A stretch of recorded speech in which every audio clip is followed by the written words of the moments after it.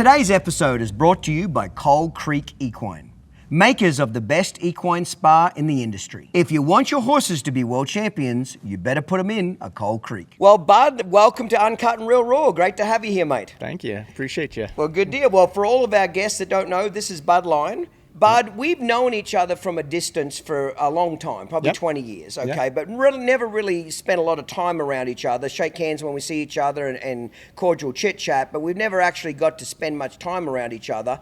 And I really wanted to have you on the podcast because I'm always intrigued when one person or a horseman goes from one industry and sees a great opening or a great niche to get into another industry. I'm always inspired by that, meaning that it takes a lot of balls to get out of your lane. You know, it takes a lot of courage to go do something different. You know what I mean? You know, and a lot of people won't do that. So with that being said, you know, I've always known you for most of your career as being a reiner, you know, and a successful reiner, having a great, successful non-pro business.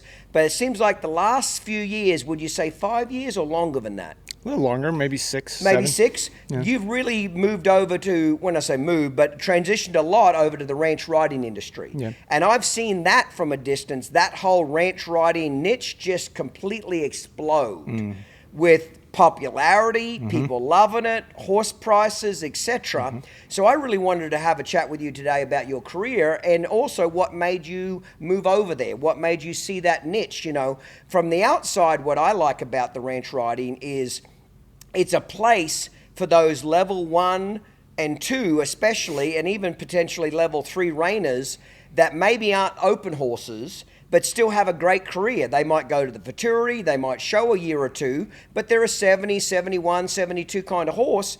And in the Reining, that doesn't get you very far anymore. Not anymore. You know what I mean? You know, it doesn't get you really anywhere. 74 doesn't get you much in the Reining these days. That's exactly right. I'll never forget this, Bud. Not last year, but the year before, I went out to the Classic and I watched the qualifier for Run for a Million. The lowest slot to get in was a 226. Isn't that amazing? The lowest slot. And I walked away depressed from that show because I was like, if that's the lowest slot, that's the minimum you can get. I think it might have been 226 and a half to get in. Oh my God, the level of stock that a reining trainer needs now to be competitive is crazy. It's almost incomprehensible. And there are so many nice horses and so many trainers now that are good at it. That I went out to warm-up pen, Bud. I spent an hour, because I haven't been to any reining shows much in the last couple of years. I went out there and had a cocktail and sat on the fence and watched trainers train out there for about 2 hours.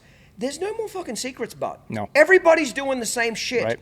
You know, and I'm not saying that's bad, but you know, when Loomis won the futurity 6 times back in his day, nobody knew what he was doing. Right. You know, it wasn't shared on social media. It was kind of hidden. It was kind of secret. Guarded in some cases. Guarded, very much so. Especially a lot of the old horsemen I've had on this podcast. They point blank said nobody would share shit. Yep. Well, now that culture's not there. Everybody shares everything now. Right. So when I was out there watching them train, I'm like, they all look the same. And I'm not saying they were doing anything wrong. They were doing phenomenal training. Right. Excellent. But I walked away saying, oh my God, if you don't have the stock in this deal, you are screwed. Now, it's always been that way, Bud. Even when since I got into reining over here in 1997, okay, I moved here. There's always been streaks of domination. You know, you had the Avila for a while, then after Avila you had Todd Bergen dominate for 6 or 7 years, and then you had Odell Hendricks dominate for 6 or 7 years, and then you had Dwayne Latimer dominate for 6 or 7 years, and Sean dominated for almost 10 years. Yep. There's always been blocks of time. You know, Andrea somewhat dominated, but you could almost say he never not dominated. Like, he's always been in the top 3. You can almost guarantee him. Right. Very few, most of those guys I mentioned, when your winning streak's over, it's hard to get back to dominating again. Andrea had been very consistent all those years in the top 5 almost. Would you agree with that? Absolutely. You know what I mean? Yeah. But even in those times when each trainer had their run, they kind of had the pick of the stock.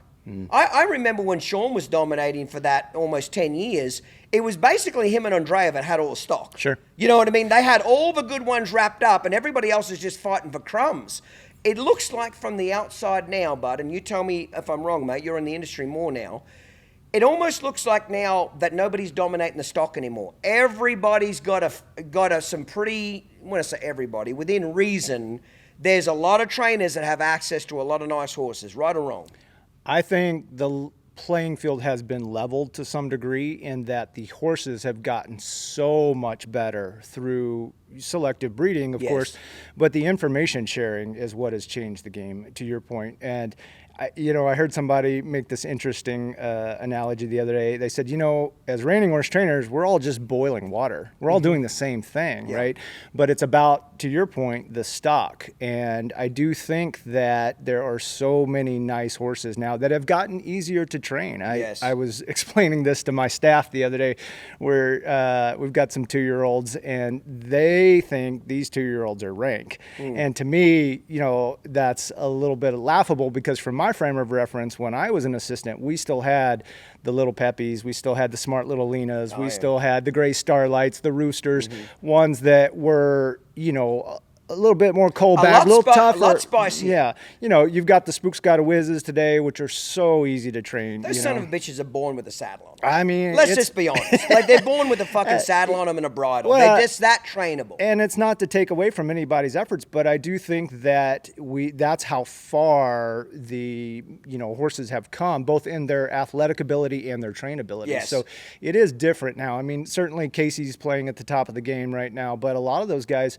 every time I turn around, I go to a horse show and I'm like, who's this guy? And that's a dang nice horse, and he looks like he's a pretty good hand. It's funny that you should even say that when you're in it still a lot. I go to a horse show now and I hardly recognize any of the names. It's different. There's so many young guys coming into this game, especially Brazilians and guys from overseas, that are so damn talented. It's crazy. Nobody has a monopoly on the horses now, and nobody has a monopoly on the knowledge. Right.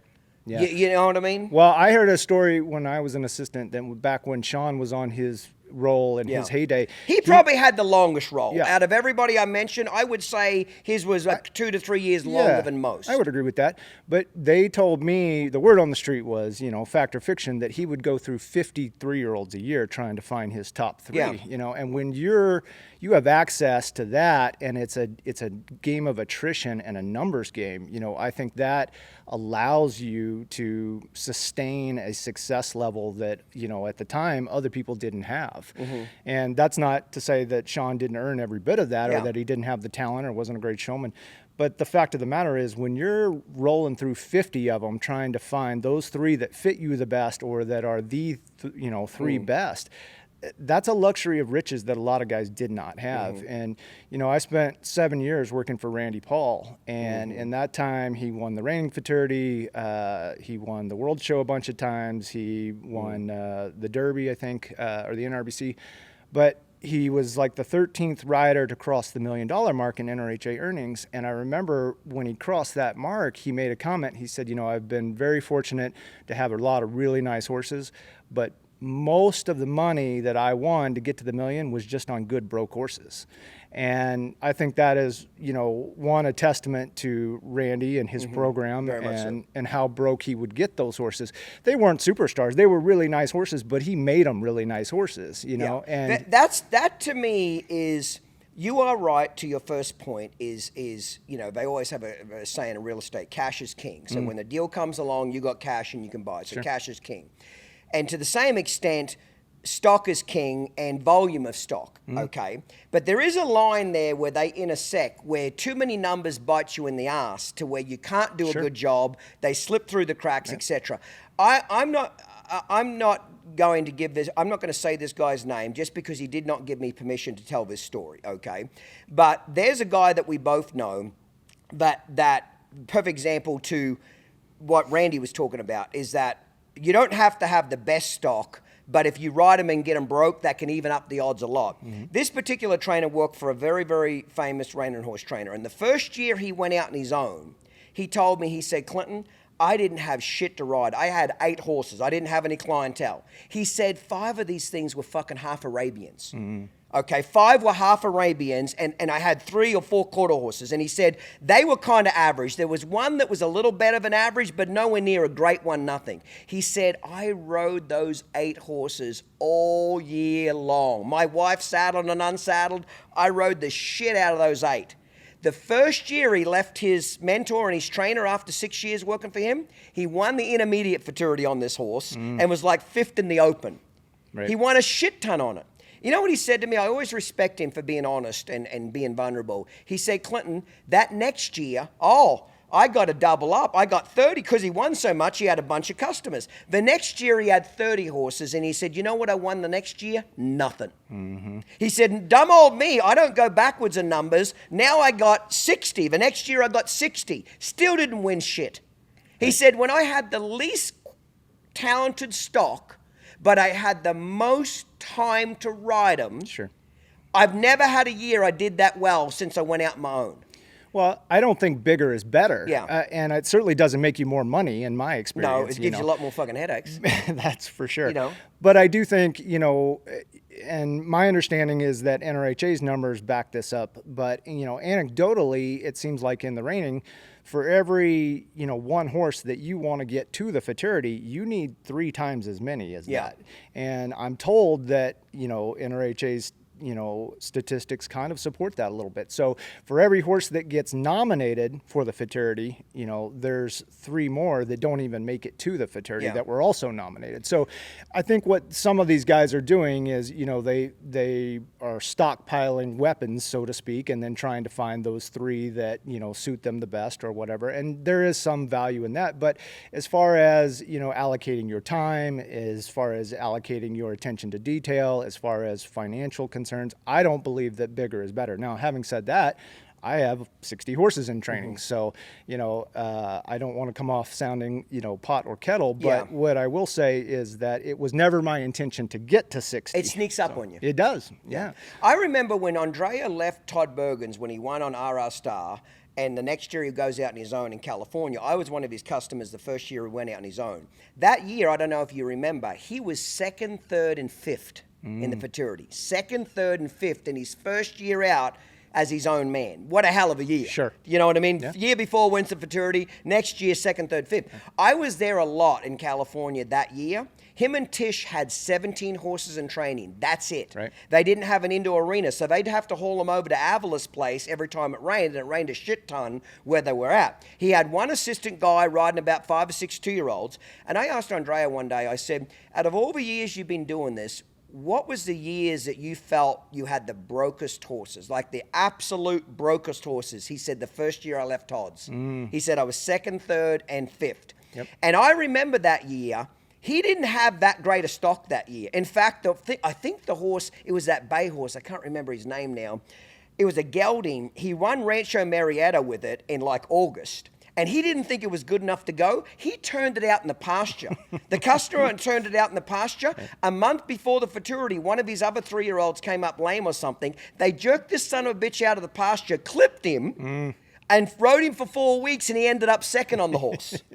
You know what I mean? Well, so, and I asked him, I said, why were they so broke? You've got 75 head-on trainer now. You're picking from the best 2-year-olds in the country now. Why were they that broke back then? You know, he said to me, I did it all myself. Sure. He said, we'd haul 7 or 8 horses down in the trailer to Avila's. They'd sit on the trailer. I'd ride all 7. I'd go back. Tish would have another 7 or 8 saddled. We'd load all them up. He said, we treated them like ranch animals. They got broke. They sat on the trailer all day. I rode them all day. Absolutely. You know, you can't, as much as horse trainers want to make more money, we have to realize it is not a factory. You can't make it a factory. It is ultimately a hand-painted Picasso. Would you agree or disagree?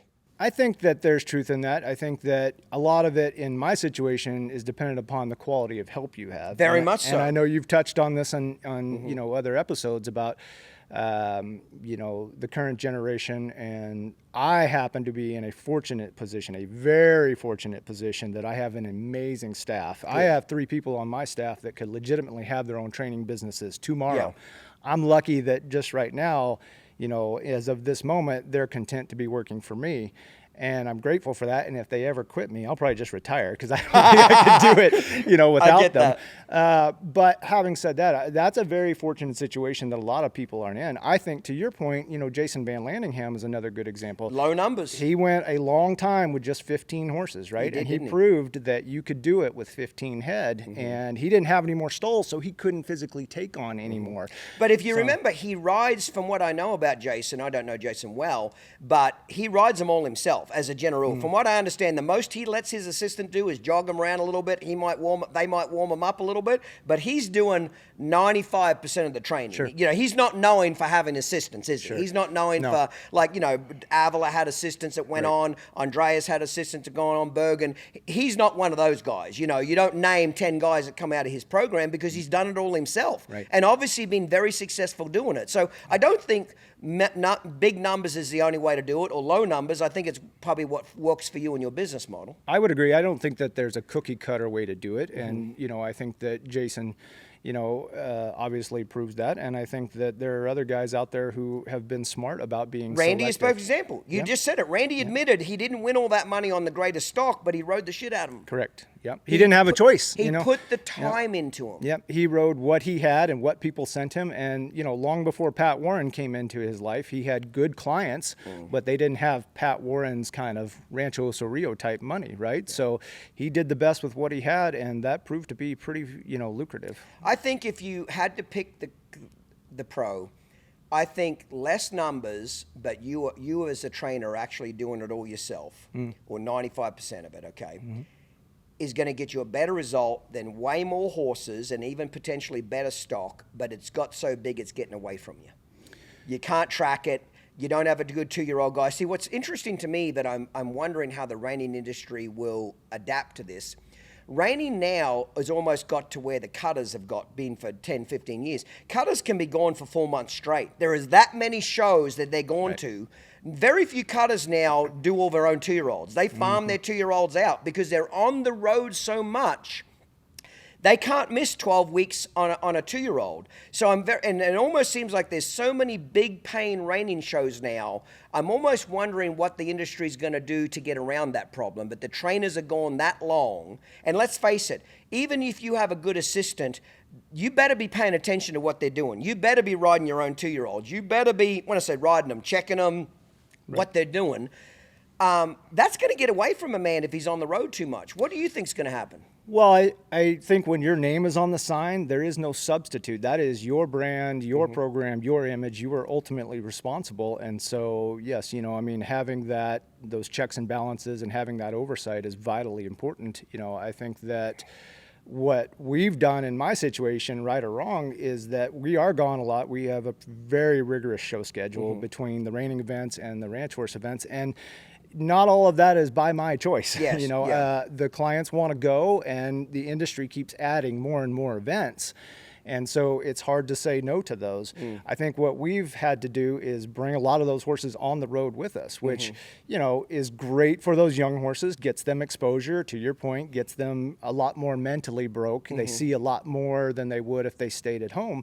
Is it ideal from a financial perspective, from a cost perspective for your clients? Not always, but I think that,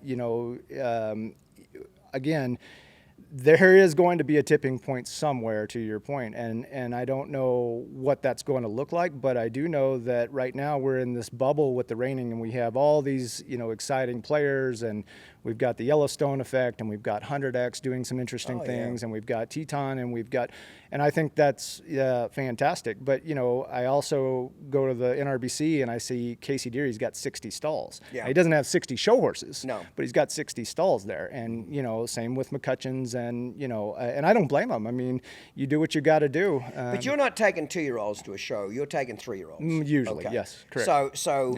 So that 2-year-old, what I'm saying is that 2-year-old, in my opinion, tell me if you agree or disagree, I almost value the 2-year-old year almost more or as much as a 3-year-old year, because when I've had to train a 3-year-old with a fucked up 2-year-old year, it's a big pain in the ass. It's a lot of work to train a 3-year-old with holes in it. You're already trying to teach it a bunch of difficult things as it is, let alone trying to go back and fill in holes that should have been there. Sure. I've also trained 3-year-olds where they had a phenomenal 2-year-old year and extremely broke, on track, confident, know their job.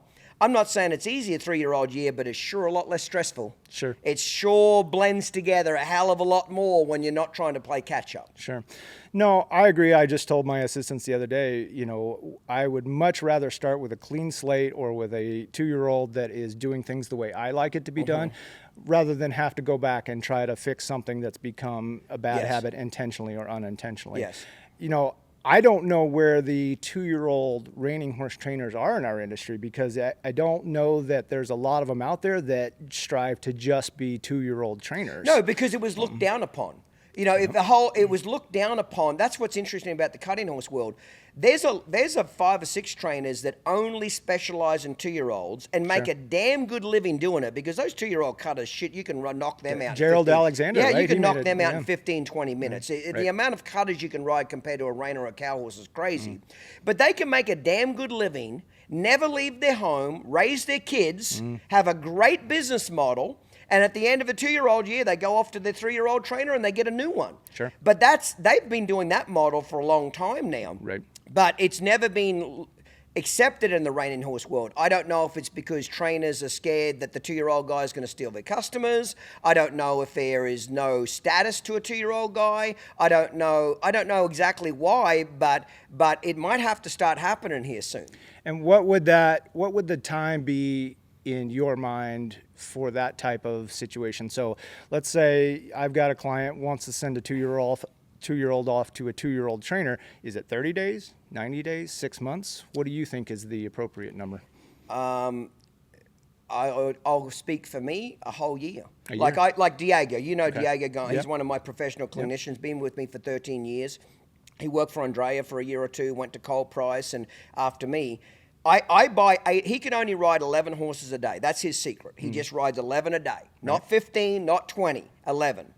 And I buy 8 of those slots. Every year I have 8 of those slots that he sends me a bill. You know what I mean? I pay him more than everybody else. But my horses also get ridden first before everybody else's. My 2-year-olds this year, I check them once a month. I'll drive down there, I ride them once a month, check them out. They're broke to death. They're changing leads. They run stop. He's doing speed control now. I'll get him back at the end of October. Then the 3-year-old year, I'm just going to work a cow on him every single day. Okay? But I don't have to worry about the reining. It's all put together. So when you've got somebody really talented, I say leave them there longer. All right.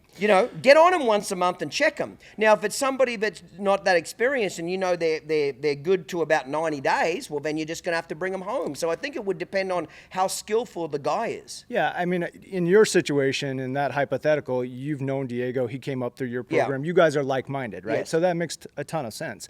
I think the challenge is with the reining horse industry is everybody is so particular about the way they like things done. And so finding that symbiosis between the 2-year-old guy and your trainer who's willing to relinquish control.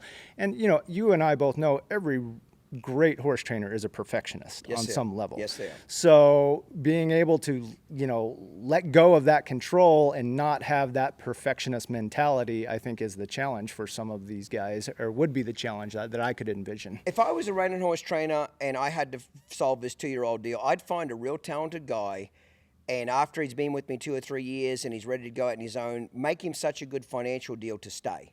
Whether I give him the entire 2-year-old business and say, right, you can work out of my place. I'm going to supply all your horses. I'll be 90% of your customers. I'll make sure you've got 1 or 2 3-year-olds, because I think it's good for him to still do some showing. I think it keeps the 2-year-old sharper when a guy's actually in the pen, knowing where the end goal is. Right. But have 1 or 2 3-year-olds to show, and if he's smart enough to realize there's a damn good living. Does it make sense? He can make a damn good living doing what he's doing without all the stress of having 30 to 50 horses in training. Right. And having another assistant, right. And doing all the things that you have to do. Every assistant that works for a trainer, they all think being the man is easy. I've told my students, I say this to them all the time, but my apprentices, I say, listen, there's never going to be a time in your life where you just get to wake up and learn. That's all you have to do. You've got a roof over your head, you're getting enough money to pay your bills, but all you have to do is wake up and learn. When you leave me, you're going to have a lot of other things in life: marriage, kids, mortgages, stress, customers. You're going to have a million things that fuck you up in the head, that take away your time from just doing what you love to do, which is riding. Right. Well, a couple points there. Number one, I think everybody who has a work ethic in our industry and gains some credibility gets an opportunity to make money. Yeah. It's just a matter of what you do with that opportunity. That's right. Right? So you may not be a level 4 futurity, reining horse futurity trainer, but if you're a great 2-year-old guy, you will get your opportunity in some form or fashion, and then it's what you do with that opportunity that matters. That's exactly right. So. That's exactly right. Well, let's back up a little bit. I don't really know a lot about your background. I knew that you worked for Randy for a period of time, but let's back up a little bit. Where were you born and raised, mate? I was born in Starkville, Mississippi. Oh, truly? Yeah, and so my parents are both from Louisiana originally, and they were high school sweethearts. They graduated from Louisiana Tech. My dad, first job out of college with Purina. And so we bounced around the Southeast, and he's a feed rep, and so Starkville was probably the first place we went, and I was born there. We go to Tuscaloosa. My sister's born in Tuscaloosa, Alabama, and then at some point my dad left Purina and got into the oil and gas business, and when that went bust in the 80s, he had a sister that lived out in Southern California.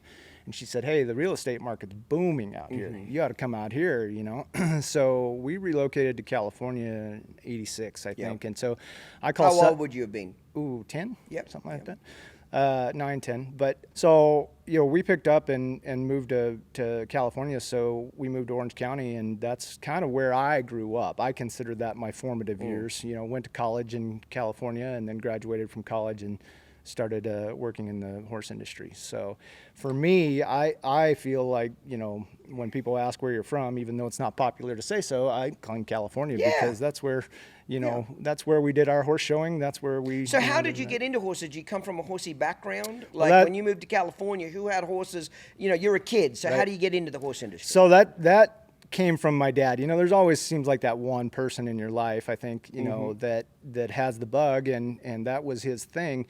I think, and I've told this story before, this is the way I hypothesize it. I think when we got to Southern California, my dad, he's a good old boy from Louisiana, and we get to Southern California and we're kids, and he looks around and he sees, all these things these other activities he doesn't really understand, can't really relate to.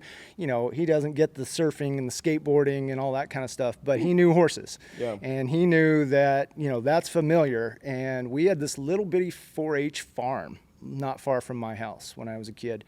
And I don't think many of those, existed anywhere because a lot of 4-H people have their animals in their backyard in rural areas. Well, in Southern California, that's not really an option.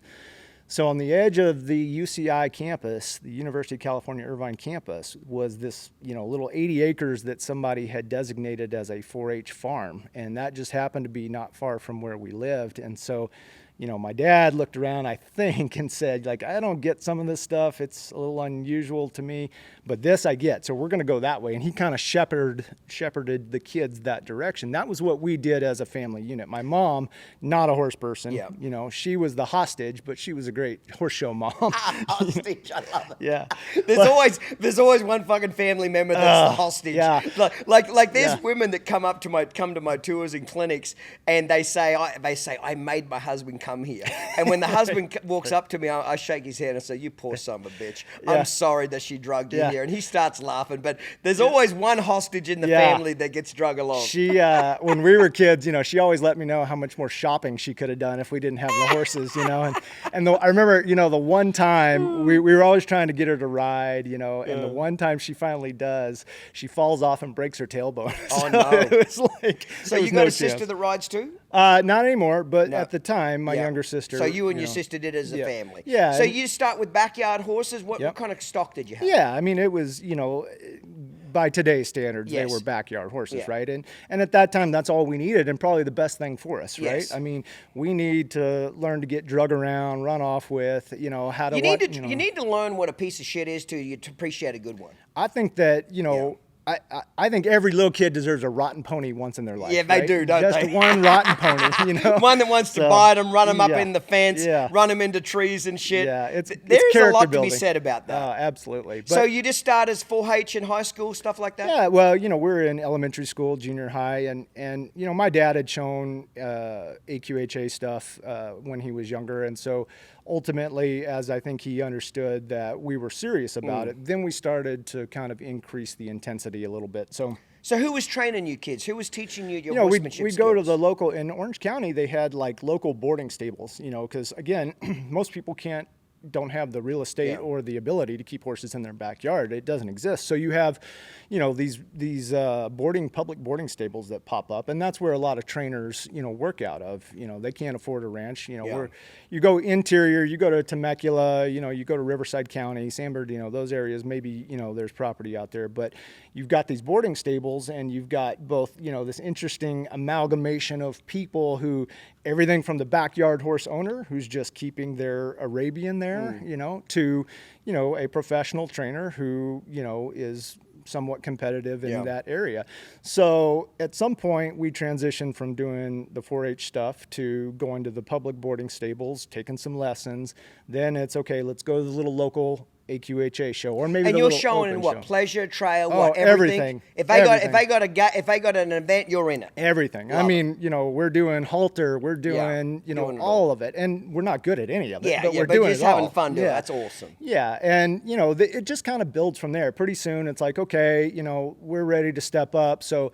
There was a trainer who did the all-around stuff in Temecula, Dana Hokana, and so we get connected with her somehow. We start going there pretty soon.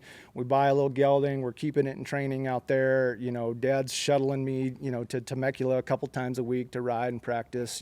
The things that I think parents do to try to support their kids. Parents make a lot of sacrifices for their kids. It's crazy. Looking back on it, I'm like, we drove an hour and a half each direction, 3 days a week, to go do that, and after work. And so, I'm very fortunate. We had this all-around horse, and, we go to this horse show in Pomona, California, and it was called the West Coast Circuit. We have a great horse show. It was a big show at the time. Send the horse back to Temecula, getting off the trailer, he slips, falls over, gets hurt. Horse has got to have a year off. Well, in that time, what did he do to himself? I wasn't there. I didn't see it, but I think that it was just one of those freak deals. Shit happens. So horse has got to have some time off. But during that period, my dad had bought like a $6,500 reining horse, and he had bought that because my sister and I kept stealing his horses. We were doing the all-around stuff, so I think he thought to himself, I'm going to go over here and I'm going to buy this because that's not something they're interested in right now. So he buys this, $6,500 reining horse just to go learn on. And when the all-around horse gets hurt, I'm bummed. We've just had a great show. I've got all these dreams. I'm wanting to go to the youth world. I've got dreams of being a world champion by that point. And so my dad says, hey, listen, he says, why don't you go try the reining horse and just, whatever. I started riding the reining horse, and a year later, when the all-around horse was better, we never went back to it, Yeah. Did the reining just excite you a lot more? Yeah, I think so. I think, I think that's how a lot of people get it. I remember seeing my first real reining horse in 1988 at the Queensland Quarter Horse Championships in Comet, Queensland. And I remember this black clover Pinaroo mare just ran down the fucking pen and stopped and dragged her ass across the ground, spun around. And I remember as a 13-year-old kid, it's like, fuck yeah. I don't know how to do that, but that's some cool shit. Yeah. I want to do that. Yeah. Well, the all-around stuff was great. And it was really imperative in teaching me some of the basics and the fundamentals, right? Yes. I mean, we learned things from the all-around trainers and from doing that discipline that the reiners weren't concerned about, didn't teach, and especially today, we don't talk about much. There are some things that... There's some big holes in horsemanship now, especially, I've talked about this with Tommy Mannion, that the specialization of all the industry now, where you can just make a living training reiners and training cutters and training cow horses and all that. But, so yes, with the specialization, a lot of things have got a lot better. But there's been a lot of things that have got worse because they're lacking all-round horsemanship skills. Sure. Did you know, like, here's a perfect example. A lot of people don't know this, but Roger Wagner came over from Australia and, really kicked ass in the cutting. Johnny Mitchell, what's the other guy? There was another one that came. Oh, the Eddie Flynn, Sean Flynn. Okay. All those boys they were on the Australian Youth Championships. Yep. Yes. Yeah, Youth World Cup. I know John Youth Mitchell World was Cup. on the Youth World They Cup, were all in the Youth World Cup from Australia. They used to call them the Fabulous. There was another one. I think it was Lloyd Cox. No, not Lloyd Cox. Lloyd Nelson. That's it. Lloyd Nelson from Australia. Lloyd Nelson. There was the 5 of them.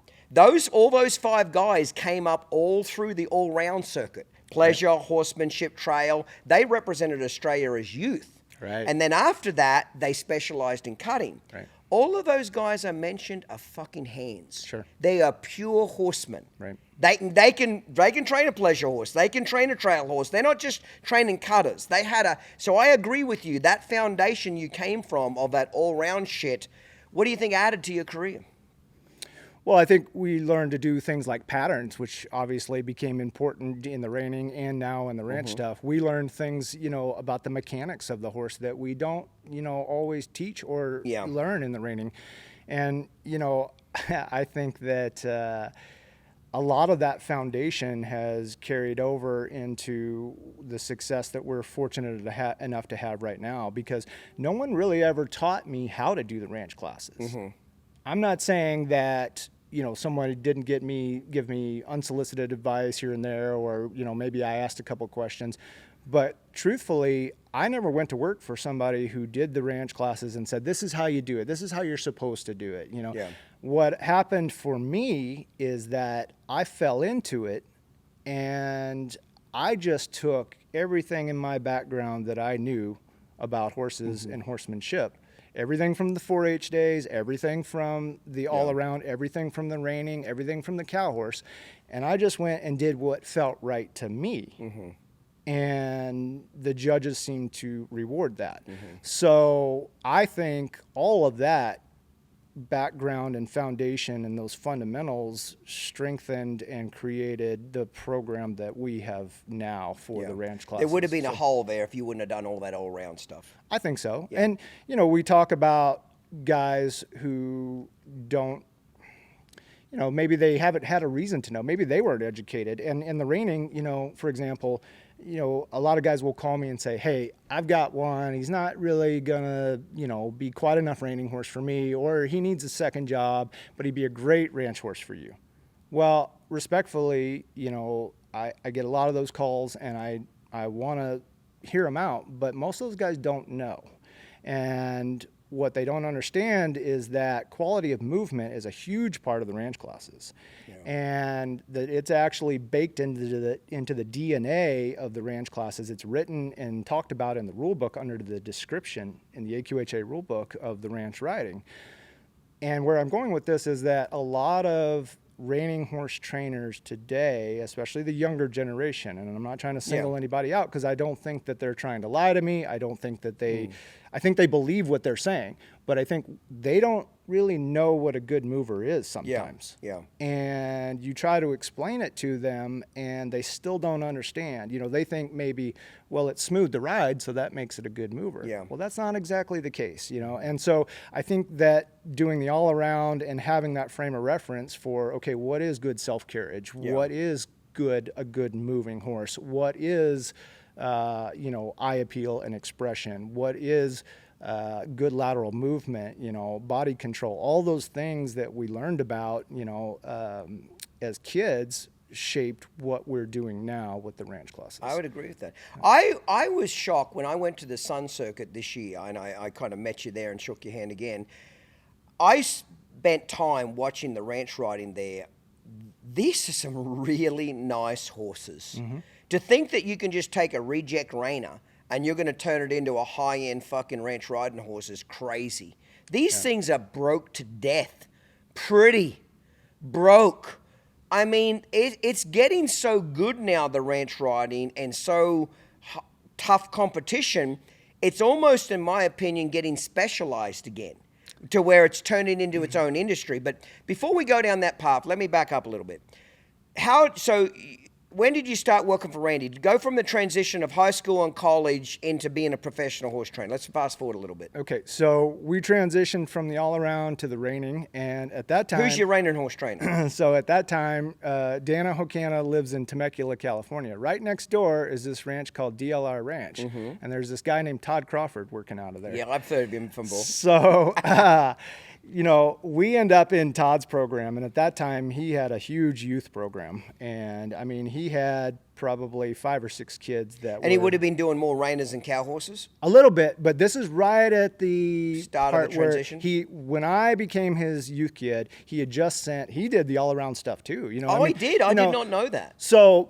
as you probably do know, back in the day, before specialization, a lot of guys did a little bit of everything. Yeah, right? they had to survive. So Todd had some, traditional trail horses in the barn. He had some Western riding horses in the barn. He had some reining horses in the barn. But right when I got there, he had sent, I think, all those horses away, and he was just going to focus on the reining. And then he was starting to dip his toe in the cow horse pool. So was this around the time of Hickory's Holy See, or before that? Just a little before that. So that. we're probably talking like 1991, 92. Okay. So this would have been had he won at this point? Had he had won? Remember when he was first and second at the USET? Wasn't it that USET? It wasn't in New Gladstone, Jersey. Gladstone. Right? Yep. He was first and second. Was this before then? That would have been before then. Yeah. Okay. So, when I get there, Todd's maybe on his second year of going to the Snaffle Bit. Okay. Okay. So, and the story that I was told from a pretty reliable source was that Todd went, when Todd started doing the cow horse, that, he was doing the best he could, but there were some guys that were kind of snickering because, that's a reining horse trainer trying to do the cow horse. Mm-hmm. And it was Don Murphy who overheard some of those comments and got a little incensed by it. And he went to Todd and said, will you let me help you? Mm-hmm. And when Todd started to get some mentoring from Don Murphy, that's really when his career as the cow horse started to take off. So when I get there, he's got a barn full of youth kids that, last 2 years in a row, his youth kid's been the winner at the Youth World in the reining. He's got girls that, are first and second in the cow horse. He's got this group of youth kids that are really salty. He's doing primarily the reining, a little bit of the cow horse, and then of course we know the rest is history from there. Yeah. And I think. So how many years were you with Todd then? I think I rode with Todd for 3 years. Now, as a customer or as his assistant? Youth kid. Youth kid. So yep. you were a customer still? I'm in high school. Okay, you're in high school. Yep, I'm in high school. Okay. Yep. So after high school, you go to college. Mm-hmm. Okay, and you ditch horses for that 4 years, or what are you doing in that 4 years? Not exactly. So the summer after I graduated from high school and before I start my freshman year at Cal Poly, I decide hey, I've ridden with Todd for the last few years. It's been great. Todd's moving off to Santa Ynez or whatever, Yep. Let's go do something different. So we ended up deciding to go spend the summer with Randy, right? And so where was Randy Poole training? He was in Scottsdale at that time. Working for Pat? No, They're just doing his own somewhere thing. around Doing his own thing. So he's over there in Arizona. Craig Schmersel's his assistant. That's right. This is back in the day. Back when the Dream Team, yeah. Yeah, and then we've got, Brett Stone's got John Slack, yeah, Todd How Bergen. the West was won. Yeah, Brian Bell, all the magazines, right? John Slack, Todd Bergen, Brian, and Brett, and they're the fucking How the West Was Won. Yeah. I remember they've got 6-page spreads in NRHA magazine. That was the thing, right? right? Bumenick had just won the futurities, so this is around 1992. Right. They're fucking dominating. Right. Remember the black and white ad where they're all dressed up like gunfighters and they're like walking I remember down the that. street? Yeah, I remember that. Yeah, I mean, all those iconic things back in those days, back in the day. And so I think, that summer I got out there and What made you pick Randy Poole? Like, you could go to ride with anybody, and he's in Scottsdale, so he's not that close to you. You're still in Southern California, right. Correct? Out of all the reining trainers you could have gone to, what made you pick him? Well, we were going to have to go a little ways anywhere we went. You know, again, they weren't a dime a dozen. It's not like living in Whitesboro, Texas, where we are now. Yes. I mean, you can throw a rock and hit a good reining horse trainer in any direction in my that's neighborhood. correct, yes. But in that time, we knew we were going to have to go somewhere, and it was a finite amount of time because I'm starting college in September, right? So this is June. And I don't exactly remember. It came recommended to us, I think, through, somebody had said, hey, you really ought to check out Randy's program. And, it would just kind of, I don't want to say we stumbled into it because we knew who Randy was. We had been at the same shows as he had been. But I think it was just, it came recommended to us. And so, my dad calls him up. And, and my dad, he started this thing when I was probably about like 13 or 14. We'd be at a horse show somewhere, and he'd turn to the closest horse trainer and he'd be like, hey, you need any help this summer? Because Bud's not doing anything. And, we live like 10 minutes from the beach. So I definitely, as a 13-year-old young man, had plans that summer that, didn't include manual labor, I love your dad already. Yeah, right. And I'm sure he just wanted to get his teenage son out of the house, right? Yeah. But whether it was intentional or not, it was a great foundation, because almost every summer I would kind of go do a free internship with somebody. And, so I got a little taste of, and I'm sleeping on Todd Crawford's couch, his kids are itty bitty, Todd's getting up at 3 a.m. to go ride. He's waking me up, and, I'm getting up and going with him. I love it. Your dad gave you a blessing. That discipline he 100%, gave you. 100%. There's always have a saying that a tired colt never bucks anybody off. A tired fucking kid never gets in trouble. Right. Keeping you knocked down Yep. and keeping you working was a damn good thing. It's not easy making change. It's not easy raising champions. It's not easy breeding excellence. But the equine industry demands nothing less than the finest. That's when true greatness is born. At Valley Equine, we nurture that greatness every day. We cultivate the next generation of champions, the future icons of the arena. There's a lot of dedication involved, and we've been committed for more than a decade. Through trials and triumphs, we've been there, steadfast in our mission. Today, we are the leader in equine breeding, with specialized expertise in producing tomorrow's champions. We drive the evolution of equine excellence through innovation, empowering breeders to shape the future of the industry. We firmly believe that the world of equine breeding is constantly changing, and that we can too. Advance with us. We are Valley Equine, many years in the making and committed to excellence. Visit valleyequinerepro.com to learn more. Silver Spurs Equine owns and stands over 30 champion performance horse stallions. They strive to provide options to top prospects for every preference and budget. Reining is the main focus of Silver Spurs breeding program, and they have developed their $1 Million Challenge as an incredible incentive that offers huge payouts to the champions of 7 different reining competitions around the world. Silver Spurs also raises about 150 foals per year at their ranch in Oklahoma, and each one is offered to the public for sale. This provides a wide variety of options to buyers looking for their next prospect, and most would be eligible for the $1 Million Challenge. Find the perfect cross of traditional performance horse bloodlines combined with the modern dynamics of today's performance horses. All available prospects can be found at silverspurssalehorses.com.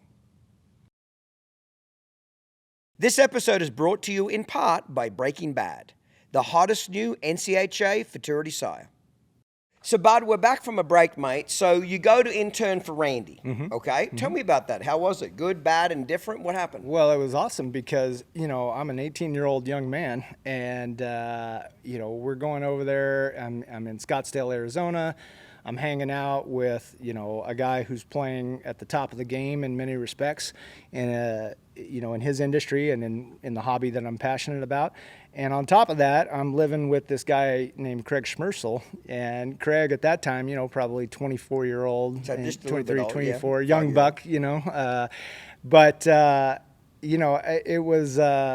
It was an amazing summer. It was very brief. It was 3 months long, but it was an outstanding summer. We had a blast because at that time, Randy didn't have a covered arena and with lights and everything. So, we're getting up and we're going to work, having the first, being on the first ones at daylight, and then we're riding, until maybe noon till we can't take it anymore outside. And then we go lunch, go back, maybe rest for a little while, during the hottest part of the day. And then we come back out maybe 6 o'clock at night and we ride again till we can't see any longer. Then Craig and I go back and to the house And, you know, Craig's a single young man, and so I'm just this 18-year-old kid, you know. Now, I'm not going to say I was an angel, okay?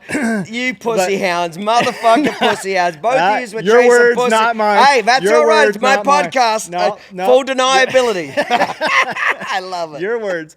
But, you know, so Craig and Brian were thick as thieves at that time. Oh, fuck me. Brian Bell, that motherfucker. He's the fucking god of pussy hound, okay? Brian Bell has slayed more pussy in America than fucking Ron Jeremy, the porn star, okay? So you had some great mentors. That's all I can say. I love it. Again, your show, your words, Yeah, not that's mine. exactly right. Plausible deniability. Yeah. But, you know, it was, the reason I bring all that up is because, you know, it was a great experience for an 18-year-old I bet young it was, man. motherfucker. You know, I'm getting to ride horses. You know, socially, we're having a grand old time at night. Socially, yes. You know, we're getting 3 hours of sleep at night sometimes. We're going to horse shows. I love it. But the bigger point to all that is we get to the end of the summer, and, you know, Craig says to me... So is Brian working for Brett Stone or Yes. Brian's working for Randy? No, he's working for Brett, but all those ranches were so close together. Yeah, they were, you know? weren't they? Yeah. And out there at that time, I think it maybe, you know, Scottsdale and Rio Verde have changed a little bit in the last few years. So we're talking 1994, probably 95. No, this was like 96. No, it would have been So, 96 yeah. because I was working for Al in 1996, spring of 1996. Okay. And that's when I went over to Bergen and John and Brian was there and so forth. So I remember that exact arena. Yeah. So the end of that summer comes, and it's almost time for me to go home and go off to college. And I remember Craig made just a kind of a passing comment. He says, you know, it's too bad you're going to school because he says, I bet you Randy'd give you a job if you wanted one. And I was like, really? So you'd never entertained being a horse trainer as a living? Not up to that point. Is it because you never thought there was good money there? You didn't I wish like I could it? say I was that insightful. I think I knew I enjoyed it. I knew I loved it, but it was never anything that anybody in my life said, hey, if you want to go do this, you can go do this. And I didn't say that for myself either, you know, and it wasn't that my parents weren't supportive. It was more, you know, it just didn't come up in conversation. Maybe I didn't think I, you know, had what it took. I'm not really sure. I knew I loved it, but I don't remember anybody until that moment even suggesting. Presenting as an idea. Yeah, that, hey, if you wanted to, you know. Now, nobody said I was going to be any good at it. So what did you think you were going to do for a living? At 18, did you have any idea? I'm still trying to figure it out, you know? I mean, who knows at 18? You're trying to get back to Randy's summer again. That's what you're trying to do, motherfucker. Let's just be honest. At 49 at our age, we're all trying to get back to 18 again. I think, you know, when I applied to Cal Poly in San Luis Obispo, there was no option for undeclared, undecided general studies. That didn't exist. They wanted to know, what do you plan on studying when you come here, right? I applied when I was 17 years old. I didn't know what I wanted to do the next day, much less what I wanted to do for the next 4 or 5 years. So I put down, you know, animal science, thinking maybe I want to go on to vet school and be a vet. You know, I didn't know, but horse training hadn't entered my consciousness yet, you know. And when Craig says that, you know, I've just had, you know, this awesome summer to me. And so I remember I picked up the phone and I called my dad and I said, hey, Craig said that if I wanted a job, I could probably have one. And so what do you think about that? And I remember it was dead silent on the other end of the phone. Awkward. Yeah. And then my dad, just this slow, methodical chuckle. And he says, no, son, come on home. You're going to school, you know. And so at the time, my mom had aspirations. She wanted me to be a writer, like a novelist, you know. My dad wants me to be like a tax attorney or something that I, you know, had zero interest in. I think he just wanted help, like getting out of his taxes. I don't know. I love you, Dad, more and more. If you can't fucking use your kids, who can you use? I love it. So I didn't think I was going to do either of those things, you know, but I didn't know what I wanted to do. So they, you know, I go back home, go to school because it's expected of me. And, you know, I get there, I meet Nellie Murphy, who I had known Nellie before. We had, you know, traveled in the same horse show circles before. But Nellie was spent some time at Cal Poly, and Nellie starts inviting me, hey, you know, if you want to come up to my dad's place. At the time, Don Murphy was in Northern California.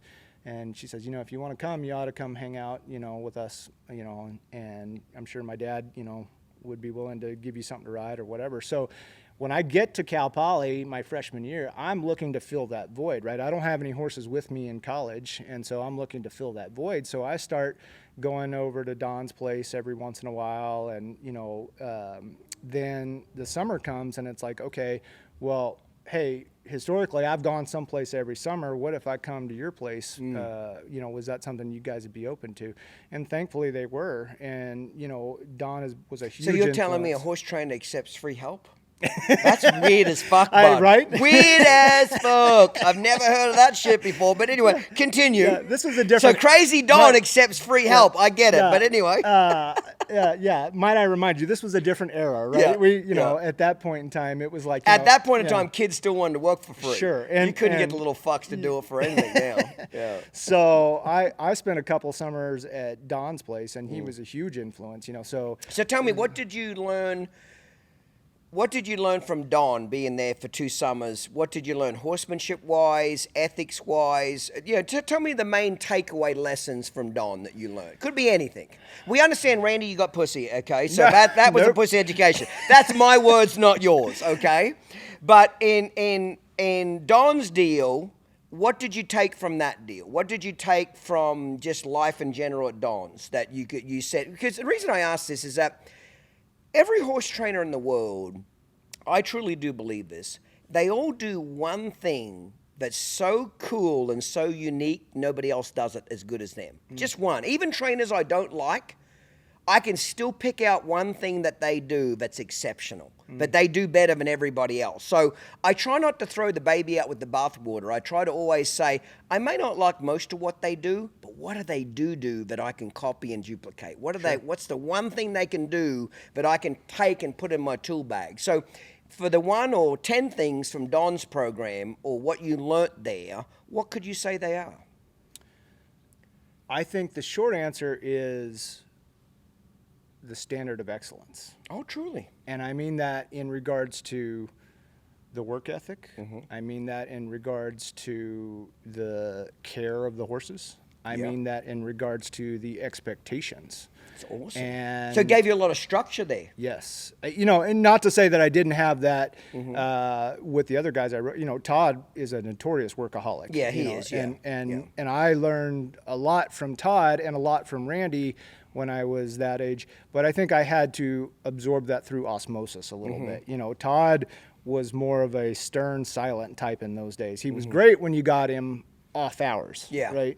But you know. He ran the band like a drill sergeant. Yeah. Yeah. I mean, it was you get up, you go to work, you grind. You may not stop for lunch, and you may start at 4 a.m. and not be done till 10 p.m. And if your leg's broken, you better keep working. And he might have said 2 words to me. You know, now I'm a punk ass kid. You know, so you know, I'm sure he didn't want to babysit. But point being is that I think, you know, in that scenario when I was a kid, I sort of had to just learn through osmosis. When I get to Don's, it's different because Don was more vocal, and there was a lot of yelling. Oh, know? yeah. I mean, it was rip strips off you. Yeah, I mean, now I'll say this about Don, and I don't think I'm saying anything that he wouldn't agree with or anybody around him, but everybody got it equally, right? Oh, He never played favorites. He was tough, so it didn't matter if you were his wife, his client, his assistant, his kids. If you deserved, you know, a butt chewing, you were going to get it. The joke in the industry is, you know, when Don's happy with you because he just doesn't talk to you. Right. That's honestly honest. Yeah. You know, when Don Murphy is happy with everything you're doing, he just ignores you. Yeah. Because you'll know when he's not happy because he'll be crawling up your ass. Or conversely, they pointed out to me one time, you know, I did let it bother me probably when I was the first summer I was there. I think I didn't know how to get a good ass ripping. Yeah, well, it's not that I'd never been yelled at before, but it was like Don's a special kind of ass ripping. I think I started to internalize it a little too much, and then somebody pointed out to me, they said, hey, don't worry about it when he's yelling at you. Worry about it when he stops yelling at you, because it might mean that he doesn't care anymore and he's just given up on you. You know, it's funny you do that. I just spoke to a student today, an apprentice at my ranch today, for 30 minutes, and gave this girl some good education about horses and the horse business, etc. And I was kind of ripping into her a little bit, and I said, listen, I don't like saying this to you and you don't like hearing it, but the fact that I'm taking time out of my day to sit here and talk to you about this shit should tell you I like you. I want you to do well in life. I want you to be successful. Right. Because if I don't respect you or I don't care about you, I'm just going to walk the fuck past you and go, because I got enough shit to do of my own. The fact that I stood here and educated you for 30 minutes is because I want you to do better. Sure. I care about you. Right. Yeah. Because if I didn't, I'd just ignore you. And that's the truth. Well, I think whether it's because of my mentors or just because it's my personality, I tend to have a stern coaching style sometimes. And so occasionally with an employee or a client or a youth kid especially, you know, I have to remind them, don't focus on what or how I'm saying it, focus on what I'm saying. Yeah. And that doesn't mean that, you know, I shouldn't be more mindful sometimes of how I present the information, and everybody learns differently. But I think sometimes, you know, I have this, I adopt this stern coaching tone that really is not indicative of how I feel about you or the situation that's occurring. It's about me being focused and trying to get this information through to you so that we can get better. And so there is those times where I have to remind those people, hey, don't think about how I'm saying it, focus on what I'm saying. And I think that comes from some of those guys too. I agree. I had a girl, one of my apprentices just recently walked up to me and she said, "Are you unhappy?" And I said, "No, not at all." And she said, "Well, how do I know?" And I said, "You'll know real easy. Because when I'm unhappy, I'm going to tell you immediately. Yeah. I won't hide anything from you. Right. If I don't like what you're doing, I will tell you. If I don't say shit to you, just assume everything you're doing is perfect. Right. So you don't have to worry if I'm unhappy. I'll just tell you." And she said, "That's a relief. Now that I know that, that if you're not talking to me a lot, you're happy." And I'm going to get some shit for that, but fuck it, it's my podcast. I think there's a lot of difference between how young women learn and young men. Women and men are very different when it comes to communicating and explaining things. I just said to my girl today I had a few things fuck up at the barn and some employee bullshit, okay? And when I come home, I came home at lunch, I wanted to eat, take a nap, come to the podcast with you. And I was kind of cranky about a few things that happened at the barn. And she starts asking me questions about what happened and all this kind of stuff. And I said, "Baby, I need you to understand something. For me and most men, having to talk about all the shit that went wrong in the day is like reliving it again. It's like when I have to tell you every conversation I had and what happened from that conversation and how it made me feel is like me fucking reliving the war." I said, women are completely different. They love to talk because when they talk about this shit, it frees them. It's like detrashes them. They get this shit out. And women love that. They vomit all over each other every day. But men, we don't like that. We don't like it. You know, I always make this joke on tour. I'm an emotional tampon for most women. They just stand up in line and they vomit their shit all over me for 10 minutes. You know what I do, Bud? I do this. Interesting. That's amazing. Tell me more. And you know what I'm thinking? About the horse I'm going to ride back at home or what I want to buy or some fucking truck and trailer. But I've learned over the years, I have to let them detrash. And right at the end of 10, 15 minutes, there's a question. There's a question right at the end. So I do think there's a difference between how men and women, because this young girl I was talking to the other day, when she said, "How do I know if you're upset?" Because she thought silent treatment, when I say silent, not talking to her was bad. No, that's a good thing. When I'm not talking to you, I'm real happy with everything that's going on. Yeah. You'll know I'm unhappy because I'll say it. Yeah, I think you and I probably have a shared experience in that. You know, if I ride by and I look at something, you know, and just keep riding, I'm probably okay with it. Because if I'm not okay with it, we're probably going to talk about it. But I think to your larger point, I don't know so much if it's, in my experience, if it's gender-based, but I just think in general, everybody learns a little differently. And coaching is teaching, essentially. And figuring out how, teaching is communicating the information and figuring out how everybody receives that information and processes it and puts it into effect so that it can become muscle memory is what we're striving for. Now, you know, there are certainly times where I haven't been able to adapt to certain clients, but the beauty of our program right now is, again, I have 3 people working for me who are all very capable, and they all have 3 different coaching styles. They do, which is great, isn't it? Yeah, it's perfect. And, you know, I can't coach my wife. She, you know, I mean, that... Because you've seen her naked. I can coach her because I've never seen her naked. Well, that's the old joke. Whenever you've seen somebody naked, you can't teach them. Sure. And even though it's a joke, it's fucking true. Yeah. Like I'll tell you a perfect example. So last year, this girl, I've got a really good girl at the ranch right now that's working real hard, and I've got great hopes for her. But I'm also quietly... cautious because I've seen a lot of young people between 18 and 23 that you had a lot of hope for, and they can go off the rails quickly. Sure. You know, they get pregnant, they fall in love, they just do dumb shit, and they can be 20 feet from the finish line and they take a hard fucking left and jump into the infield. So I've had a lot of students over the years that I had a lot of promise for that I really thought were going to do big things, and then typically they fall in love or they get pregnant or they personally fall off the wagon, and that fucks up their career. So I always have a little caution when I'm excited about somebody. Yeah. So I'm at a horse show last year. It's fucking July in Texas and it's hot as fuck.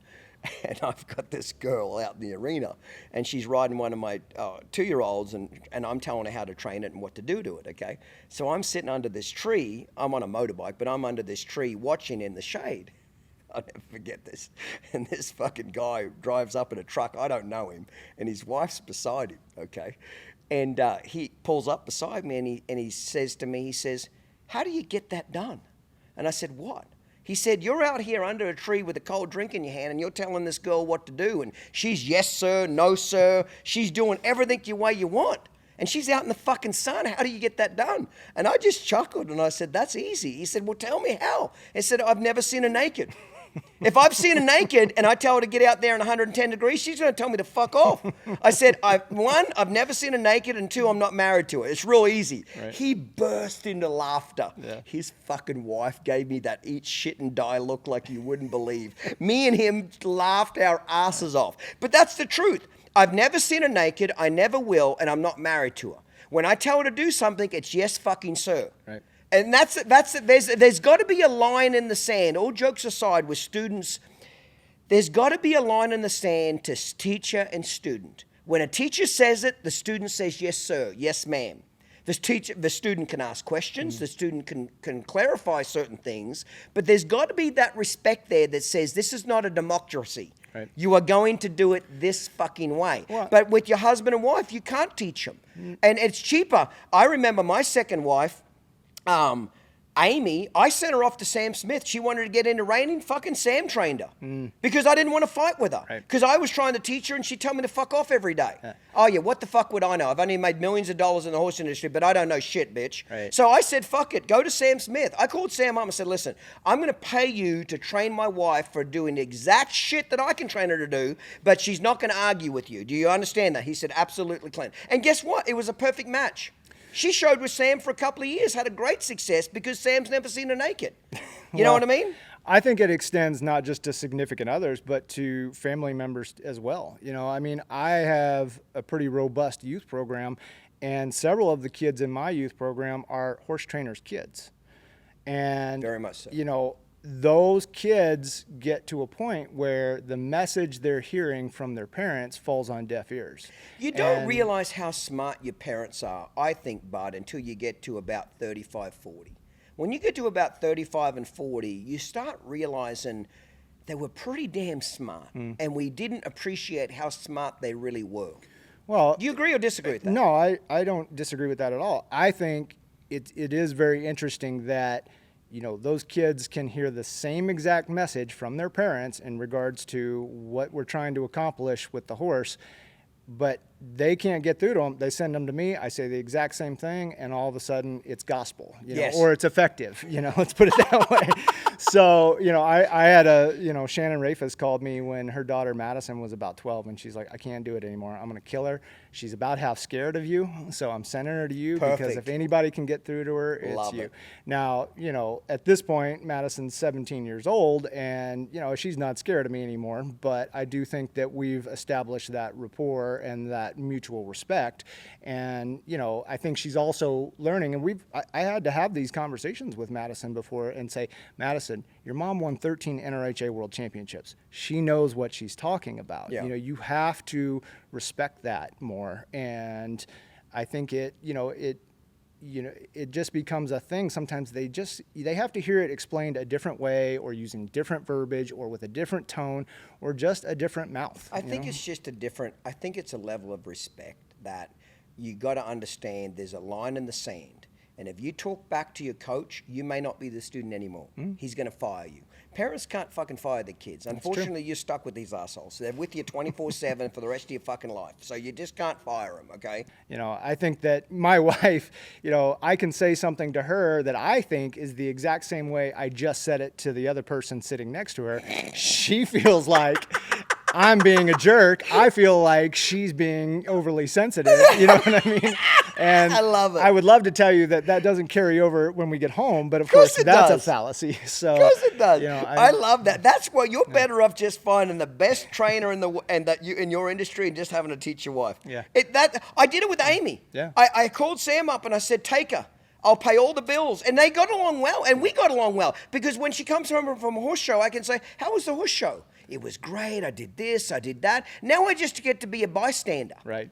If it goes badly, I'm not the arsehole. If it goes well, I was the great guy that wrote the check. Right. I think there are too many examples of husband and wives or boyfriend girlfriends trying to work together in our industry when it doesn't work, for it not to be true, right? I mean, I will never ever have a relationship with anybody that I work with anymore. For this reason, I've done it. I fucked it up several times. So I'm dumber than most people. It took me 3 or 4 times to figure this out. At the end of the day, what I hated the most of sleeping with somebody and having a relationship that I work with is the last one I had for 6 years. This is what destroyed me. At the end of the day, they'd say, honey, how was your day? And the answer is the same as your fucking day. You were 10 feet away from me all day. So whatever I fucking did, you did, and vice versa. We literally had nothing to talk about. It was sad that we're just on our phones, TikToking at the end of the day. We had nothing to talk about because we had literally spent 24 hours together straight every fucking day. You can't miss something, Bud, that's never gone. Man, that's the old familiarity breeds contempt. You can't miss something that's never gone. The girl I've got right now, we have a rule. She spends a week at her place, a week at my place, a week at her place. I don't want to see her more than a week. And I'm not trying to be an arsehole, but I love being by myself now. I love going to bed by myself. I love, it's kind of pathetic, but at 49, my highlight of my week is getting to bed at 8:30. Like, I just want to go to bed and go to sleep and wake up at 4:30 and knock it out again. Right. You know what I mean? So I've got different priorities now at my age than what I did in my 30s, but there is a lot to be said about that, is that there's nothing to talk about. When you work together all day, when somebody has a different career or a different industry, you can ask them, hey, how was your day today? And they can tell you all the shit that went on, and you can tell them some shit that went on in your day. And it's a conversation, isn't it? Right. You know what I mean? Yeah. But in my deal, especially with me, Bud, how many children do you have? None. None? No. Okay, well, you could relate to this maybe. In my position, I have no children. So we don't even get to talk about kids. Right. Most adults still have kids to talk about. Well, we were stuck together, but fucking Frankie was a dick today, and we can at least talk about that. Not having children, you can relate to that. There's not much to talk about other than work. Right. And it destroys, doesn't destroy them all. But for me personally, it's destroyed all of mine, is that constantly stuck together at the hip is eventually what drove us apart. In the beginning, it seems like a great fucking idea. You're in love, you will see each other every day, it's all great, but eventually it just smothered the relationship, for me anyway. It sounds like you're talking about oversaturation Yes. on some levels, right? And this is an unrelenting industry on a lot of levels, right? I mean, the hours we work, the amount of time we're on the road, the pressure. There's never a time off, is there? No, not, and worse and worse now that, again, we're seeing all these events added and pop up. But your wife sells real estate, doesn't she? She's in commercial real estate. Okay, but she has a separate career. Yes. So she's not in the barn with you every day running the business, correct? Yep. Well, that's still a distance. Yeah. No, it's a blessing, and I think that it's important for us to each have our own space. Very much so. She's very type A, and she's a very social human, and people gravitate to Kim. They are magnetized by her, and she's has her own goals and her own career and her own ambition. I'm an introvert by nature. And so for me, it's much harder to be on all the time. Or for introverts, when you're off, you really want to be off, don't you? It's the recharging period. Yes, you are recharging. Yeah, yes. It's not that we don't like people. Yes. It's not that I don't want to talk to you or socialize with you. Yeah. It's that it's exhausting on some levels for us, and you can't explain it fully unless you are one, I think. But anybody who is an introvert can relate to it. And it's just, when I leave here, I'm just gonna be.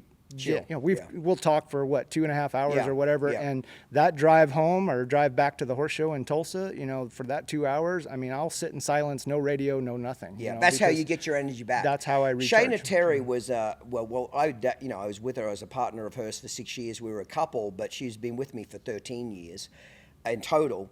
And she's not with me anymore, but we still have a great, healthy relationship together and so forth, and keep in contact. And she was a big-time introvert, big time. She learnt to be extroverted in public. I taught her how to be charismatic and funny and tell jokes. And if you watched her in front of a crowd, you're like, this bitch loves attention. But she told me one day, she said, Clinton, when I get out away from people, when I get out of the public's eye, I literally crash. It literally takes me 3 days to just do nothing, see nobody, talk to nobody, nothing. When all those years I was on the doing 45 clinics a year for 10 years, when I would get home from a clinic on a Monday and a Tuesday, I'd go to the movies.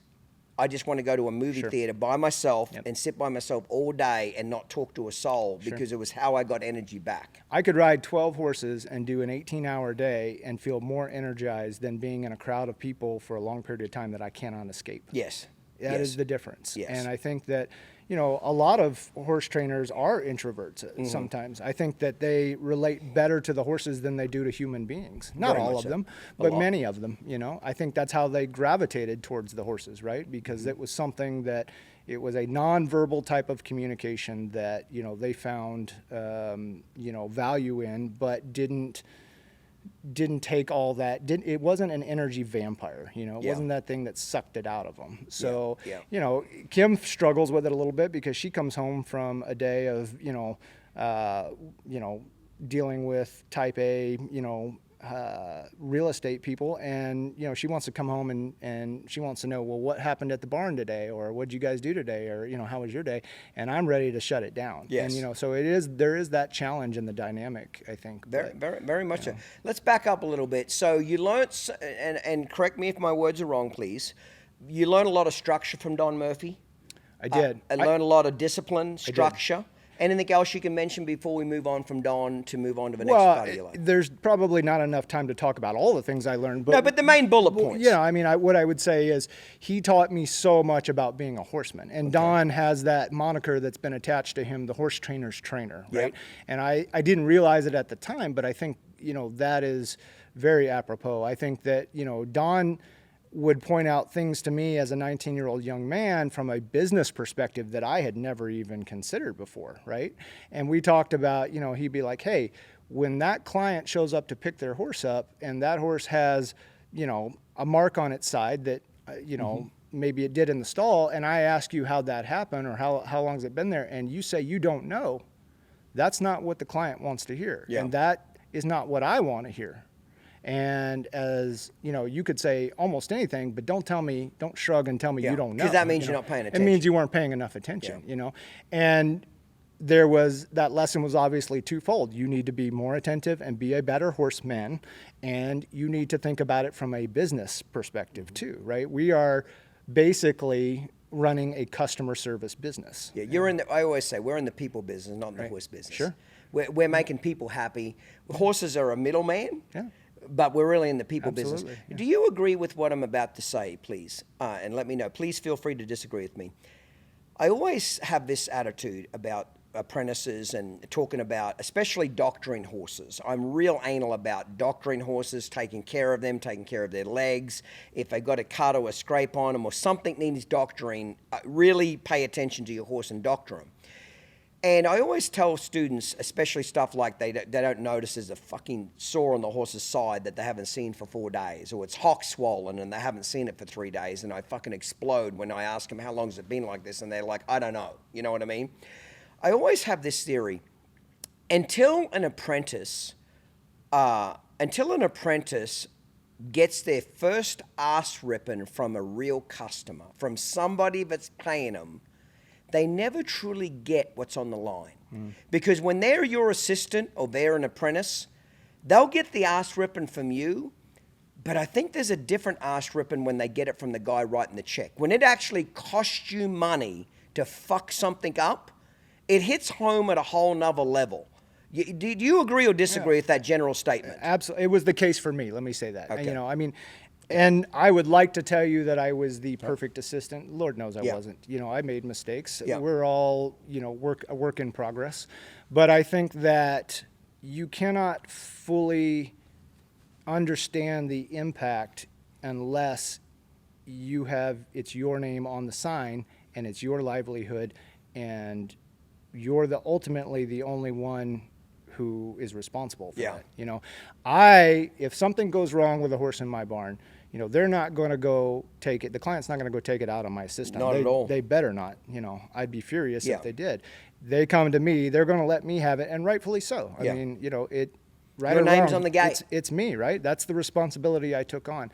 But all you can do is try to educate those people. And you know, for the most part, I think that young assistants who are invested in it, they want to do well.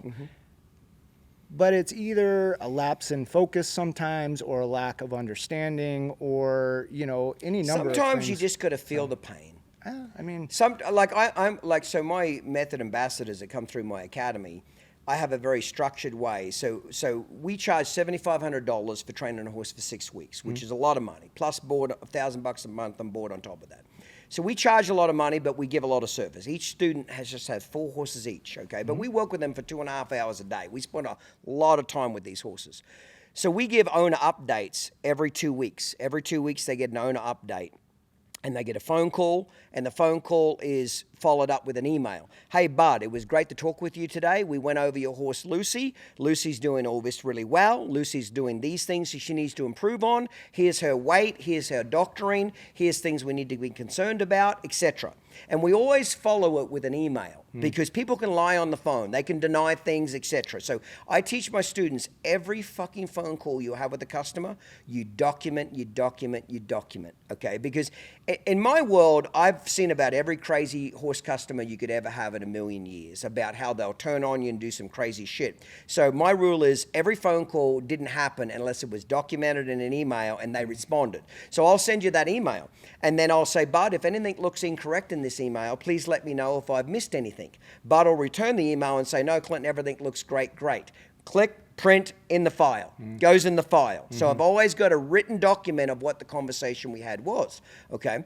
I'm such a stickler about it because if you ever get your ass in trouble, those documents with a customer will save your ass. Sure. Written documents will save your ass. So I'm so strict now that if I get an academy student that calls me or we get a call, you know, I've got 100 method ambassadors. They all pay me $1,500 a year as a licensing fee to be a part of my company. And I do all their marketing, all their advertising. They pay me $1,500 and I do all that and I send them the customers. If I get a customer that calls me and says, you know, Bobby did a shitty job on this horse, the first thing I do is call the method ambassador and I say, send me all your documentation. It's called owner communication. Send me owner communication. That starts from the very first phone call they had, photos of the horse when it arrived at the ranch, an email to say, Bud, your horse arrived at the ranch. Here's photos of its weight. Here's photos of what it looks like. It's a little underweight or it's a little overweight, etc. And then you get an update on 2 weeks, 4 weeks, and 6 weeks when it goes home. If that student does not send me a detailed owner communication list, I make him refund the fucking money. I make them refund all of it, $7,500. And I'll say, because here's the deal. It's the customer's word against yours. If you can't do the basics as what I've taught you, which is document, we're not talking about 5-page documents here. We're talking about, you know, 2 or 3 paragraphs every phone call. Does that make sense? We're not talking about a 5-hour documentation here. Sure. If you can't do the bare minimum, photograph when the horse gets to your ranch, and a phone call and an email 4 times, and photograph and video the horse before it leaves the ranch so that it was already underweight when I got it. We've rode the shit out of it for 6-7 weeks. We haven't been able to gain a lot of weight, but we've maintained the weight. It gets on a horse transport at Texas, but it's got to go to Washington State. So it's on a horse transport for 4 days, not being fed very well, not being watered very well. It's lost another 100 pounds by the time it gets to its destination. The owners are right. Do you have photos of the horse and video of when it left the ranch? Can you show the condition of the horse when it left? So it's their word against ours. So when a customer says, it's very rare that we get complaints, but on the odd occasion we get a complaint, I'll say to the student, prove to me you followed my owner communication. If they can't show it to me, I make them refund the whole $7,500, and they're pissed about it. I don't give a fuck. Because every time I've done it, they never fuck that up again, Bud. Yep. When it comes out of their pocket and they've spent 2.5 hours a day for 6-7 weeks training some lady's horse, and they have to refund all of it. I make them refund the board, the shoeing, the training, all of it. Because I said, how can I go fight for you and defend you when you won't even do the shit I taught you to do? Now, if all of your owner communication is spot on, I'll tell that customer to fuck off. I'll go fight for you. I'll bat for you to the end of the world. But if you prove to me you can't even follow my rules, I'm going to believe the customer. I can't tell you how many customers that I've been so glad in my career that I had documentation to prove the opposite of what they said. Right. They just completely oblivious to a 40-minute phone call we had that never happened. Right. But I can pull up an email and say, Betty, here's the email. Here's what we said. Here's your return email that says everything looks correct. It has saved my ass more than times than I'd like to admit. Well, I'm sure there's a lot to learn from that. There is a lot to learn. You get what I'm trying to say? But my point to the story was, until apprentices and assistants hit them in their pocket, Sure. There's something about hitting people's pockets with money. I've done this experiment. You've done a lot of teaching like I have. I don't know, you may have tried this, but I'll do this. I'll have a student and I'll have a saying. I'll remind them twice about doing something. So I'll say, hey, turn your toe out and your heel in so your spur gets under his belly when you're bending him around. I'll say it twice in a lesson. If I have to remind them more than twice, the third time I do it, I say, right, from now on, every time I ask you to remind you to keep your toe out and heel in, it's $25. Do you understand that? I don't care. So I hope you fuck this up as much as you can because I need some more beer drinking money. You know what's funny about the story? Psychologically, you know how quickly they stop making that mistake? Like that. Now, on the odd case, 1 or 2 times, I'll have to say, I just add the money up. See, when they fuck it up, I don't even remind. I say 25, 50, 75. But I have a game. Every time they do it right, I take off 25. Okay, you're back to 50. You're back to 25. And usually by the end of a lesson, we're back to 0. But there's something mentally with a student, Bud, when you hold them accountable, they remember more. Sure. But when you just keep reminding them, you're like a nagging mother. You just keep going and going and going. I've done that experiment for 15 years, and it works like a charm. Right. Try that experiment. Have you ever tried anything like that? Well, not exactly like that, but many years ago, I had a kid working for me and could not get this employee to show up on time. Now, you know, we're not talking about, you know, didn't show up for half a day, but we're talking about 30 minutes late, an hour late, you know. Didn't matter how many times I said, hey, work starts at 6 a.m., not 6:05, you know. So finally, I said, here's what we're going to do. For every minute you're late, it's $1 off your paycheck. And if we get to a point where you owe me money, you don't have a job here anymore. And I think maybe there was one time where that person was late again, but it cleared it up, didn't it? Yeah. I've done that too before. Yeah. Very much. I do that one for now. And the reason why young people don't understand why it's important, when I say 6, it means fucking 6, not 6:01, because my attitude is this. If I can't trust you to show up on work on time when I'm here, how can I trust you to show up to work on time when I'm away from the ranch? How can I trust you to show up when I'm not looking? Yeah. So I used to dock them $50. If they were late more than 1 minute, $50. Yeah. And after you take a little money from them, that clears that up. Yeah. It really does. I had a method ambassador one time that I had a job lined up for this kid in Florida for $100,000 a year, working for a billionaire. Basically just managing his little horse division. It was easy gig, $100,000 a year. It was a sweet fucking job. I said, here's what I'm going to do. I'm going to fly down. I'm going to introduce you to this guy, make sure everything goes well. It's pretty much a done deal, but you got to fly down there and meet me down there. So I fly down there to meet the customer. He misses his plane. Oh. He don't make the plane. So now I'm stuck there, kind of embarrassed that my guy that I'm trying to put in this position doesn't show up. Well, I call the guy and say, what the fuck happens? Oh, you got stuck in traffic, blah, gave me a million excuses. What he forgot is I was on the same flight as him. Oh. I got to the plane early because I got to the plane 2 hours before I was supposed to take off, long before. Why did I do that? Because it was important not to miss it. He lost $100,000 job because of that. The guy didn't hire him, and I don't blame him. So being late cost that kid $100,000 and a sweet fucking $10 million ranch in Florida he could have had. So there's something to be said about being disciplined to show the fuck up on time. Right. Absolutely.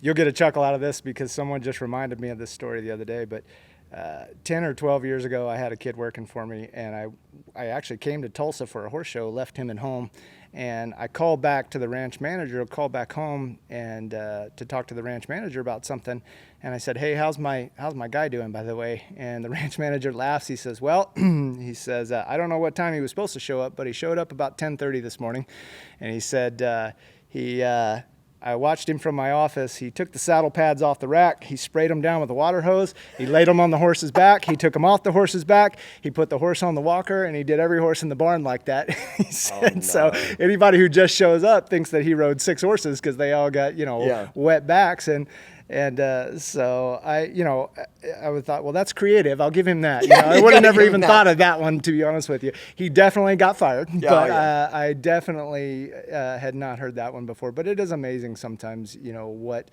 It's the discipline of showing up on time, because when you show up on time, it tells the customer you respect their time. Mm. When you show up late, it's disrespectful to a customer. Right. It tells them their time's not valuable. Sure. DT Horses was founded with one goal in mind: produce elite performance horses.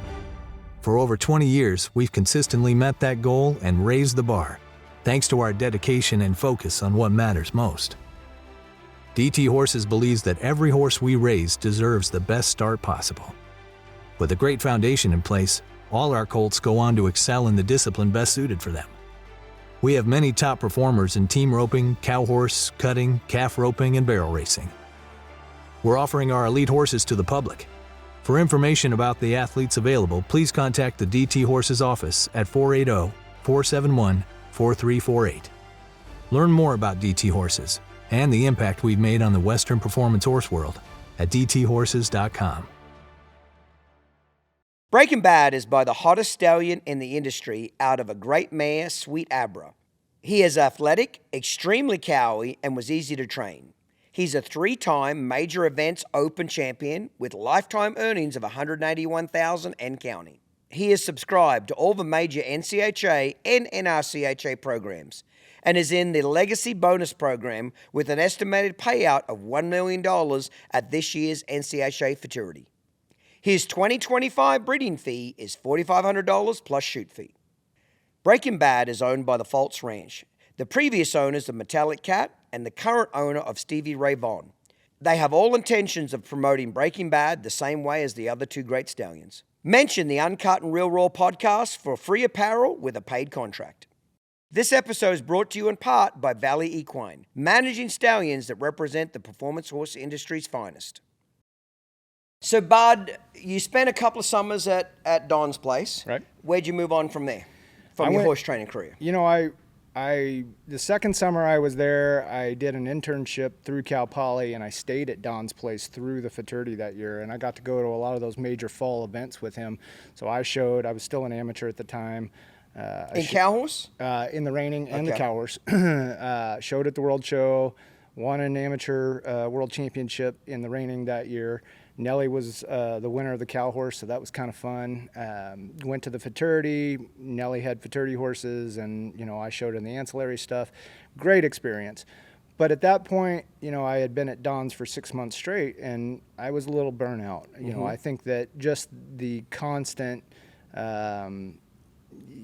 stress that came with, performing at that level, trying to meet Don's expectations, and that's not a slight against Don at all.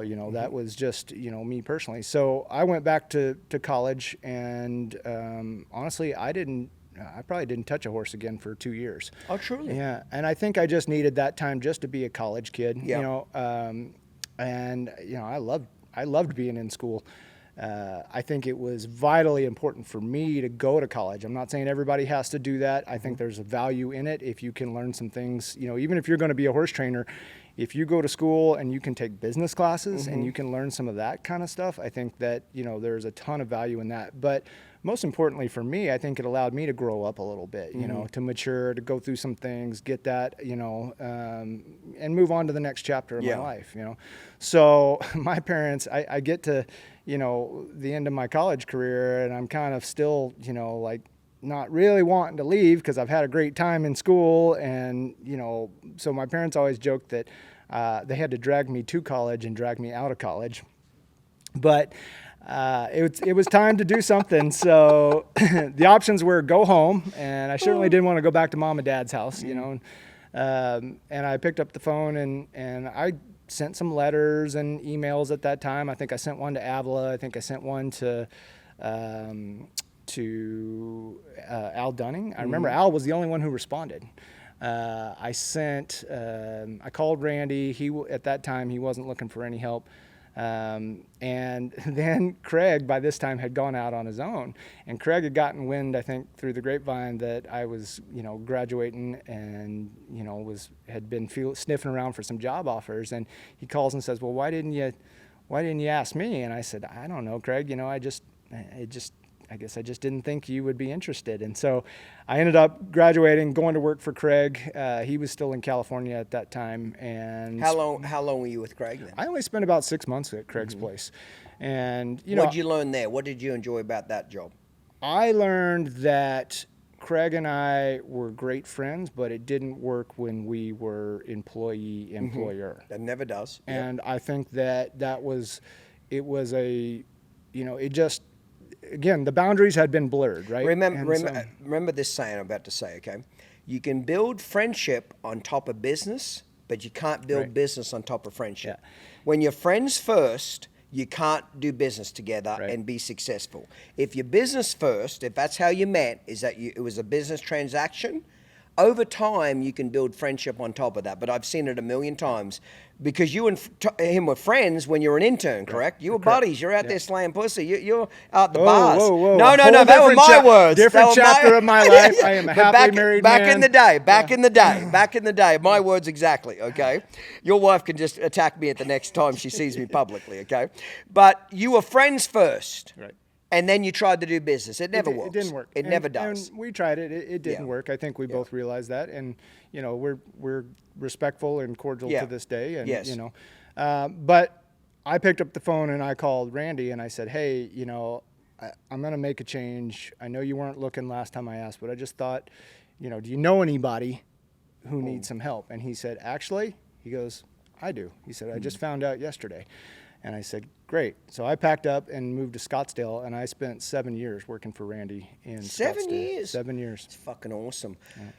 I think Randy's a hell of a hand. I've never got to spend any time around him, but I want to.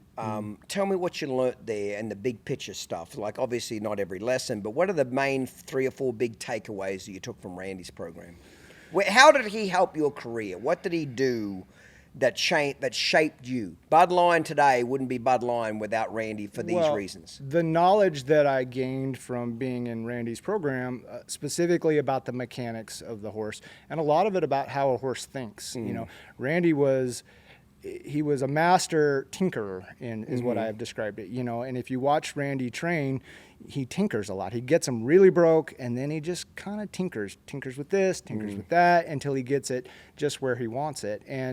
But learning, you know, about the mechanics and learning how horses think when you train them, I think was probably some of the biggest takeaways. He gave me eventually a platform to launch a business, you know, and that didn't happen overnight. I think when I went to work for Randy, I think I was making $800 a month and a place to live. Yeah. You know, and by the time I left 7 years later, I'm making $2,000 a month and a place to live. So I certainly didn't get rich working for him. But you got rich in knowledge. 100%. And the opportunities that I got and the connections that I made, was a big thing that I think a lot of people undervalue. A lot of young people don't value what you just said.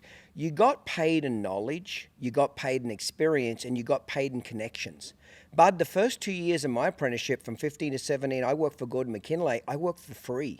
He gave me a place to live, put food on the table, and that was it. But in my mind, it wasn't free. He paid me millions. Sure. I make a lot of money today, Bud, from the shit that he showed me. Sure. Millions of dollars from it, in fact. Yep. And that's what young people do not get. You're not getting paid for... not getting paid, you're getting paid in knowledge, you're getting paid in experience, you're getting paid in contacts. You're going to get paid enough. I always tell the students that work for me, I'm going to pay you enough to keep a roof over your head, food in your belly, and that's it. Yeah. That's about it. Roof over your head, food in your belly, clothes on your back, and that's it. When you leave me, you're going to make a shit ton of money. But while you're here, I'm paying you in knowledge. Sure. Yeah, there was certainly that component to it. I think that, when I first left Randy, and about year... So when you're there for 7 years, are you doing only reiners or cow horses or both? We're doing both. And are you doing both? Yes. Are you enjoying both? Absolutely. I think I gravitated to the cow horse a little bit more. It probably came a little bit more naturally to me, which is weird because I didn't grow up doing That's it. what I was going to say. I wonder why you enjoyed it. Yeah, I did it when I was at Todd's. I did it when I was at Murph's place. I did it when I worked for Randy. But it wasn't like I had been doing it since I was a little bitty kid, and I didn't grow up around cattle. It just came a little bit more naturally to me. I had a more intuitive understanding of it without knowing why so much.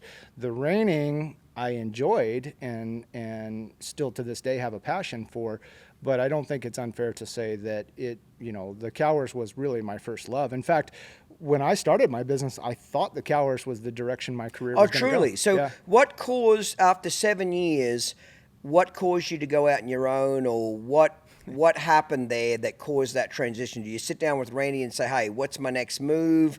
How does that happen? Well, I think it was twofold. For me personally, when we got to year about 4, it was kind of like he and I would have a very brief conversation, like after the futurity every year. Like, hey, you staying? Yeah. You good for another year? Yeah.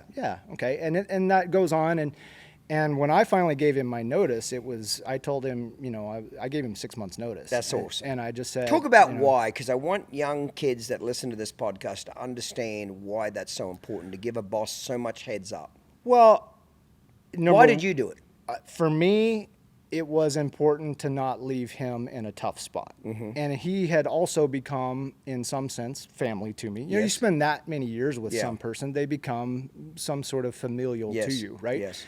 I did not want to leave Randy in a bad spot. I also knew that, I was getting ready to turn 30, and I had that moment. I'm like, he's 30 years old. I don't really have a lot to show for it in the bank. Yeah. Where is my life going? Like it just became that thing, whether it was, manifested or not. I think you married at the time? No. Okay. No.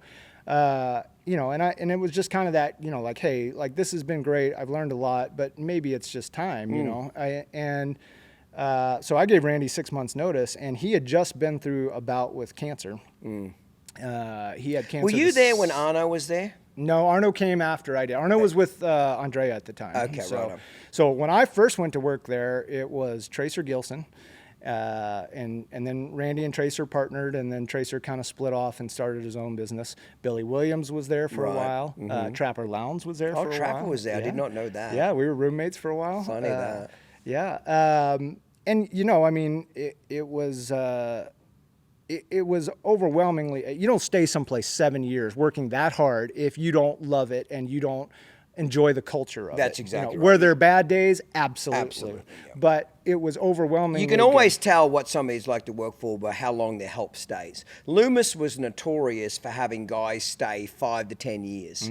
Dwayne Latimer was there 9 years. Joe Hayes was there 7 years. Dean was there fucking 8 years.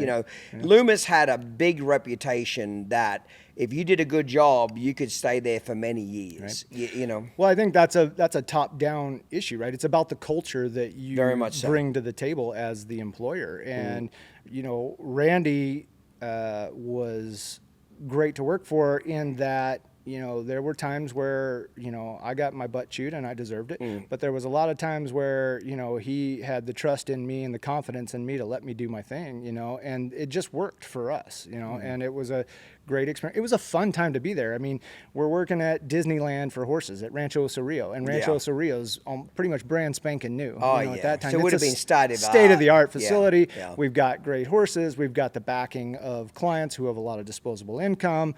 You know, we're winning the major events as a team, you know. So is Randy at that point 50% reiners and 50% cow horses?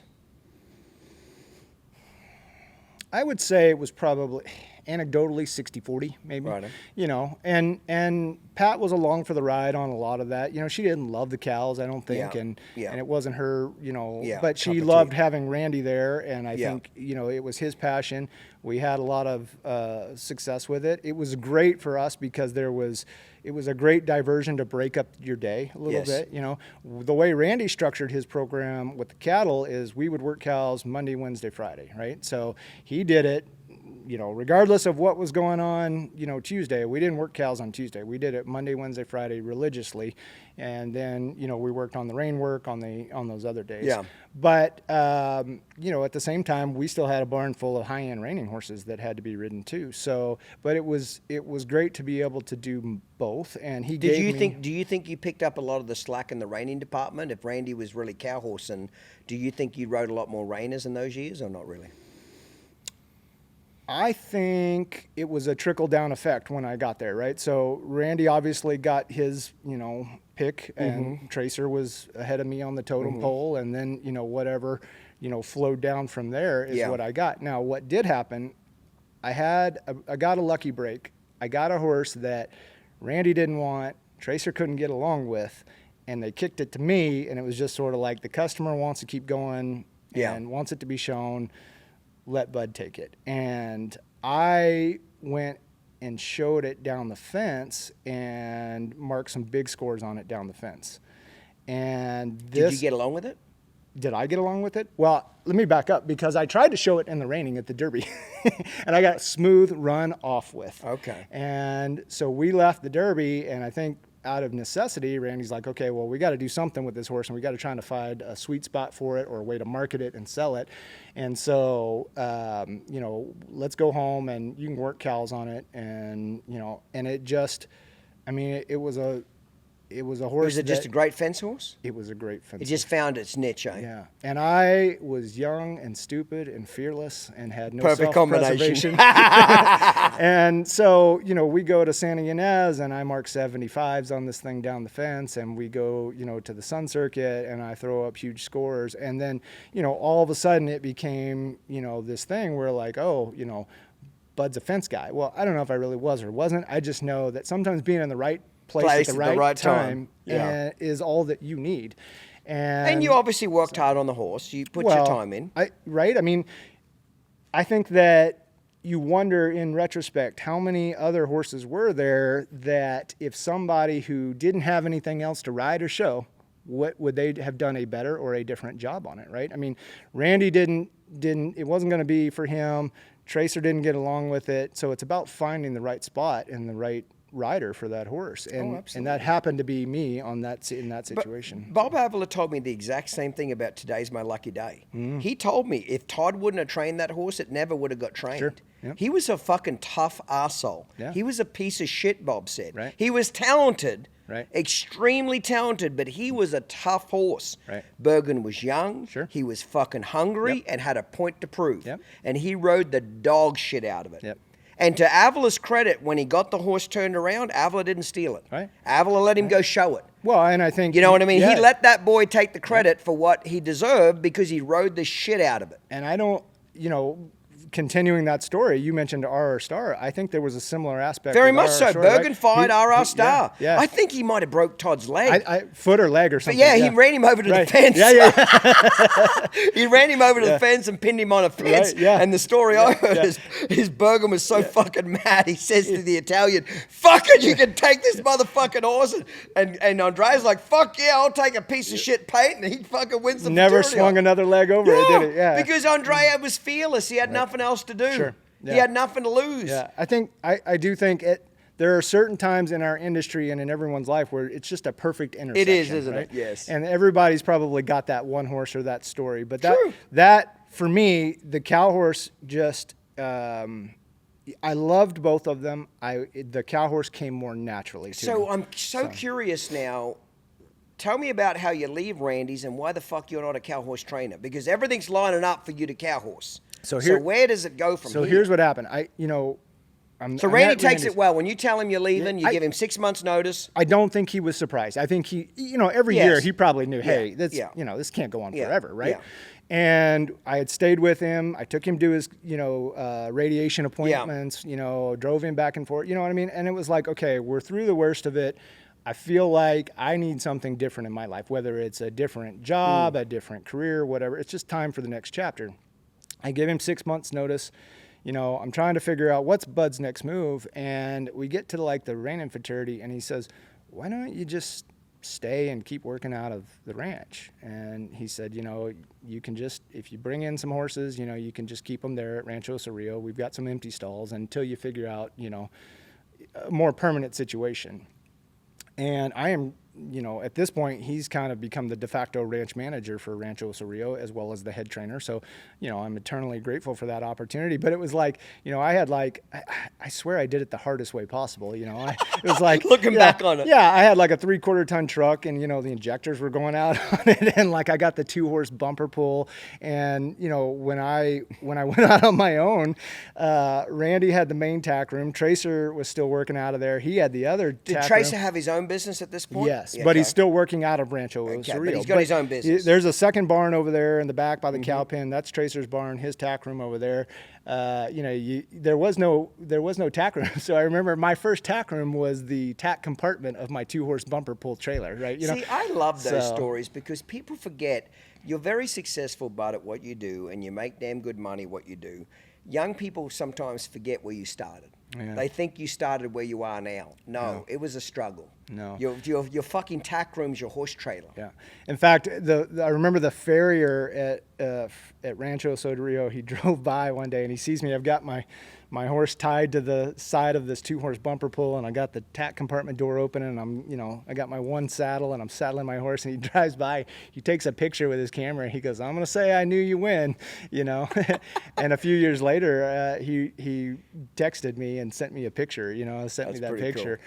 But just on that note, I want to say this. For me included, okay, I'll never forget this. It was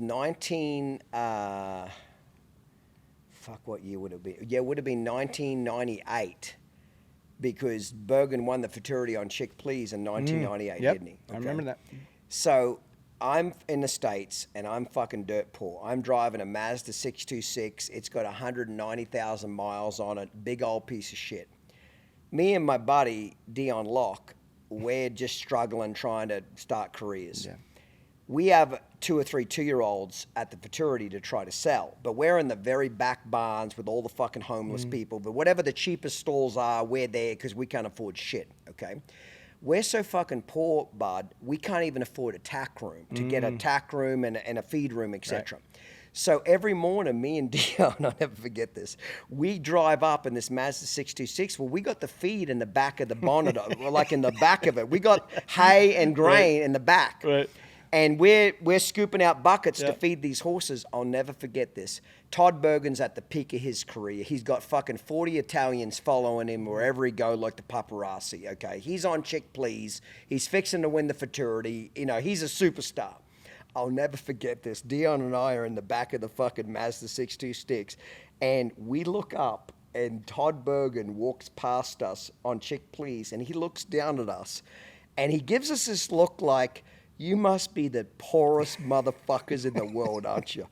And me and Dion, we look up at our hero, and we're just feeding horses out of a Mazda 626. We're so fucking poor, we're sharing a room at the Super 8 and think we're rich being there. Right. And our hero looks down on us like, who are these carnival people? Like we're just carnies?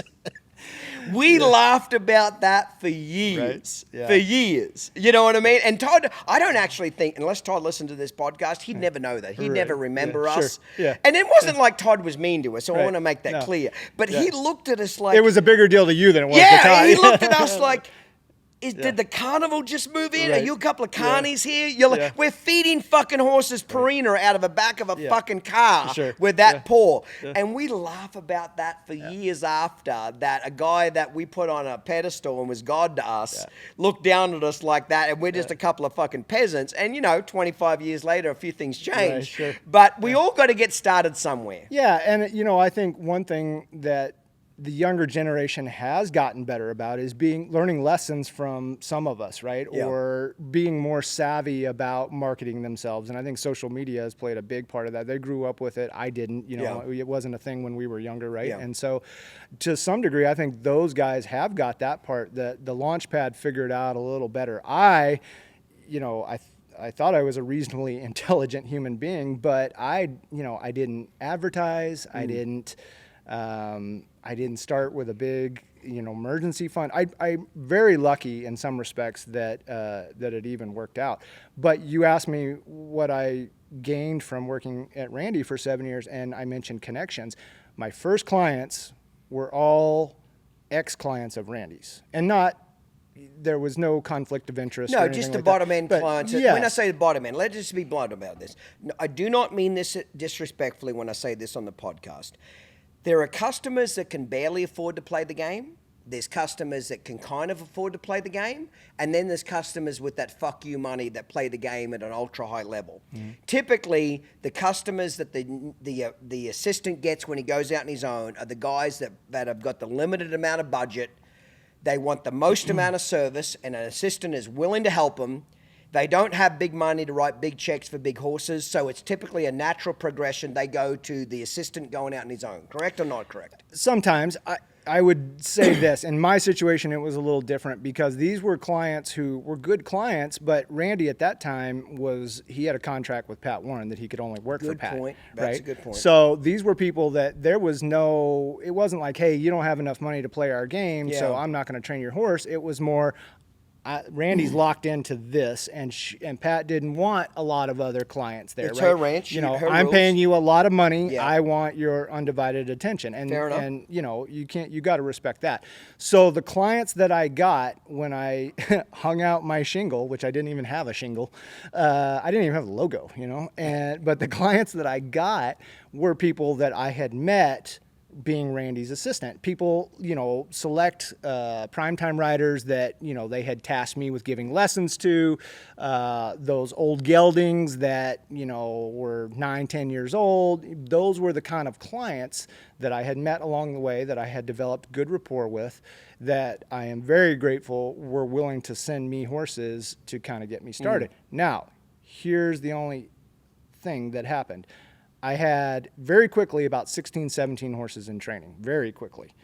And it grew, I needed an assistant all of a sudden. And let's say there were 16 of them, 15 were 2s and 3-year-olds in January of that year. Oh, so a lot. So I got one old gelding who's 11 years old, and then I've got a lot of young horses. Bob Hamilton, who was right next door to Rancho Cerrillo, and for a long time a big client of Randy's in Dells, he sends me 5 of them to start for him, and they're all out of pretty good mares, and so I've got a bunch of 2s and 3s in January of that year, and I've got one old gelding, and we get 2 months into my professional career as an entrepreneur, and this 2-year-old tips over on me and shatters my right arm. You're shitting me. Just raise over on you?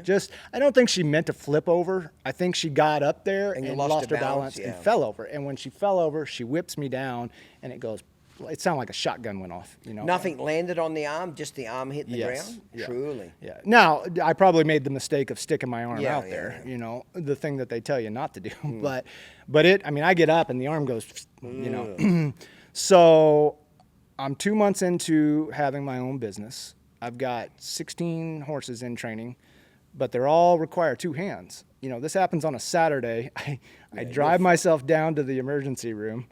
I get there, they call this doctor Say in. that again. You drove yourself in. Hey, I'm going to look in the camera. Hey, all you little pussies out there, you fucking Gen Z motherfuckers, he drove himself to the emergency room with a broken, shattered fucking arm, you little pussies. Grow a backbone.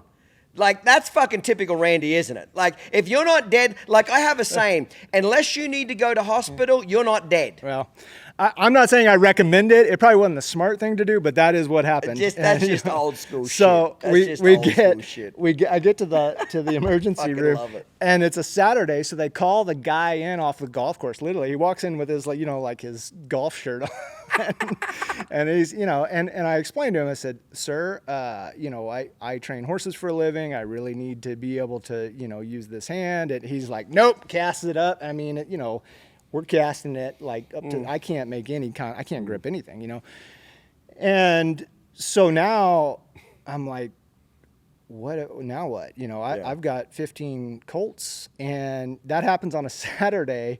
Sure, this will crack you up too. Monday morning, the guy with the 11-year-old gelding calls. He says, "Hey, I'm really sorry to hear about your accident. Since you can't ride much, I'm going to send my gelding over to Brent Naylor." And I'm like, wait, that's the one horse I could keep riding, Like he's the only one basically in the bunch. But that was the first one to go. And, listen, I understand how it went. Those people had a lot of money invested in those young horses. Yes. And they, Bob takes the 5 away that he sent me right away. He's like, I'm sorry, I feel bad, but I get it. We got to keep going with them. That's why a horse trainer has to be so careful. Their body is their greatest asset. Yeah, and I think that, we talked about the cow horse, and this is not why I am not training cow horses, but I made this comment to somebody the other day. You ever see a sound cow horse trainer when they're done with their career? No. They're all busted up. They're so fucked up. It's incredible, yeah. But regardless, I get to this point where I'm like, okay, now what? I'm at this crossroads, and I just spent 7 years getting to this point. And 60 days into it, it's all unwinding on me. And I had 1 or 2 people that hung in there with me. They knew better, but they were kind enough just to leave them until they couldn't take it anymore. And of course, when they took them, they said, "Hey, when you get healed up, call us. We'll send them back." I'm sure they meant it, but that never happens, right? Once they leave, once they leave, they get it reestablished. So how are you surviving financially, mate? Whew. You're eating ramen noodles. You're fucking. I mean, grace of God, You're just surviving. Yeah, I mean, it's, I had very little in my savings account. I had, in the grand scheme of things, but very fortunate. How long were you in a cast? I was in a cast for about 6 weeks before they decided I should have had surgery. So then they cut that cast off because they're x-raying it and they're like, this isn't healing. So then I go get a second opinion, and, I go to this orthopedic surgeon, and I think it was kind of old school versus new school. Yeah. And he says, "I don't know why they didn't do surgery on you right away, but that's what I would have done." So they cut the cast off, they do surgery, plates and pins, but now we're back to square one again, right? So I get hurt in February. I can't even make a fist and use the hand until probably June, And so now I'm ready. Okay, I'm back. I still got to, get some strength back and whatever, but I'm ready. Well, there's no business to come back to. They've scattered to the wind. They're not coming back. They're great people, but they're not coming back. And, you've exhausted those relationships unintentionally, right? Yes. Like I spent 7 years making those relationships, and now all of a sudden there's just, they're it's in the ether somewhere. So I'm at this crossroads, and now I'm thinking, man, am I about to go back home to Orange County? And, is this kind of the end of the road for me? Like, or do I got to go back to You don't mind me asking, what are you doing to pass the time in this 7 months? You must have been out of your fucking mind. What are you doing to stay busy? Are you trying to be, washing horses? What are you doing to stay busy during the day? You got a broken arm. I think for me, I just, for a while, I tried to get out there and do whatever I could. I had a friend come help me for a little while, but at some point, I'm just looking for things that allow me to pass the time, and when physical therapy starts, that's a godsend, because now I'm going bonkers on physical therapy, trying to get that arm going again. But it was, I didn't go talk to anybody, but I don't think it would be out of the realm of possibility to say that I was depressed. Some form of low-level depression, because all of a sudden I'm like, I'm 30 years old. I got nothing to show for it. Yeah. I got friends who are killing it in their respective line of works already. You know, they're buying houses and they're doing this and they're doing, you know, what seems like great. I got no business. I just spent 7 years being an assistant, making, you know, at the top of the crescendo of my pay rate was $2,000 a month. Am I about to have to go back and be an assistant again? Yeah, yeah. So it what wouldn't have been the happened? worst thing in the world, but I get this phone call.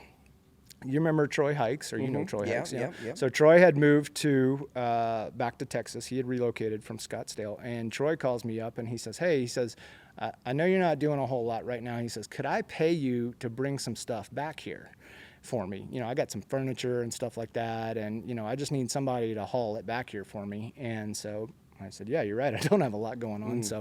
So jump in the truck and trailer, drive out to Valley View. He's at Rick Ford's place at the time, and he's got the stud, and you know, he's got his training business. And I get there, and the deal was, you know, I drove the rig back, and then I was going to turn around and go back home. And I get there, and Troy's like, "I just hang out for a couple days. You know what I mean? What do you got to go back to?" And you know, a couple days turns into a week. Well, in that time, somebody says, "Hey, you know, there's a lady got a place down in Aubrey. It's a real fancy place, and she lives in Dallas. She's kind of an absentee owner. You know, you ought to go talk to her. And she needs a resident trainer, but really what she wants is somebody just to manage her place, you know, keep eyes on the place so she doesn't have to worry about it."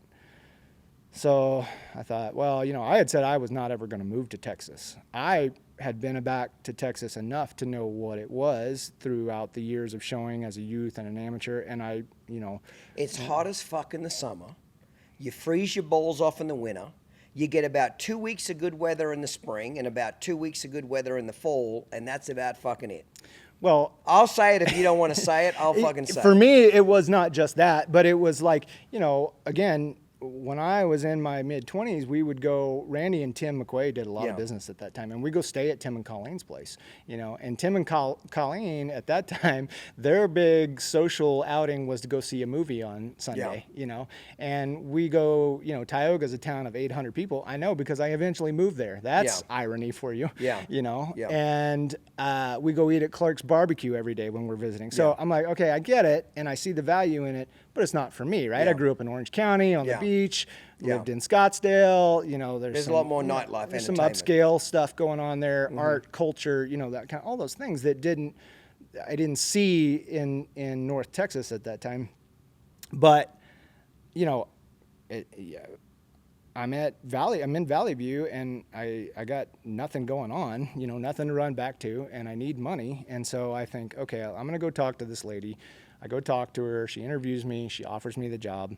And I'm thinking, okay, well, this is a safety net for now, you know, and it's a temporary stop, and then I'm going to head back out west, right? And so I go to work at this place, and She have reining horses, pleasure horses? What'd she had like 2 reining horses that, by the loosest definition, were reining horses. They weren't bad animals.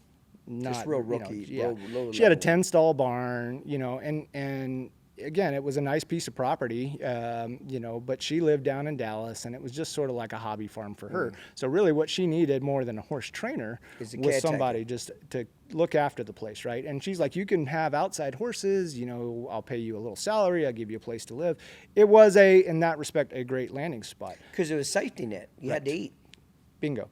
Here's what happened. That all transpires in July of 2008. Come September, the financial world is falling crashing, apart, right? I go home for Christmas. I come back to North Texas after Christmas, and she calls me into the office and said, "We're selling." She said, "We just see our retirement slipping away. We can't do it." You know, everybody's panicking, and I don't blame them. So she says, "You know, you can stay for a while until we sell the place, but obviously, you know, at that point, you got to go." So I'm thinking, oh man, I just moved back here, you know? I get back here, I've been here, you know, less than 6 months, and now all of a sudden I'm about to be out of a job and a place to live. So luckily enough, another lady comes along, similar type deal, only she lives on the property. She's got a lot of horses, and she offers me a job as a Are you resident healed trainer. up? Can you ride yet or not yet? No, I'm riding by this point. You know, I mean, it's, you know, it's still probably not 100%, but we're good. We're certainly good enough. Okay. So I leave the safety net and I go to this other place. Well, you know, that money lasted for about a year and it dries up, and all of a sudden it's like, okay, we're getting out. And you know, I mean, again, I get it. Everybody's got to do, but all of a sudden it's this really rocky road. You know, I've gone from... You're 31, 32, you're fucking broke. You're questioning whether you went the right direction in life. Questioning a lot of life decisions at that point. There's some demons in your head, I should can have been tell. a tax attorney. You know, it got to be where I bounced around for a year or two in North Texas. And you know, everybody was kind of in that, you know, in a similar, there was a lot of uncertainty, right? It wasn't just me, and there was no use in crying about it because there were a lot of people in a lot worse situations. Yes. You know, and finally, after, you know, 2 or 3 of those, I just said, you know what, I'm tired of this. If I'm going to flame out and fail, I'll just be the master of my own ship. Yeah. And I went over to a friend's place, and he leased me stalls, and I rode everything that somebody would send me. If I sent you a piece of shit 10-year-old rope horse, you rode it. I did. And it was, I would like to say it was humbling or humiliating, but it wasn't, because I didn't care at that point. There was no ego attached to it because there were no other options. A lot of people don't know this. I'm not ashamed to say it. I worked a sizzler for a year. Yeah. When I left America and I was married and went back to Australia with my new wife, I worked in a sizzler restaurant for a year, bussing tables. Yeah. You know why? Because I needed a fucking job. Yep. I needed to eat. Yep. Hey, so yeah, I can relate to that. It wasn't embarrassing to me. I needed to eat. Yeah. When I decided, you know, I was going to sink or swim on my own the second time, I'm out there applying for jobs, waiting tables and bartending, and you know, trying to, you know, figure something out. You know, the problem is it's me and 30 other guys, you know, who are in the same boat.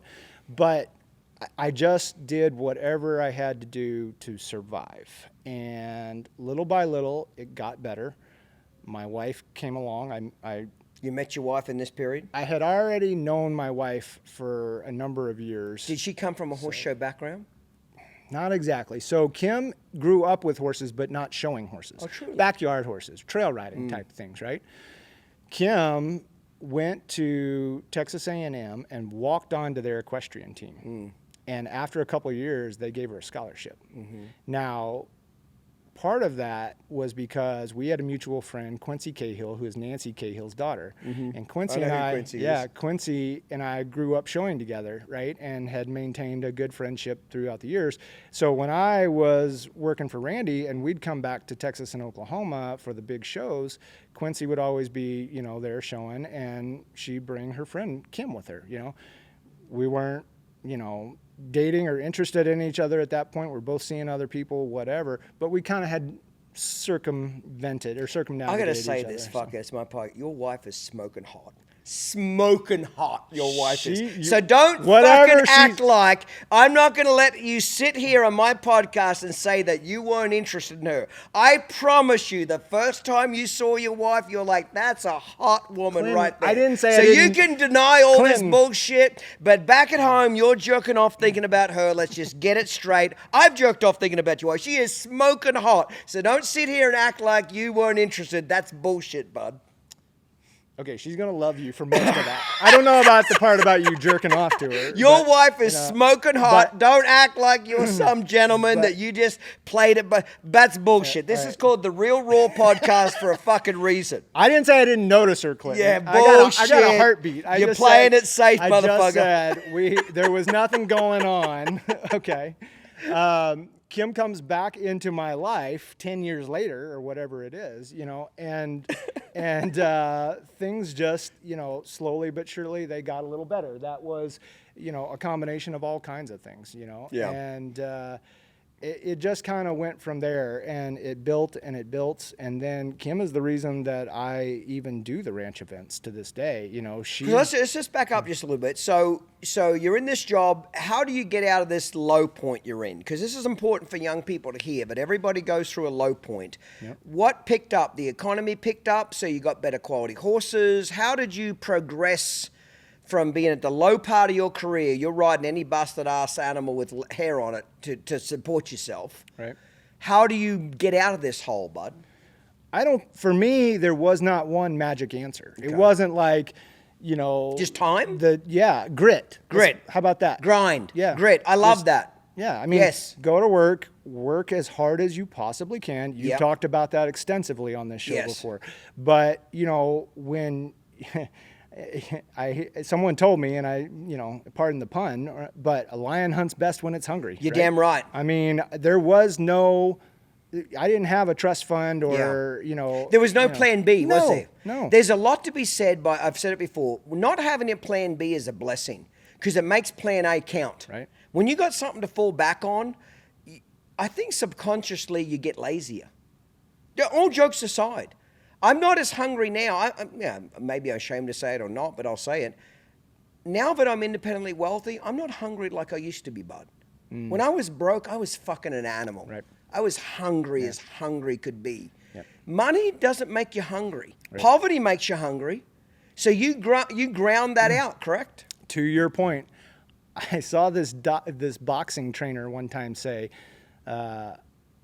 it's hard to wake up in the morning hard to get up in the morning when you're a boxer and go run miles when you wake up in silk pajamas. That's exactly right. So when you're coming from an impoverished background or you don't have anything and you know that boxing or fighting is the way to get you out of that, there's a certain singular focus, right? Once you've made it and you're wealthy and you wake up in those silk pajamas, it's different. And I saw an interview that Mike Tyson did. I don't know how long ago it was, but apparently at some point Mike Tyson's kids wanted to box, and he sat him down and said, "You won't make it. You're too soft. Right.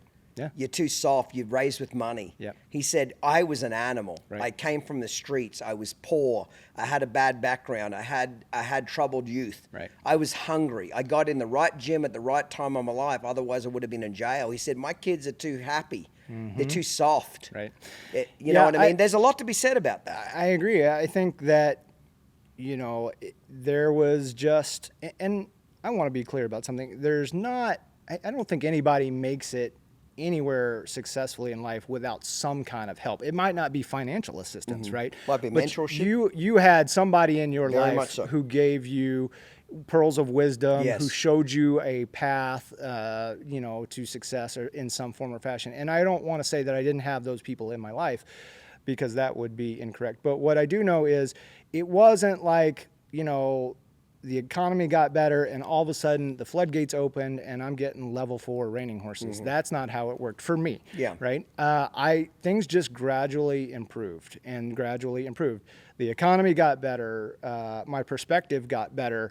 The horses that I was getting in training slowly got better. I started to get clients who were willing to spend a little bit more money to go find horses. So it was a very gradual process. There was no secret to that, I don't think. Well, no, there was a secret, mate. It's called grind. Well, no. You had to show the fuck up every day. Sure. It's called hitting the grind. That's what all these young kids now want to talk about, work-life balance. There is no fucking work-life balance. Not if you're trying to survive. Not if you're trying to win. You get work-life balance when you're successful, when you've made what you want to make. Right. But when you're hungry and trying to survive, there's no fucking work-life balance. Just get the job done. Right. You got to eat. Right. Yeah. That was your secret, Bud. Let's just be honest. Well, you ground it's not the sexy answer. Let's put it that way. It's the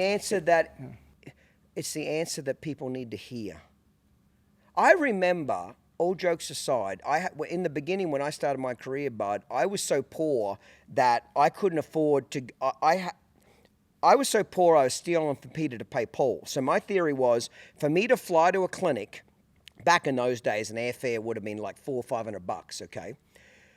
For me to fly to California and do a clinic, back in the early days, I might only have 2 or 3 people show up. Seriously, that's all that showed up. My theory was as long as I could cover the airfare, I went. So if I had 2 ladies that would basically pay, this is what I'm charging, $200 a day for 2 days. If I could make $400 and my airfare was $400, I went.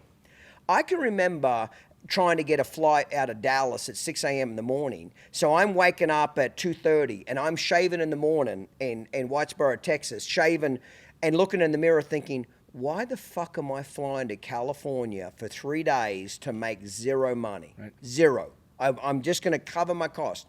And my attitude was, if I could go there and not lose money, I'm ahead. Right. So I went there and treated those 2 or 3 ladies like queens and kings. Next time, 4 ladies showed up. Right. Next time, 6 ladies showed up. Next time, 8 ladies. Fast forward 10 years, I got 3,000 people showing up. Right. But if I wouldn't have said, if I would have said, I'm not going to California for 3 fucking days to make no money just to cover my costs, my career never would have taken off, Bud. Never would have got a hold of it because I wasn't willing to do the shit. I wasn't willing to do the uncomfortable shit and be shaving at 2:30 in the morning to get a 6 o'clock flight, drive an hour and a half to the airport, be there an hour and a half early. You get what I'm trying to say? Yeah. You've got to just do that shit. For me, I was scared to say no, and that has translated into my current situation. You know, you want to know how you get to 60 horses in training? Part of it is because I remember those days, and I'm scared to say no because I know that whatever the boom that our industry is in right now is not going to last forever. Now, I don't ever want to go back to that, but I am scared to say no. Am I more discerning now? Of course. Do I have the luxury to be so? Yes. But it stems from a fear of, I don't want to ever go back to that place because that wasn't a healthy place mentally in my life, Again, there are much worse problems in the world, and, I don't. Yeah, I get that. I'm not looking for sympathy for anybody, but that's the way it happened for me. I had it in my head, hey, you go to work for all these people that are really good at what they do. You put in the time, you build a business. Next thing you know, you're on your way, to winning the futurity. Well, how quickly that can be jerked out from you can get kicked. Life has a funny irony of kicking the balls when you least expect it. So I'll answer one question that you probably even forgot you asked me. How did I get away from the cow horses? Well, I moved to Texas. And I just took, at that point, I'm working for other people and I'm taking whatever people will send me. And what they sent me was either not much at all or a reining type horse, right? And at that time, all the NRCHA events hadn't moved back yet. There was the Celebration of Champions, I think, but, the Snaffle Bit and everything, none of that had come yet, So the dynamic was different, but it was out of sheer necessity that I, went the direction of the reining because that's just what people were sending me, and I slowly got removed from the cow horse and just haven't had a chance to go home. The answer is you moved to reiners because it was how you fed your family. Correct. It's how you ate. Correct. I did the same thing, I always wanted to be a horse trainer, Bud. I wanted to be you. I wanted to be a horse trainer. And I actually went the clinician route through default because most people wanted me to teach them and not ride horses. That's how I got into it, is that I just default, people called me up and said, I want a clinic, I want a lesson, and I'm hungry and I got to survive. And I'm like, fuck yeah, you'll pay me, I'll show up. I really wanted to train horses, but the money that people were offering me to go teach was better than me riding horses, so that's why I went that way. Yeah, a few years ago, we were driving to Ocala, Florida, and you had done a podcast, I hope I don't get the name, The Gauge, is that right? Yeah. And I listened to that podcast on the drive to Ocala, and I remember thinking, I was contemplating, my career and the direction it's gone and the ranch events and things like that. And I listened to you say, some things about that. And I thought, Clinton might be one of the few people who we have a shared experience in that our careers went different directions than what we intended. Planned for them to go, yes. And what, psychologically how you balance that and how you wrap your head around it. I heard you make a comment, I think, on that podcast that you at some point wondered if you hadn't thrown away 20 years of your career. I had to fight some demons over it. And I think that, you and I are like-minded in that, the ranch events have been great to me, but it's not something that I grew up wanting to do. Idolizing, right? So it's been an interesting, for me personally, it's been an interesting tightrope to walk because on one hand, I'm very grateful for it, and it has brought me, an unprecedented amount of success for my business. On the other hand, I wonder, well, the cow horse and the reining, are they suffering because I am so focused on this part over here? And how do I reconcile that, you know? One thing I can tell you about business and life is when everything's important, nothing's important. Right. When you try to be great at everything, you end up being average at everything. You have to focus at something. And so at some point, if you get spread too thin, you just do a shitty job on everything. Totally. You know, when I was really in my clinician days and on the road, 45, 50 weekends a year and hustling, the only way I could stay in the performance horse world is I had Sean train some horses, Andrea. I enjoyed that. I was a customer. I played all the aspects of the Western world. I was a customer because even though I had wanted to be riding them and showing them, I at least like going to the horse show and seeing my horse be shown. Right. Because I can't train a horse only being home 3 days a week. You fly out on a Thursday, you get back on a Monday night. You're there Tuesday, Wednesday, and you fly out Thursday again. It didn't work. Right. You know what I mean? So how I dealt with it is I said, well, I don't get my number one Christmas present, but number two ain't bad. Yeah. I get to put a horse in training and go visit it and that type of stuff. But no, I've had to fight some demons over my career of did I pick the right spot? Did I pick the right thing to do? And a couple of real choice conversations really helped me. One of them particularly was Doug Carpenter. I vividly remember when he was alive, I was bitching to him saying that, maybe I pissed away the best 20 years of my life, because Andrea and I joke. Andrea took the job I wanted. When he got the job with Todd and John, I wanted that job, and he beat me by 2 weeks. Our lives would have gone completely different if I would have got that job. And I said to Doug Carpenter, I was bitching about, did I fuck up and spend the best 20 years of my life teaching clinics when I should have been training horses? And he gave me a very humbling deal. He said, Clinton, he just listened. That was Doug. He'd always listen to me. And he said, Clinton, I'm 63 years old, and I'm out every day hustling commissions, selling horses, buying horses. He said, I'm tired, I'm wore out, but I can't stop. I didn't put enough money away. He said, you're 43 and about to retire. He said, you didn't fuck up. Right. And the thing that shocked me the most, he said, you know how many AQHA World Championship buckles and trophies I have? And I said, no. And he said, probably about 12. And he said, you know where they're sitting? I said, where? He said, they're sitting in the back closet in a box covered with tarnish. Sure. And he said, nobody sees them. I don't see them. He said, if I could change careers with you today and give you all those 12 AQHA World Championships and all those globes and be able to retire at 43, fuck yeah, I'd do it. So that got rid of 90% of my anxiety. Did I fuck up? And honestly, Andrea got rid of the last 10% of it. I had some good heart-to-heart conversations with him and said, did I fuck up? Did I go the wrong path? And he said, hell no. He said, I'd change with you in a heartbeat. But you know what I mean? So he helped me with that. Well, with all due respect to Doug, who is, was an icon, I think there are so many more examples and cautionary tales. Of horse trainers that died broke. Exactly. And, John Hoyt, I mean... Brian Pace, another one. John, revered horseman by his peers, died, essentially alone in a single wide trailer that he was... Same thing with Brian Pace. You can name 5 of them, 10 of them even. You know what I mean? The same thing. And that was my biggest fear. I'm not afraid to say it. That was my biggest fear, is dying alone and broke, Their hearts thunder for us. Their flesh and bone pushed to lift us higher, carry us faster, and stop on a dime. And when they've had a great ride, they deserve a great recovery. They deserve a Cold Creek. Cold Creek Spas offer state-of-the-art 35-degree aerated saltwater therapy, proven to reduce injury, speed recovery, and keep them at peak performance. Cold Creek Therapeutic Spas. This water is for winners. See Clinton Anderson and his Down Under Horsemanship method live. Order tickets now for the Walkabout Tour in Waterloo, Iowa on September 6th and 7th. For ticket information, visit downunderhorsemanship.com. This episode is brought to you in part by Silver Spurs Equine, home of the $1 Million Challenge. Okay, Bud, let's get into, so you're on the grind. Every year you're getting slightly better horses and horses. Mm-hmm. You married by this time?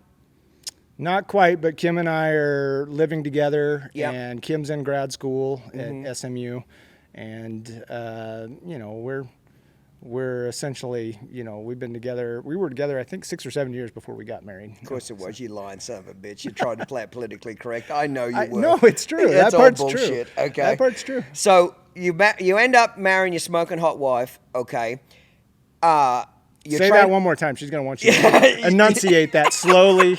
Smoking hot wife. Okay. Yeah. If she had children, she'd be for sure a MILF. Okay. A guaranteed MILF. But she doesn't have children, so I cannot put that label on her. Okay. So you just start getting better horses, working hard, better horses, etc. Let's specifically talk at this time, because that's where I knew you most in your career, from a distance, of course, as a successful reiner, a great non-pro coach, a great amateur coach. You had a lot of people would always say he's a very good non-pro coach. He takes care of his students, etc. Let's go from you're strictly a reiner. How the fuck does this ranch riding thing even come along? How does this event get created? And then once you tell me about that, I want to know how you got into it. Did you see a market? Did you see an opening? You know, did you see like, okay, this is a way to make a lot of money? Or was it just as much, I don't mean to be ignorant, but dumb luck, you just fell into it? Like, talk about that. So let's talk about you're a reiner now, and where's the first time you hear about the event called ranch riding? I think the first time it flashed across my radar was probably 2011, maybe 2012, and I I remember Craig Johnson, you know, our former NRHA futurity champion, had shown at the World Show and won something at the World Show, like maybe the junior ranch riding or something like that. And that was kind of the first time, like, I guess I had kind of, you know, peripherally heard about it, but hadn't given it any kind of attention. And I feel like the first time it really flashed across my radar was when Craig won something. And I remember Carter Smith of 100X, who's now putting on a horse show in Tulsa, she was helping me with some marketing stuff at the time. And she said, you know, would you ever consider that? And I said, you know, it's not really, you know, probably not. It's just not where, you know, I'm focused on this and I'm trying to get back to where I thought I would be already. And, but I'll tell you, I'll frame it as a unintentional love story. That's how I got into the ranch events. So Kim and I are together. We get this smart Chickalina stud out of the Babcock dispersal. And he's gorgeous, and he's a great mover, and he can circle and turn and change leads and roll back. But like a lot of chick studs, or a lot of chicks, very front-endy, very stiff in his front end, spreads a lot behind. And, you know, Trevor had ridden him a little bit. Trevor Dare had ridden him before the dispersal. And, you know, so he was infuriating to me because he could do all the things except arguably the most important thing, right? Which is stop, And no matter, I knew if I could teach him to stop, you know, we were going to hit the home run on him one way or the other. But I just, no matter what I did, it wasn't there. So I get frustrated with it, kick him to the back burner, and, you know, I'm giving him some professional neglect. I love that. Professional fucking neglect. God damn it. That's funny. I don't know why that just tripped my trigger, but it did. But anyway, keep going. So he's basically fat, he's shiny, he's loving in a stall. Life. Yes. He's in a stall, he gets turned out every day, and every time you walk past his stall, he flips you off. I fucking love it. Professional neglect. Yeah, I'm starting to rethink career options again. No. You know, but Kim, you know, Kim and I were living together at the time, and she, you know, loved him because he was pretty, and you know, he was good-natured and everything. So at some point, Kim had a friend, and they decided that they wanted to go do this ranch riding thing, you know. And I don't even think I really understood the concept of it, you know, to be quite frank with you. And Kim says, hey, do you think I could take Playboy and go do the ranch stuff with him? And I was like, please. Did you own him? Yes. Okay, so yes. you owned him. So you just need this motherfucker to get off the feed at ticket this or point, something. Yeah, I don't really care what happens to it as long as I'm not trying to teach him to stop. Because he clearly depressed the shit out of you, didn't he? Isn't it funny? Isn't it funny? But in every trainer's life, there's one horse every year that makes you doubt your whole existence. There's one horse that makes you so frustrated you're like, I can't train a horse, can you? I can't train a stick horse some Yes. days. You know what I mean? Yes. I couldn't. But so he was your horse for that So time. I'm like, go. Godspeed. God bless. Have a great time, you know. And they're going to like the little kind of the weekend versatility stuff, you know. And she comes back and she's just had a ball and she's, you know, raving about how much fun it was and the people were so nice and the people were so welcoming and, you know, and I'm like, great. And I'm shrug and keep moving. So then she says, you know, do you think I could, I'd like to start, you know, going to the quarter horse shows and, you know, will you help me? And I said, I'm not the guy to help you. I don't know anything about this. So this event's very new still. I think it had been an AQHA event for maybe 2 years. Do you know why AQHA invented it?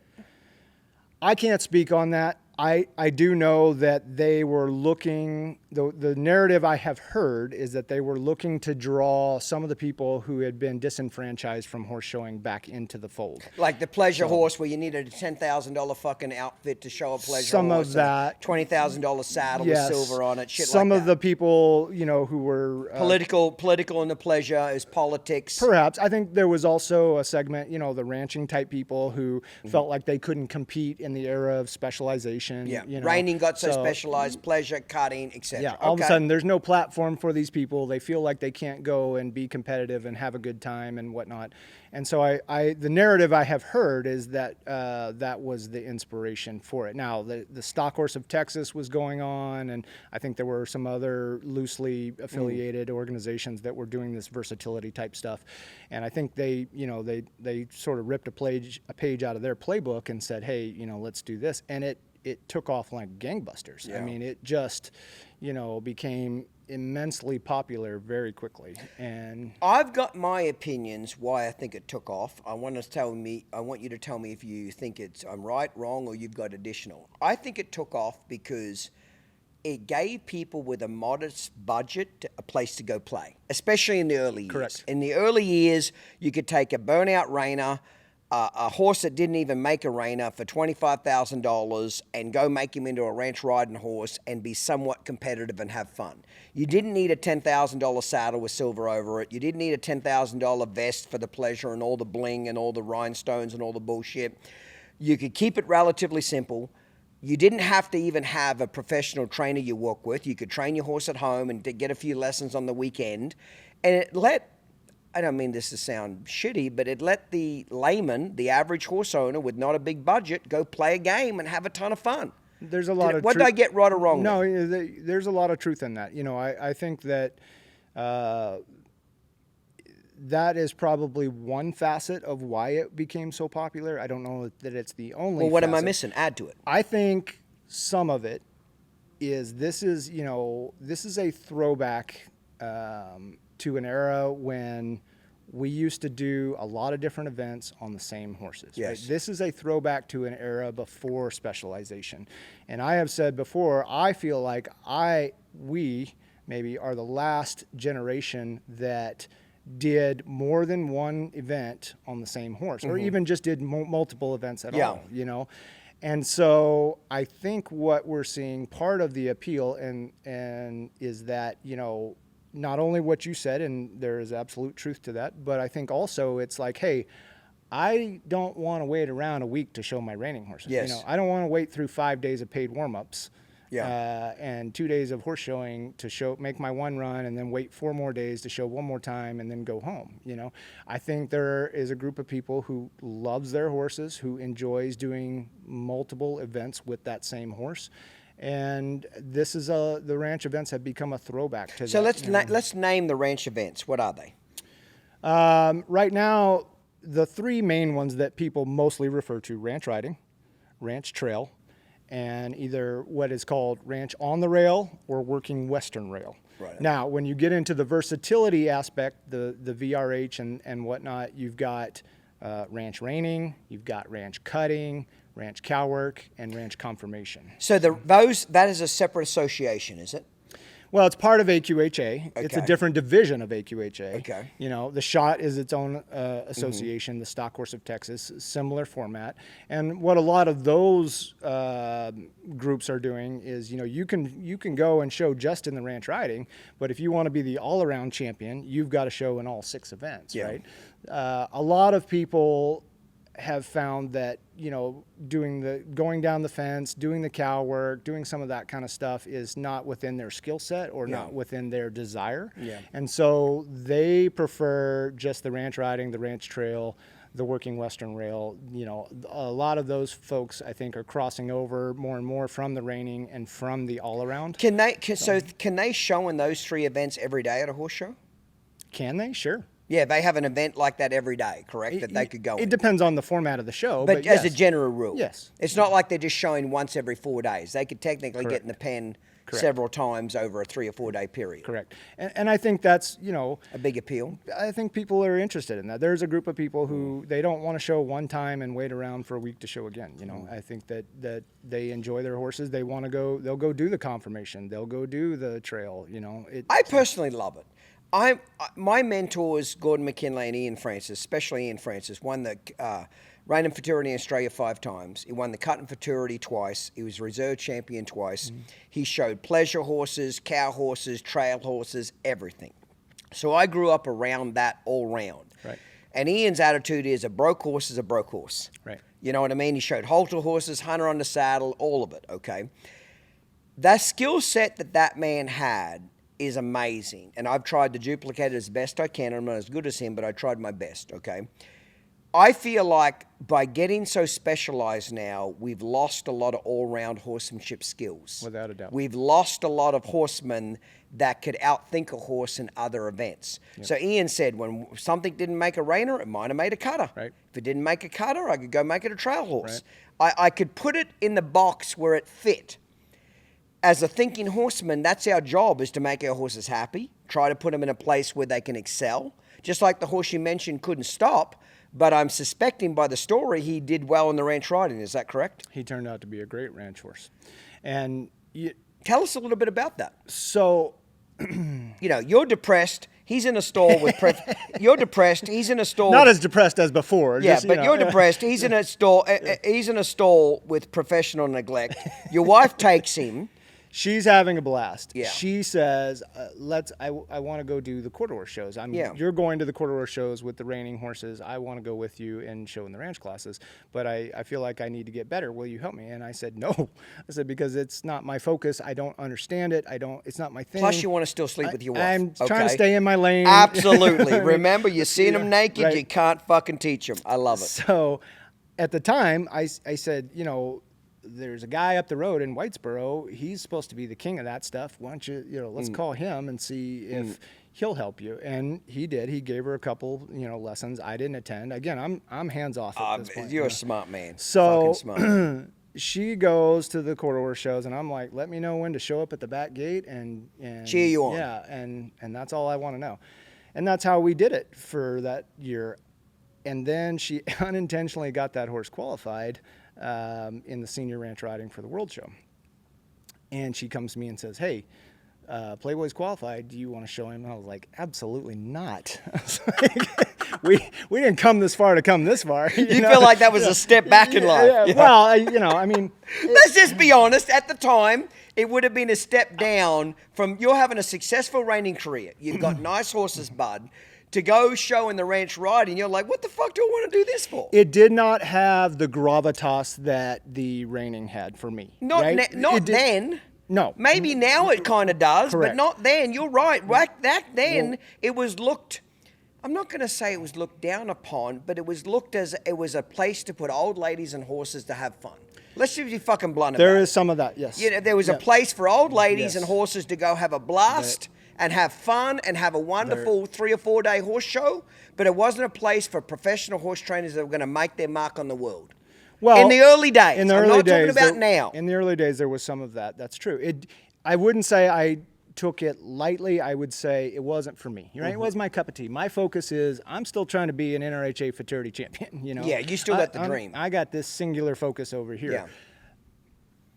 I said to Kim, I said, I don't want to show that horse. I've never even done the event. I've barely even watched it. Said, go ask the guy who's supposed to be the king if he would be willing to show him. That seems like the smart thing to do, right? Get yourself a good catch rider, you know, or, it can't hurt. I know that much. So she goes and asks. He agrees to it, makes the entry in September, and in October he breaks his leg. Oh, no. And she says, I got bad news. She says, You're it. That entry is non-refundable. Somebody's got to show him you're doing. I'm like, Kim, I don't, but here we go. I've been drafted, right? I'm coming off the bench. You're hostage takeover. Yeah. Your wife's got a gun to your head and said, motherfucker, you want pussy? Ride this horse. She didn't articulate it like that. Oh, listen. I'm going to say everything that's in your mind, but she's got an imaginary gun to your head and said, bitch, ride. Yeah. Have you ever seen the Key and Peele sketch where like he has Obama's translator? Oh yeah, that's exactly what's happening. You should be Bud Lyon's translator sometimes. You know what I mean? Just for the camera, in the breaks, I said to Bud, anything you want to say publicly, just whisper it in my ear and I'll fucking say it. I'll take all the arrows, I'll take all the bullets, I don't give a fuck. I love that's a funny skit too, those two. That's great. So we go to the World Show, and again, no one has ever taught me how to do the ranch riding, right? Yeah. I'm effectively dumbassing my way through this, right?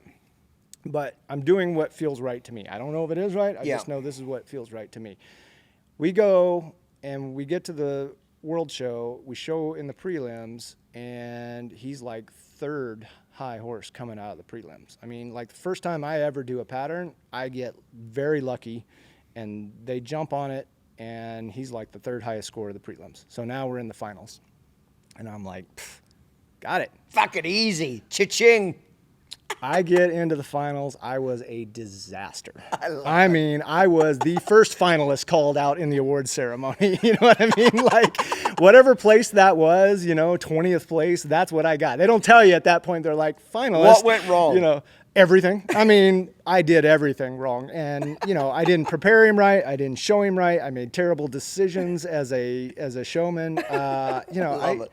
And so, but what happened from that experience is I gained an appreciation for it. How difficult it is. And I realized, I was like, wait, this looks easy, but it's hard. You're damn right. So, when I saw you at the Sun Circuit this year, my girlfriend said to me, she said, why don't you put Prada in the ranch riding?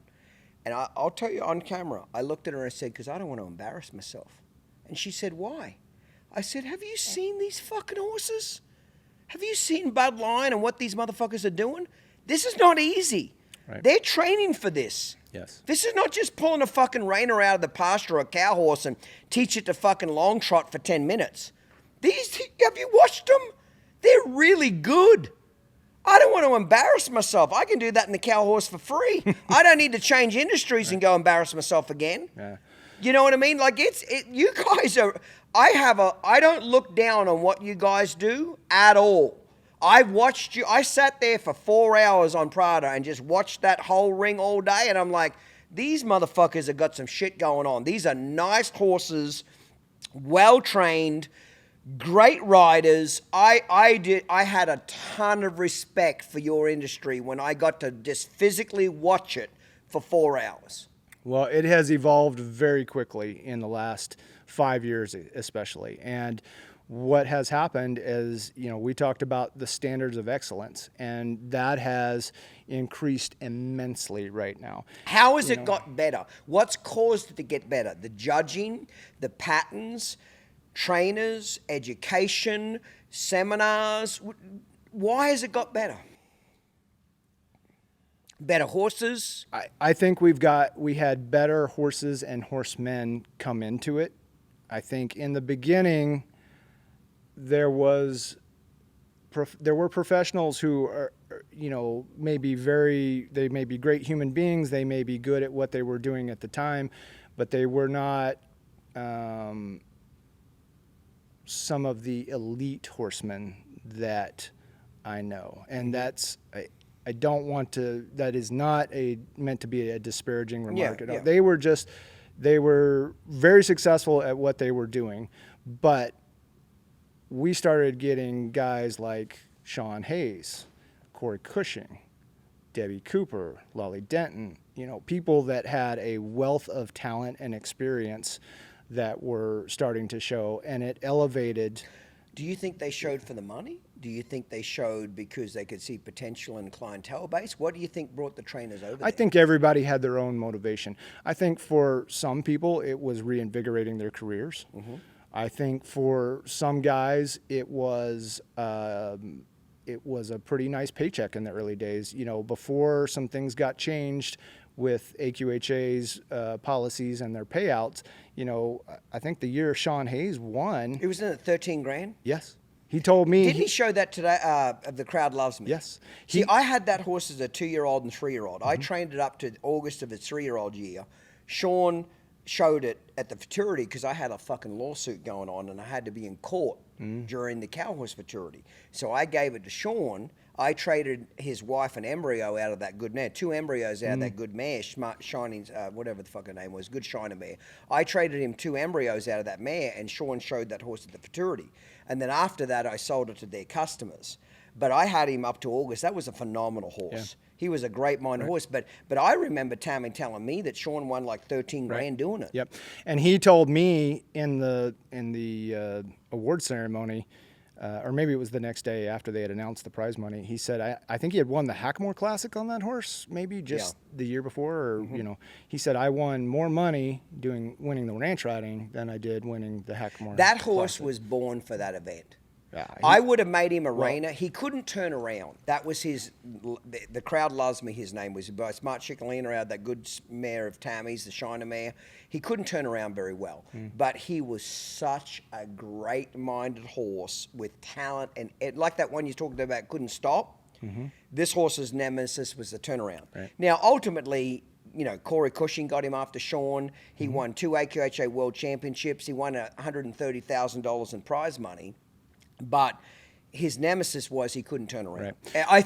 If he could have turned around, I would have made him a reiner. That horse's whole career would have changed. Corey went on to win the senior ranch riding on that horse and broke the arena record. Oh, you're shitting me. In 2018. His barn name was Duke. Yeah, I tried to buy him a few years ago and Duke. couldn't get the deal done. Yeah. But let me back up for one sec because I want to tie all this together. So I go to the World Show for the first time in 2016. Great in the prelims, terrible in the finals. Now it's got my attention. I'm taking it a little bit more seriously. So you realize it's not a joke now. These are serious horses. Yeah. It's not as easy as maybe you might have thought. I probably prejudged it a little bit, Hey, I can admit that. When I got into the cow, when I was a reiner, I was a fucking reiner snob. I'll admit it right now. When I used to look at the cow horse guys, I'm like, how the fuck do they not get their reining together? The reining's so shitty in NRCHA. How do you not get it right? Right. Now that I'm trying to be a cow horse trainer, fuck a duck. It's hard. You get it, right? Yeah. You're training a horse for 3 events, and every event conflicts with the other one. So just when you want to make your horse have confidence, you confuse the fuck out of him and do another one. And right when he gets that event, let's confuse the fuck out of him and do a third one. That's so true. So I admit, I never had the respect for cow horse trainers I should have. Now that I'm doing it, I'm embarrassed. I'll admit it on camera. I should have had a lot more respect for those trainers than what I did because it's by far the hardest fucking thing I've ever tried to do with a horse. In 2016, when that happened, I left there and I was like, okay, if we're going to keep doing this, I got to take it more seriously. We come back to the World Show in 2017. I make the finals on 2 horses, I think. So you're training for it now. You're putting a little effort in. Listen, if I got 20 horses in the barn, I got 2 of them doing the ranch. Yeah, but you're putting some attention. But I'm giving it more attention. If you don't mind me asking, and if you don't want to answer it, don't answer it, but are you getting lessons? Are you going to consult with somebody that's doing it? No. Are you watching what the judges are looking for? How are you learning what to do? Again, right or wrong, no one ever taught me how to do the ranch events. And again, I am not saying that somebody might not have thrown me a bone and said, hey, think about this, or hey, I did ask a few questions, but I genuinely took just everything I knew about good horsemanship and that background from 4-H to all around to reining to cow horse, from Dana Hokana to Todd Crawford to Randy Paul to Don Murphy, and I just did what felt right to me. And a big part of the ranch riding is the transitions, and that's the thing that will separate the men from the boys. Oh, absolutely. They're smooth as fuck. To make those transitions efficient and correct and smooth it's an art form. Yes. And I don't know how it happened. I just know that I was able to make those more crisp and efficient than some of the other people were. And again, the judges just rewarded it, and so then it begins. So how'd you do the second year? Oh, I got my ass kicked. The second year you did it? So I go to the World Show, and I think I got 2 horses into the finals. I was very good in the go-around, terrible in the finals. Maybe even worse than the first year I tried it. Are you showing ex-reiners? Yes. Now I'm mad. At the end of 2017, I am mad because I'm like, why can't I figure this out? Yeah. It looks so fucking easy, but it's not. And that's the crux of the matter, right? Yes. Is to do anything well is to make it look easy. Yes. And I was talking to someone the other day and we were laughing because they were like, so-and-so hates the ranch classes. And what I said is the only people who hate the ranch classes are the people who tried it and realized it wasn't as easy as it looked, because nobody wants to look stupid doing something that looks easy, right? Nobody wants to go out there. That's why I didn't enter at the Sun Circuit. She asked me, why don't you just put Prada in it for something fun? I said, I can embarrass myself for free. Right. I don't need to embarrass myself and go on the horse show. It's something I haven't practiced for. And it's not as easy as it looks. Yeah. She said to me, oh, it's just transition and lope here and show. I said, you have no fucking idea. Have you seen these horses? Yeah, that would have worked. They're like robots. That would have worked in 2010. Yeah, not now. No, I was at least smart enough to know that these guys are good. You're good. Well, your competitors are good. Your students are good. These are really nice horses. I think with anything, when you make it a competition and you offer prize money and a buckle and a trophy and a title, human nature takes over, right? Oh yeah, the and animal so comes out in us. All of a sudden it's competitive human nature to be like, I'm going to push this envelope. I think I can do this better. I can try to improve on that, whatever, So you get your ass kicked the second year. So you're intrigued now, correct? It's got your attention. Like, okay, this is difficult. This is not as easy as I thought. Where's your business model going? You're still into reiners. You got two ranch riders. Mm-hmm. And 26 reiners, okay? Mm-hmm. How do you start to make that transition? Is it a conscious decision where you and your wife sit down and say, nope, we're going to start getting a ranch riders because there's money there, there's customers there, I want to go there? What pulled you that way is what I want to know. In fact, just the opposite. People would come to me and say, hey, you're pretty good at this. And I would shrug, because I respected it, but it wasn't my life's goal. Your passion. Yeah, it wasn't. Respected it at this point. It has my respect and attention, but it's not my ultimate fantasy, right? Here's where things started to change. We go to the World Show in 2018, and I got to show a horse that Randy had trained named Chick's Dream About Me. And we go show, do well in the prelims, go into the finals. Not only does he win, but he sets the arena record at that time. Mm. So here's where I'm about to bring your old horse and Corey back into the fray. So this is 2018, and all of a sudden we were not expected to be the winner. Were you? Did I expect it? No. Okay. Did I think it was possible? I guess, but But you thought you were riding a nice horse, is what I'm Corey's asking. showing your old horse. Yeah, I'm crowd like, well, loves there's the one that's probably the winner. Yeah. You know what I mean? And Corey had some bad luck, and it wasn't that horse's night. I go mark a 245 or something like that. Which is at the time was the all-time highest score. And all of a sudden, I'm getting attaboys from people I never even met or know of before, you know, and, you know, the credit goes to the horse more than anything. That was a great horse, and he had a great run on that night. And just, you know, have you ever had those runs just everything clicks Absolutely. just perfectly? I mean, a little bit this way, a little bit that way, and it could have gone south real easy. But this, about 9 years ago, when I first got into the cow horse, I won the Reining prelim in Reno with a 224.5. Smoked him on a horse called He's the Catch. Look up a Reining run on YouTube called He's the Catch Meow. I smoked him on this horse, okay? I run wide open on this fucking horse, okay? And when I was showing him, everything just walked out, just like you're saying. The gods lined up, okay? Right. The night before, I'm in the pen at midnight, running this motherfucker large, fast circles. He's dropping out a lead every third stride. I mean, he's dropping out a lead every third stride. Yeah. Nothing's working out Right. at all. right? And I'm nervous as fuck. I got to go show this horse. I'm running, and nothing's working out at all, okay? So I have such bad cow horse scores, like my cutting shit, my fence work shit. I got to at least mark something in the Reining. So I just lay it out there. I mean, fucking lay it out there like it's going to be a disaster, but I'm going to go out smoking, okay? Right. Fucking pulls it off. Yeah. Never drops out a Yeah. lead once. Right. Changes leads perfectly. Runs and stops and drags his ass. So I know what you're talking about. There's just some times where shit lines up. Well, let me say this. You know, chicks dream about me. They are calling me to go down the chute in, you know, at the Jim Norick.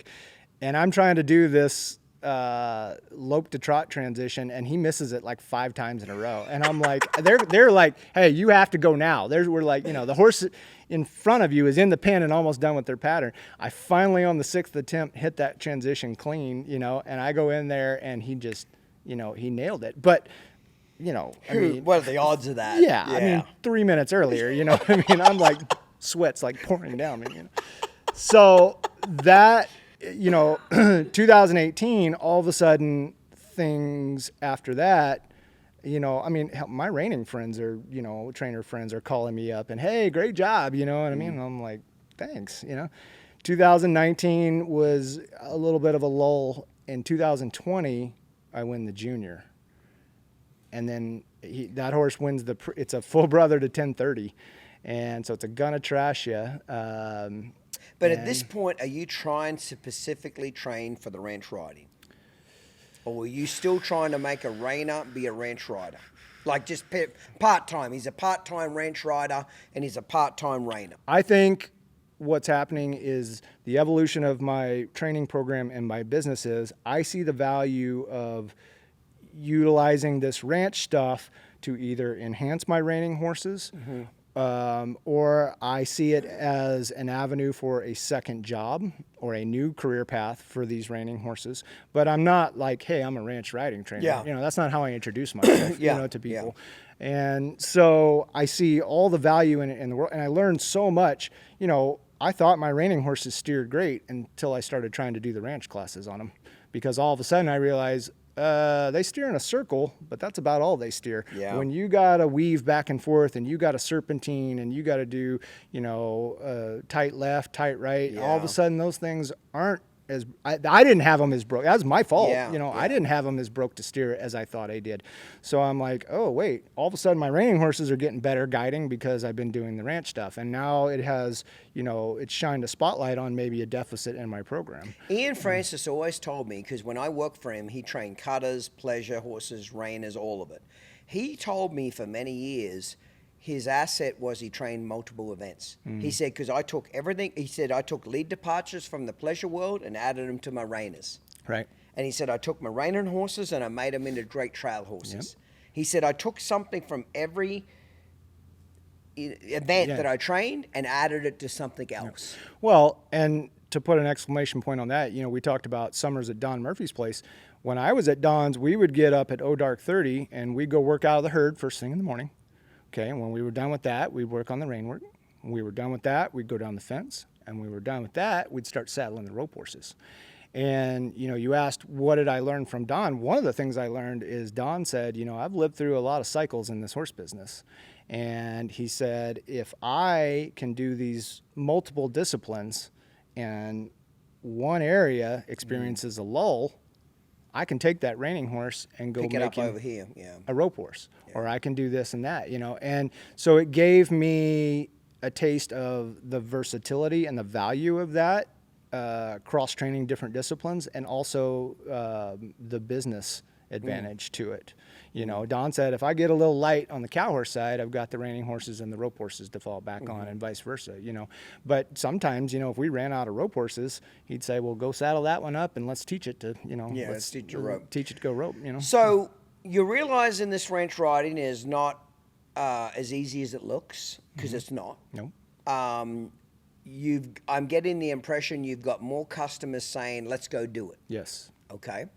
Very much like me as a clinician. I never wanted to be a clinician. I wanted to be a horse trainer, but I went where the money went. I'm not ashamed of that, to say that. I went where the customers paid me. I was broke. I needed the money. So customers said, we want you to teach, not ride my horse. So I said, fuck yeah, write a check and I'm there.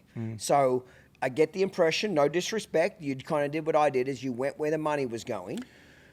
Is that right or wrong? I don't want to put words in your mouth. No, that would be...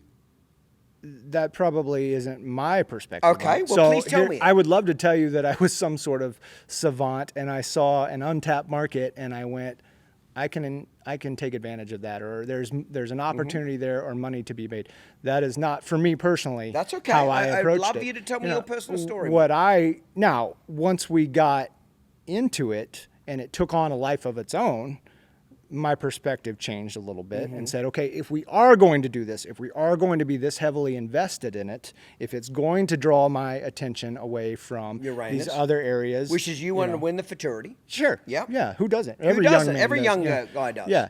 So if it's going to take time and resources and energy away from this, although not intentional, but if it is going to, where do we want this to go? What do we want it to be?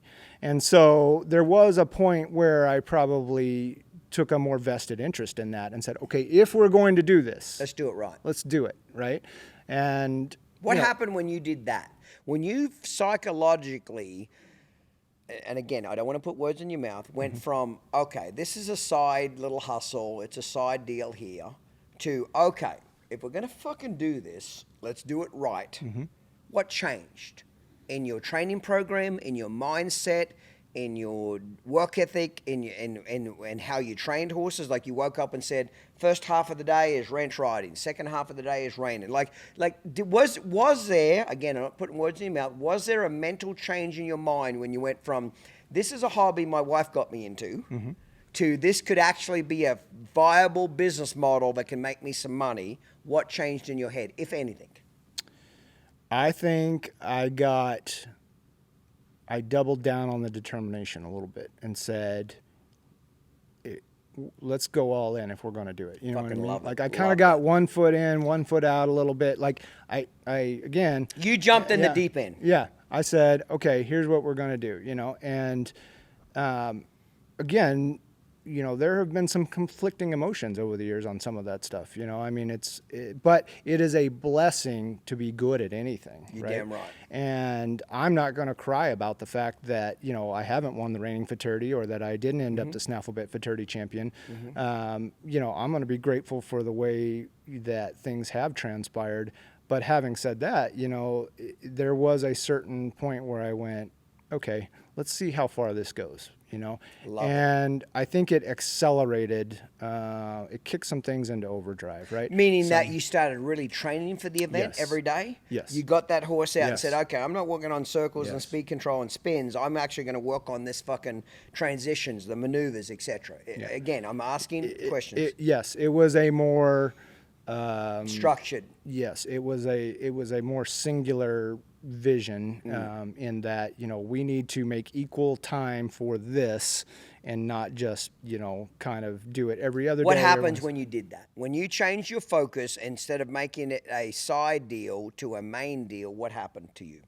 Well, the 2 years after, or the year after I marked a 245 on Chick's Dream About Me, Corey comes back and marks like a 250 on The Crowd Loves Me. The Crowd Loves Me. And that record stood up until last year. Oh, truly? Yeah.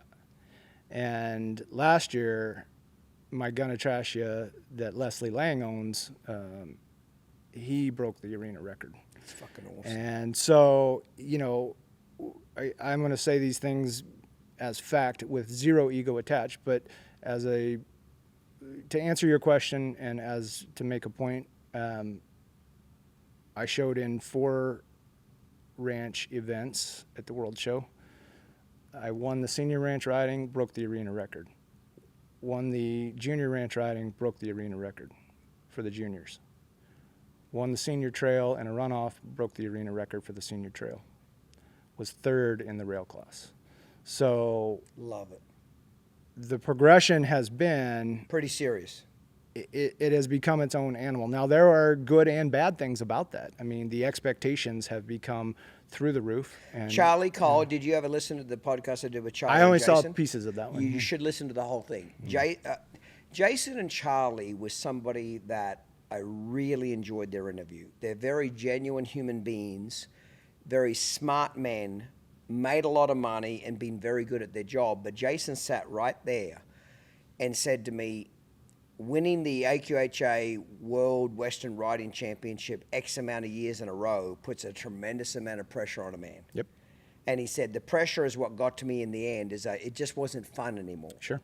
And he admitted that. Yeah. And I thought that took a lot of courage to admit that he's won it so many times that people expect it. So, yes. Well, here's what happens, and I obviously can't speak for Jason, but none of that surprises me because,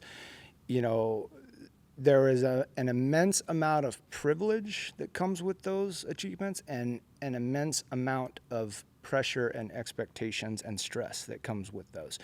It gets to the point where somebody sends you a horse and thinks that I have some sort of magic potion that I can rub on it, that it will be the next world champion. Yeah. Or, a 12-year-old little girl sees those other kids in my barn winning multiple world championships, and that is her dream. And now you are the steward and the custodian of her hopes and dreams. And if you care about your people, your horses, whatever, it's incredibly unfair to put any of those expectations on the horses or the humans. But that is where it has gone. And again, I'm not whining or crying. I mean, it's, that's the trade-off, I suppose. So how many horses do you have in training now? Almost 60. Out of the 60, how many are reiners and how many are ranch riding horses? Just roughly, just a rough guess. I'm going to say it's probably at this point 80-20. 80-20. Yeah. Okay.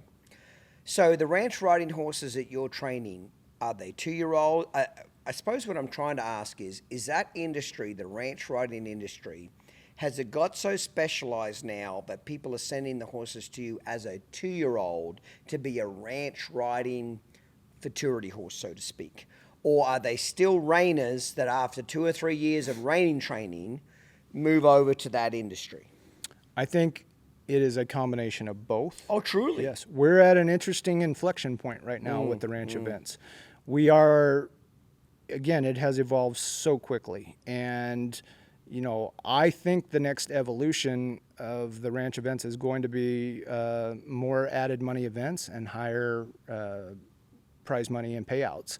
And so we're starting to see the proliferation of these 3-year-old ranch riding futurities. And so you've actually got ranch riding futurities now? Absolutely. I'm getting ready to go to one next week. Where is it? Ocala, Florida. It's a 35,000 added. You're fucking shitting me. No. I'm gonna tell you this right now, okay? Where I see your industry going, okay, I see your industry going exactly where the NRBC went. When they started the NRBC, it was at infancy. Yep. And now look where it is now. Right. I don't have the energy to do it, but I'd put $200,000 into it. If you find 2 or 3 people that can run this, they need to start their own NRBC for the ranch riding. You guys need to start your own association separate from AQHA, its own rules, guidelines, etc.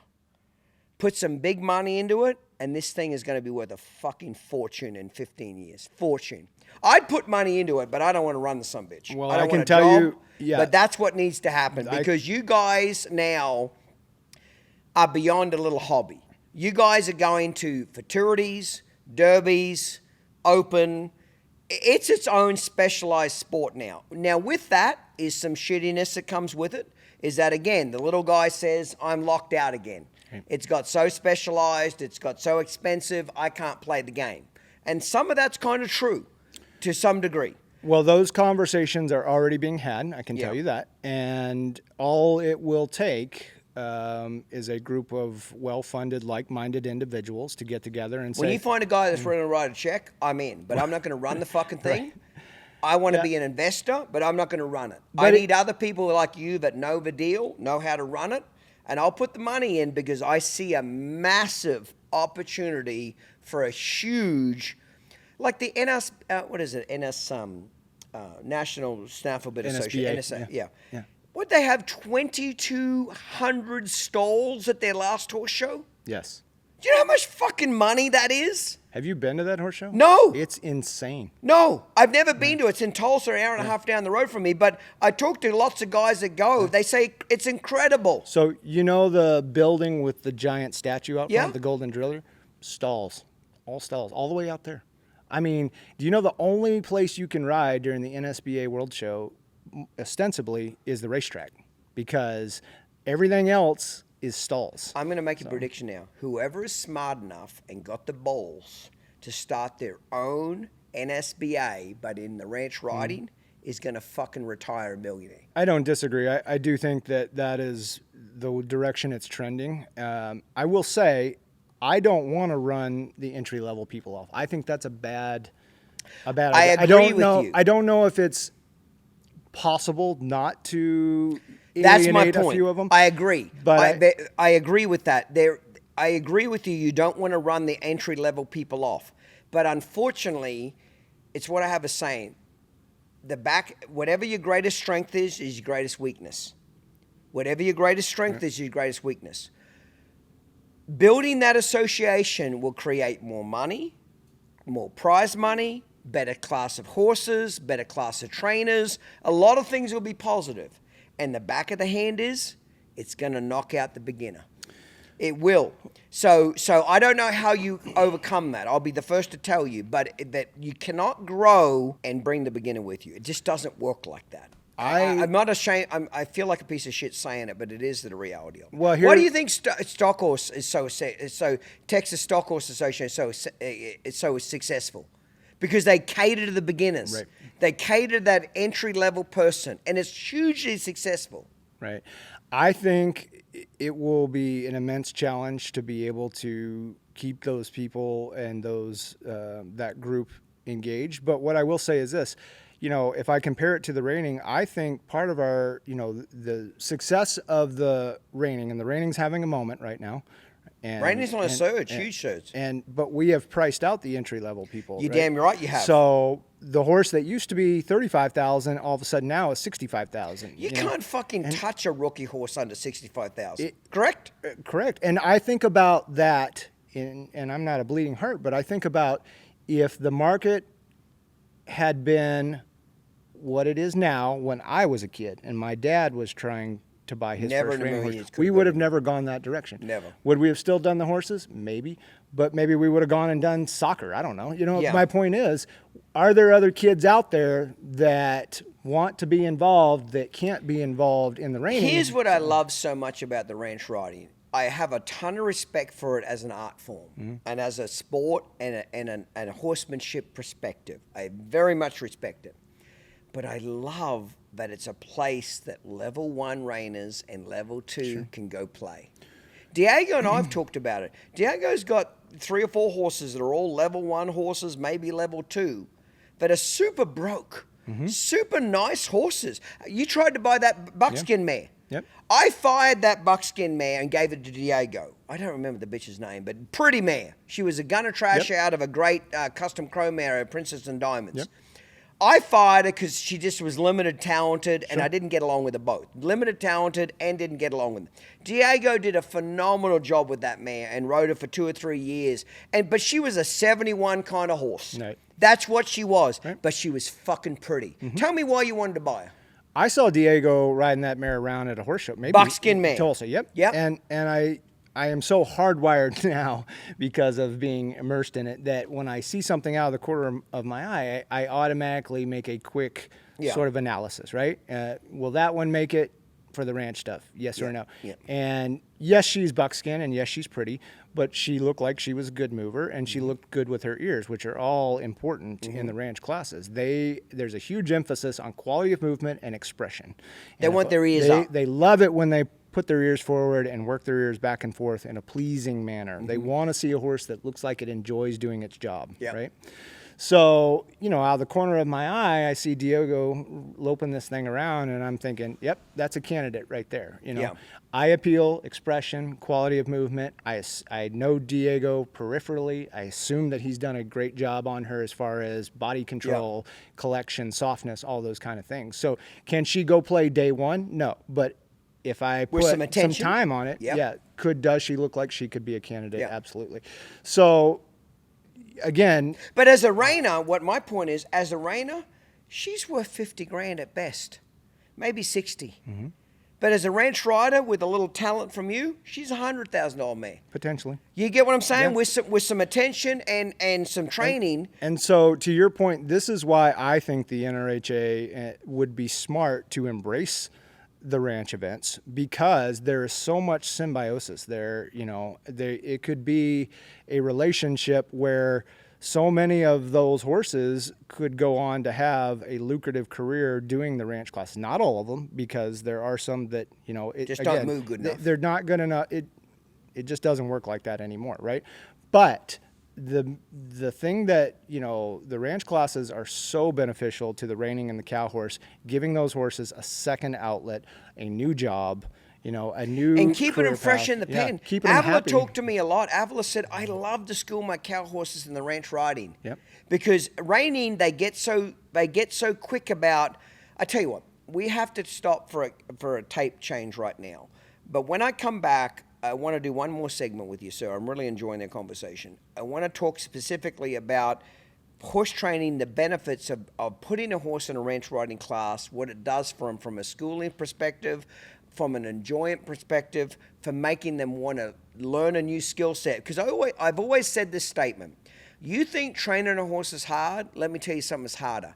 Keeping a trained horse happy and doing what it's doing. Yeah. Do you agree or disagree? I agree.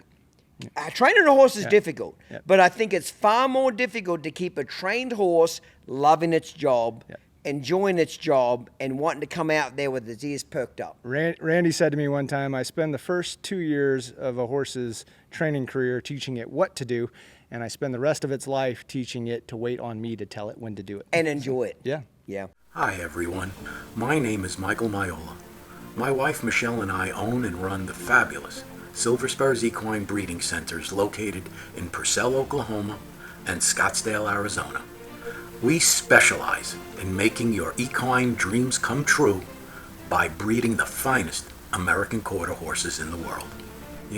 Finding that special horse, the one that speaks to your soul, is what Silver Spurs is all about.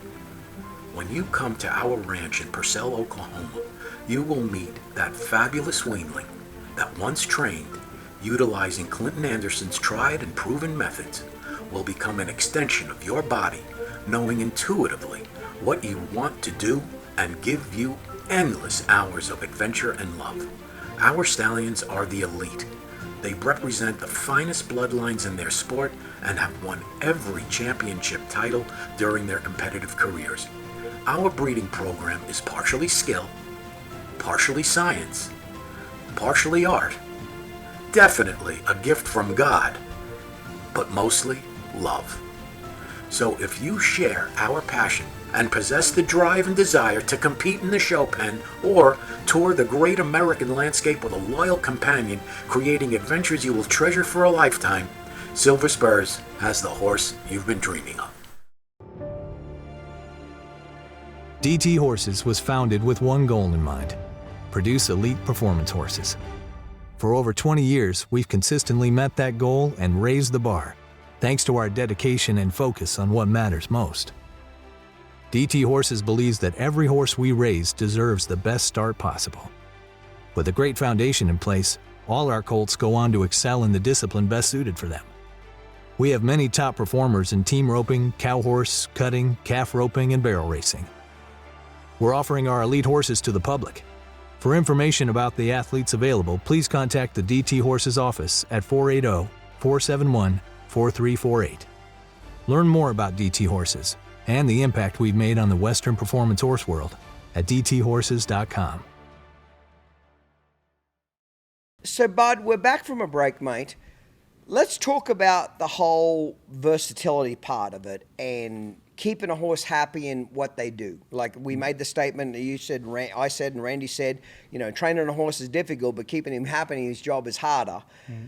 Avila has told me on multiple times, Bob Avila, that showing his reiners and cow horses in a ranch riding class is good for their mind because they're in the pen by themselves. Right. They don't have the pressure of galloping, run, stop, spins, or chasing a cow. And it very much helped his reiners become better in the pen and cow horses, okay? What have you noticed in that whole crossover of giving your reiners, in the beginning years especially, you made reiners into ranch riders. Mm-hmm. Now it seems like you're starting to make ranch riders. That's where they start. Mm-hmm. What have you noticed it did for your reiners? And when you changed them over to ranch riding or went back and forth, what are the pros and cons? What did you notice from a horseman standpoint? Well, again, there are a lot of mutual benefits between those two. So if you've got your reining horses that are getting a little show smart and you want to go take them into the pen and get them in there and let them learn that every time they go in there, they're not going to do 2 large fast to the left, 1 small slow. They're not going to turn the corner and run to the stops. If you're trying to mitigate all of that stuff and keep those horses guessing, which is part of the game, right? Yep. Then it's a fantastic avenue for that. If you want to go in, like I said earlier, if you want to go in and test your steering, that's a great way to do it because nothing causes you to have to steer better that I know of than the ranch riding or the ranch trail. I mean, there is no wiggle room there. Either you guide and get over those 4 lope over logs or you don't. I think that, you can't fake that. If you want to give your horse just something different to do to take his mind off the reining, the ranch riding and the ranch trail are perfect for that. In the rail class, those horses don't even know they're being shown most of the time. They go in there with a group of other horses. They think you're just out for a Sunday stroll, So I don't know of any drawbacks to it. In the beginning, there was this false narrative that someone created that, if you teach those horses to break to the trot, they're going to do it in the reining. Well, let me tell you that in all the ranch horses I've shown and all the transitions I've done from lope to trot, I've never had one accidentally break to the trot. No. Now, if they were a bad mover to begin with, they might do that. That's a different story. But, and conversely, the reining helps keep the ranch horses appreciating those ranch events. So, I mentioned the Gunatrasha that I won the senior on last year. That horse was born in Canada. Matt Hudson had him as a 2-year-old. Sean got him. Sean supposedly liked him, but showed him one time, decided he wasn't enough to be in his top 3. Yeah. Too inconsistent, showed him at 1 small futurity in July. Thank God for that because, he ends up falling in my lap. And my wife just showed that horse in the rookie division at the Million and tied for second on him. She marked a 20.5 on him. But where I'm going with that is when we got him, Leslie Lang, his owner, she thinks the reining's neat, but it's not her primary focus, right? She comes from the all-around world. She shows in the ranch events. She wanted me to find her a horse that could go do the ranch events and be competitive. And when I found that one, we immediately just started working on the ranch stuff, and his career started to take off in that area. And, because Leslie didn't care as much about or didn't place as much priority on the reining, and he was doing so well in it, we just kept going with the ranch events. What happened is that horse started to underachieve at some point. So a little lazy in some areas? Maybe. We realized that, okay, we know this horse. We think he has superstar potential in the ranch events because he's shown us that at home and in the show pen. But all of a sudden, we're not getting the amount of effort and attention from this horse and focus that we're used to. So I got a little disgusted with it after, I went to the World Show 2 years in a row with that horse as a 4- and 5-year-old thinking he was going to win the junior ranch riding. And he came away, I think the first year he made the finals, didn't do any good in the finals, and the second year he didn't even make the finals. So I came back a little disgusted with myself, and I'm like, I know this horse has a pile of talent for this, but what are we missing here? And I said to Leslie, let's go back and start doing the reining on him again. I think this horse, I think it comes too easy to him. I think it's just, and you know, you've touched on this a little bit, but when it comes naturally and it's so appreciated. easy, yeah. So he's underachieving. I know there's more in there. So we started doing the reining on him as a way to make him appreciate the ranch classes, right? You have to go run around and run those circles and run and slide and roll back, okay? And then when you go in there and you don't have to do that, all of a sudden you're a little happier, you're a little more humble, you're a little bit more dialed in. I've got, like I said, I've got a good girl right now that's in my academy, in my apprenticeship, basically. She's method ambassador, but she's training to be higher levels. And I gave her a couple of nice horses initially to train, and she did a phenomenal job on them. And these weren't great horses, but just nice horses. And then she had a few fucking turds to train. Like, I mean, big old hunks of dog shit, fat, untalented, trip over their own shadow kind of horses, okay? But it pays good money, $7,500 to put them through the academy course. And she comes off the obstacle course, because I built a really nice obstacle course on the ranch in Arkansas, and she comes back to the barn and her fucking bottom lip's hanging on the ground. Well, we just showed the horse to the owner. I was out there. We did the whole dog and pony show, did all the obstacles, stand on its back, crack a whip, stands on the pedestal. I'm fucking, you know, the whole dog and pony show, the horse does phenomenal, okay? Really well. And she comes back to the barn, and her fucking bottom lip's hanging on the ground. And I said, what are you fucking bent out of shape about? And she said, well, he's a fucking turd, and he didn't stop very good, and he didn't do this and didn't do that. And I said, he's a fucking turd. He's a big, heavy, 1,200-pound gelding that will fall over his own shadow. You did a phenomenal job on this horse. You worked your ass off. You got every bit of talent out of this prick, which was limited. You should be proud of yourself. He's an average, not even average, he's a below average fucking talented horse, and you made him look like a superstar. Put a smile on your face. And she said, well, he's not as good as the other horses you had me train. And I said, because he's not the same fucking horse. Right. I said, I need you to train turds for the next year. Because when you train untalented, shitty-minded horses with no talent, when I give you a good one, you're going to appreciate it. When I give you a talented one, you're going to say, yes, sir, I love this horse. But if I let you train talented horses from the beginning, you'll be a spoilt brat. You'll think every horse is supposed to feel like this. The trouble is, when you get used to when you drive a Ferrari, you never want to go back to a Honda Civic. But you've got to learn to drive some Honda Civics and shitty cars to learn what it's, to appreciate, maybe not learn, but appreciate when you get in a Ferrari what it really feels like. Right.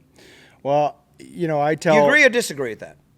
No, I absolutely think that you're doing a disservice to any rider if you hand them a high-end horse right off the bat and that's all they ever have. Yeah. Because I think there are so many lessons to be learned through horsemanship and quite frankly, life lessons about having to persevere, having to work through, having to problem solve, having to celebrate the small victories, right? And I'm famous for telling people, when people bring me a horse and want to know if I think it's a ranch horse, you know, we'll dissect it and say, here's the strengths, here's the weaknesses. They'll say, well, can you fix that? And I'll say, I can make a lot of things better, but I can't completely reinvent something that wasn't there to begin with, right? So, you know, we're not making anybody any false promises in my program other than we're going to ride it 5-6 days a week and we're going to try to make it the best it can be. And I think that, you know, if you don't have that background to fall back on, I think when you run into those situations, then you better hope that you can just send it to somebody else and it's not going to impact your livelihood, right? And there are some guys who are fortunate enough to be in that position, right? And so when you took that horse back, that one you said was an underachiever, and you took him back to the Reining, what happened? We went to doing the novice horse classes on him, and you know, we were marking 71s and 72s. We're not blowing them away, but we're getting, you know, our name called. We're you know, getting a piece of it. And then we went back to doing the ranch stuff, and then, you know, he's 6 years old now, or this year he's 7, but at that time he was 6 years old, and he goes to the Congress. I broke my leg about a year ago. You did? How'd you do that? So I'm here for the NSBA World Show, and what are you showing at NSBA? They've got the three major events that we talked about. Oh, they do. The ranch riding, the ranch trail, the ranch on the rail. So they're real big for that event. They have been very progressive minded, and I think there's some lessons for other organizations to take from that. NSBA was a fairly early adopter of the ranch classes, and they're a very progressive minded organization, and they've been good about welcoming that crowd in. It also has not escaped their attention that it has tripled in size since they started hosting. Stalls of money. You rent stalls, it's money. It's entries, stalls, all of that. So we're at the NSBA World Show last year, and we're warming up at the back gate of the Ford Arena, the big pen over there. I am on a senior ranch riding horse. I've got 6 of them to show in that class because NSBA doesn't cap the number a rider can show in a pattern class. So, a couple years ago, they ran the junior and senior ranch riding back to back, and in 3 hours, I showed 13 horses. So, but last year, we're warming up at the back gate. I'm draw 2. I'm loping this thing around, and he just tripped, and I didn't get my leg out of the way in time, and he falls over to his right. Just in a lope, just loping around. We're just warming up. They're literally finishing up awards, and then draw 1 is going in, and this thing just stumbles, trips, whips me down. I don't get my foot out of the stirrup in time, and it twists it and goes pop, pop, pop. Oh, no. So,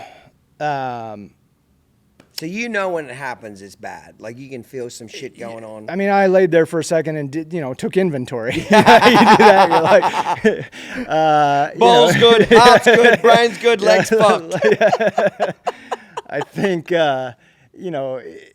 certainly it was, I heard it pop, and that's not good when you heard, and then you go, you're like, okay, I think I want to stand up, but I'm supposed to be able to stand on it a little better than that, regardless. Where I'm really going with this is that they put me in a cast, and they left me in the cast for, I think, 5 weeks. And, again, I'm back in an orthopedic surgeon's office, and I'm like, hey, listen, I make my livelihood keeping one leg on either side. How quickly can I be out of this thing? And of course, he wants to, no part of that, and won't make me any guarantees. Strongly advises me against it. But they cut the cast off, and it's time to go to the Congress. And this horse, this Gonna Trash Ya that we've been doing the reining on for most of the year, he's entered in 6 classes at the Congress. I'm a week out of the cast, and he wins 5 of the 6 classes, and he's the one he doesn't win, he's second on by a half a point. That's awesome. So that is a credit to the horse, right? Yeah. And what made that horse so special? What was his name? His name is Sumac Gonna Be Flashy, and what made that horse? I always love to hear what made great horses so great. Tell me about that horse. I think we should debate this. I mean, is it nature or nurture, or some combination of both, right? Yeah. So he came out of the womb probably a very good mover to start with. He, generally speaking, a very happy horse. So he's got pleasing, expression. But he also had to have the foundation on him, and Matt Hudson put that on him as a 2-year-old. Sean contributed to it, when he was a 3-year-old. Then he comes to my house at the end of his 3-year-old year, and we put our deal on him. So you've got what I think is a pretty, healthy foundation in your body control, your lateral movement, your softness, your collection, your self-carriage is natural, and so. To me, it was just a confluence of events, and again, all of it factored into it. I don't know that even luck, probably, right? Yeah. I mean, it's all. There's got to be a little luck there. There's all in the formula, right? But I mean, this is a horse that at this point, NSBA selected them as their horse of the year last year. It's the first time they've ever done that. Was for a he ranch the horse. most naturally talented ranch riding horse you've ever trained? Naturally talented.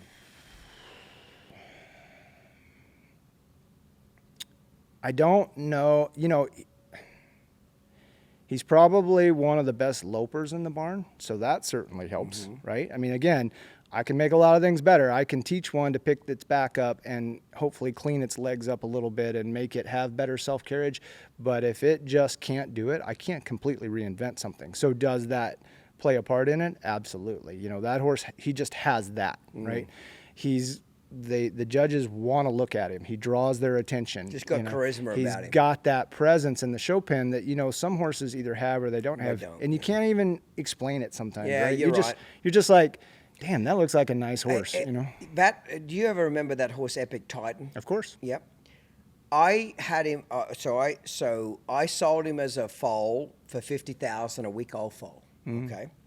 I bought him back as a yearling because I realized I fucked up. And I sold the horse wrong, and I bought him back for $150,000. Okay, so I fucking got my nuts on the line. $150,000 for a yearling, never been ridden. Okay, I sell him 4 years later for $3 million, so it worked out pretty good. Right. Okay, but that horse, I took him to the National Snaffle Bit Futurity as a 2-year-old. So it would have been October of his 2-year-old year, just to ride him around. He's going to be a reiner. Right. Okay.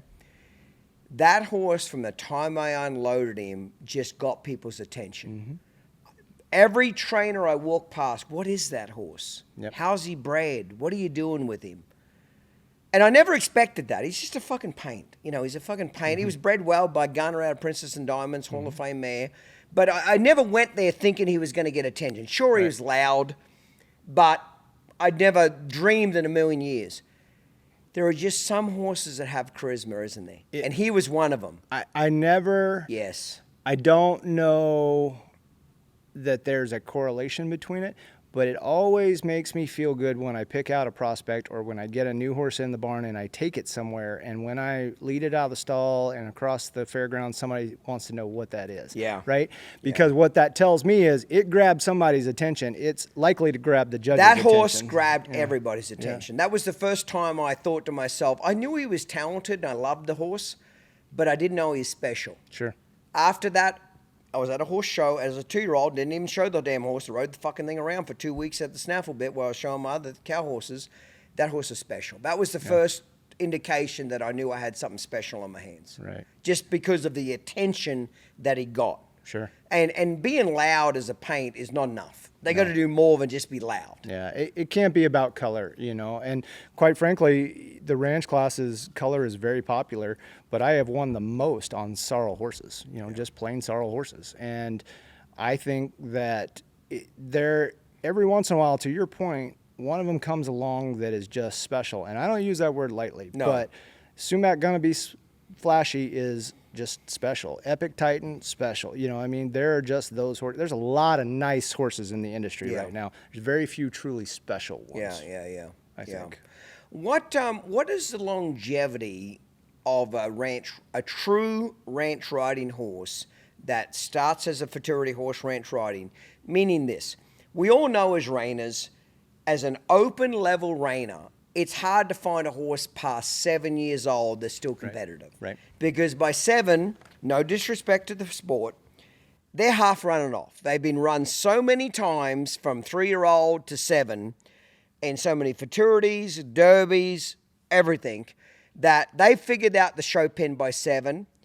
And they typically, if they're truly an open class caliber, they're a broodmare now if they're a mare. If they're a stud, they're a sire. And maybe they go to a rookie non-pro horse and go down the levels, okay? But at 7, their career as a general rule, maybe 8, is kind of over. What I love about the cow horse industry is those fucking horses are in their teens and still showing. You know what I mean? Yep. I think Randy showed that last horse at the World Greatest Horseman was 17, I think it was. I don't remember the horse's name. Lean a Little. What's it? Sorrel horse. He's 17 years old. Like, what I love about the cow horse industry is they really value older horses. They value building them up. Right. You know, snaffle bit, hackamore, 2-rein, bridle. They take a lot of pride in an older horse still showing. Where in NRHA, when it gets to about 7, it's about done. As far as an open level. I'm not saying rookie, non-pro, whatever, but open level. From a purely ranch riding perspective, what's the longevity in these horses? Is it too early to say? Have you seen any patterns? I think it's too early to say if you're asking me if we start them as 2-year-olds. But what I will say is that you have to remember in the ranch riding, no two patterns are even closely the same. So as far as a horse becoming pattern smart, now there are certain elements that they may start to anticipate because, let's say you have to change leads on a diagonal. We have that in several patterns. So you will find that occasionally that ranch horse turns the corner to go across the arena on the diagonal and they start thinking about that lead change. But by and large, no two ranch, we have 15 patterns, 16 patterns in the AQHA rulebook. No two patterns are even closely the same. And at a lot of our added money events now, they're all custom patterns. What do you mean by custom? Like they are not in the rule book. Someone drew them specifically for that event, and you will likely never run that pattern again. So when do you know what that pattern is? Well, they'll put the pattern out in advance. Well, how much in advance? Depends on the show. A week? Sometimes. So you got a little bit of time to try this. Yeah. But you have to remember, to answer your question, right now we see horses showing in their late teens and early 20s in the ranch events. I fucking love that. If they will stay sound, yes, they will go forever. And that is the beauty of the ranch events. I just love this event, this sport, whatever you want to call it. I just love seeing those horses in their teens, enjoying their job, loving what they do. The ladies riding them, loving what they're doing. I lay some shit on some old ladies, but all jokes aside, I love the old girls having a great time. They're having fun. We got to have the old ladies, man. Old ladies have got checkbooks. I love those bitches. Let me tell you. I just love the old ladies having a good time, enjoying their horses. I saw more fucking ranch riding horses at that Sun Circuit show this year. They just had a good time. Yeah. They were sat out there all day. Yep. These old girls are on their back gossiping and talking, and then they go show, and then they gossip and talk, and then they go show. These horses are the happiest motherfuckers in the world. Yep. I just enjoyed it. Yeah. I thought it was awesome for the ladies riding the horses. Yeah. There was a few men out there, but mainly women. But I just thought it was awesome for the industry. I'm all for it. It has provided a sense of community. Yes, it has. And remember when horse shows used to be fun? Now, I understand it's competitive and the money has changed it, and I don't have a problem with that, but remember when you used to go to a horse show to have fun? And I got out of reining for that. Yeah. If you would have told me 10 years ago I was going to get out of reining, I would have fought you. I would have bet you $1 million. You're a fucking liar. I'm out of it now because the horse shows are not fun. You know what I love about cow horse training, horses, the shows? Everybody's friendly. Yep. Everybody talks to you. Yep. Everybody cheers you on. It's the cowboys versus the cows. Yeah. They don't give a shit who wins as long as it's a cowboy. The enemy's the cow. Yeah. The thing that really, I'll just say it, fuck it. I got a lot of good reining friends over the years, and they like me and I like them, but I'll fucking say it publicly. What made me get out of reining is the last reining show I went to, it was fucking miserable. The horses are looking at the ground. The trainers are looking at the ground. I walked into the show and said to myself, did somebody just die? Was there a funeral that just went on that I wasn't aware of? Right. Nobody talks to anybody. Nobody says hello to anybody. There's not the camaraderie there. Correct. Yeah. When you go to cow horse shows, there's 4 or 5 other competitors at the back gate cheering you on. Right. They just want you to beat the cow. It's not fake either. It's genuine. Right. That's why I love training a reining horse. The actual event of reining, I love. But I didn't enjoy the horse show. Is that unless you had $1 million fucking dollars, nobody wanted to talk to you. Nobody wanted to say hello to you. So there is a huge. I saw it in the Sun Circuit this year in Arizona, but these people had fun doing it. Right. They were enjoying the camaraderie between the old girls having fun. Whether they were 1st or 10th, they had a great time. It's their social circle. You're damn right it is. Yeah. Where reining has got so fucking tribal, Bud. Yes. But these customers cheer for this trainer only, and these customers cheer for that trainer. I understand it's an individual sport. And the cow horse and the cutting, you need teammates. You need turnback people. You can't be that arsehole because you're not going to survive. You've got to have buddies in that world. Yeah. Yep. So I understand some of it is just a byproduct of the event, but reining's got to improve its culture as far as is going to the horse show and making it fun. And maybe it's fun on a regional level, Bud. You know, on a local level, maybe the shows are fun. I've always heard that people have told me for years, go to an Appy horse show, fun. Go to a paint horse show, fucking fun. Go to an AQH show, blow your fucking brains out. Like, especially the old pleasure classes. You know what I mean? Yeah. Where it was so political Right. and so fucking competitive, nobody wanted to cheer anybody on, etc. I sure hope that the ranch riding, they have a unique culture right now. Correct. If you guys start your own association, keep that culture. That's very important. I think that's paramount. I think it's also a challenge, right? Because anytime more money and you know comes in, and it has the potential to change the culture and change the terms. Damn right it does. I think that there is a place for everyone right now with the ranch classes, whether you want to be at the SHOT show or at the VRH show, you know, the ranching heritage bred people for the horses that come literally off the ranches. You want to do what we're doing, there is a place for everyone. And I think that, you know, has really, again, contributed to the popularity of the event. The reining, to your point, is more tribal, and I think that, you know, there are some very good people at NRHA who are working to try to change that and try to make it as welcoming as they can. And, you know, I will give 100X some credit, you know, for what they're trying to do. They're having a lot of exhibitor parties and things like that, trying to bring people together away from the practice. Yes. You know, and so I think that, you know, you're not wrong about the status of the environment for the reining, and I love the reining. You know, again, you know, the cow horse might be my first love, you know, but the reining is, you know, my wife or my second wife, maybe, I don't know at this point. But I think there's good people everywhere. I think that right now, again, in the ranch stuff, by and large, everyone is supportive of one another, and, you know, there's not a lot of egos involved. And keep fostering, you know, that's very important. That, I think, is the thing, the essence of the thing that we need to hold on to, and that's going to be imperative. Otherwise, you turn around and I'm not going to bash any individual event, but, you know, you don't want it to become so different. You don't want it to be a millionaire sport, right? If you don't want it to be so, if you don't have $1 million, you can't play the game. This event grew because, I'm going to say this to be a little exaggerating, but it was a poor man's sport.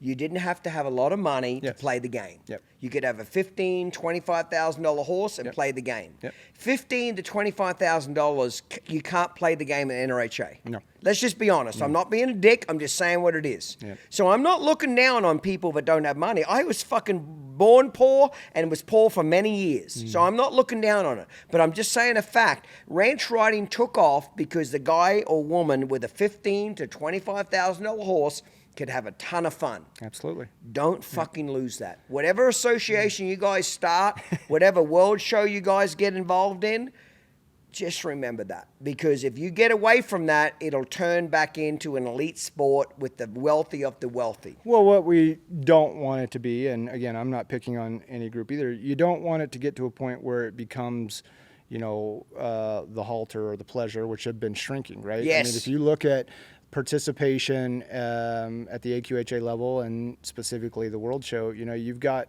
a handful of events that are really healthy, and then you've got a lot that have shrunk, including the reining, right? I mean, I first went to the World Show in 1992 and watched the junior reining. There were 120 plus entries. It was an event. Yes. When me and you got started, going to watch the junior finals, cow horse reining, or senior finals, cow horse reining was an event. Yep. The event, the stands were packed. Absolutely. Yep. It was the big deal to go watch the finals of those two events. Well, you wanted to win the futurity, you wanted to win the Derby, and you wanted to win the junior reining at the World Show, right?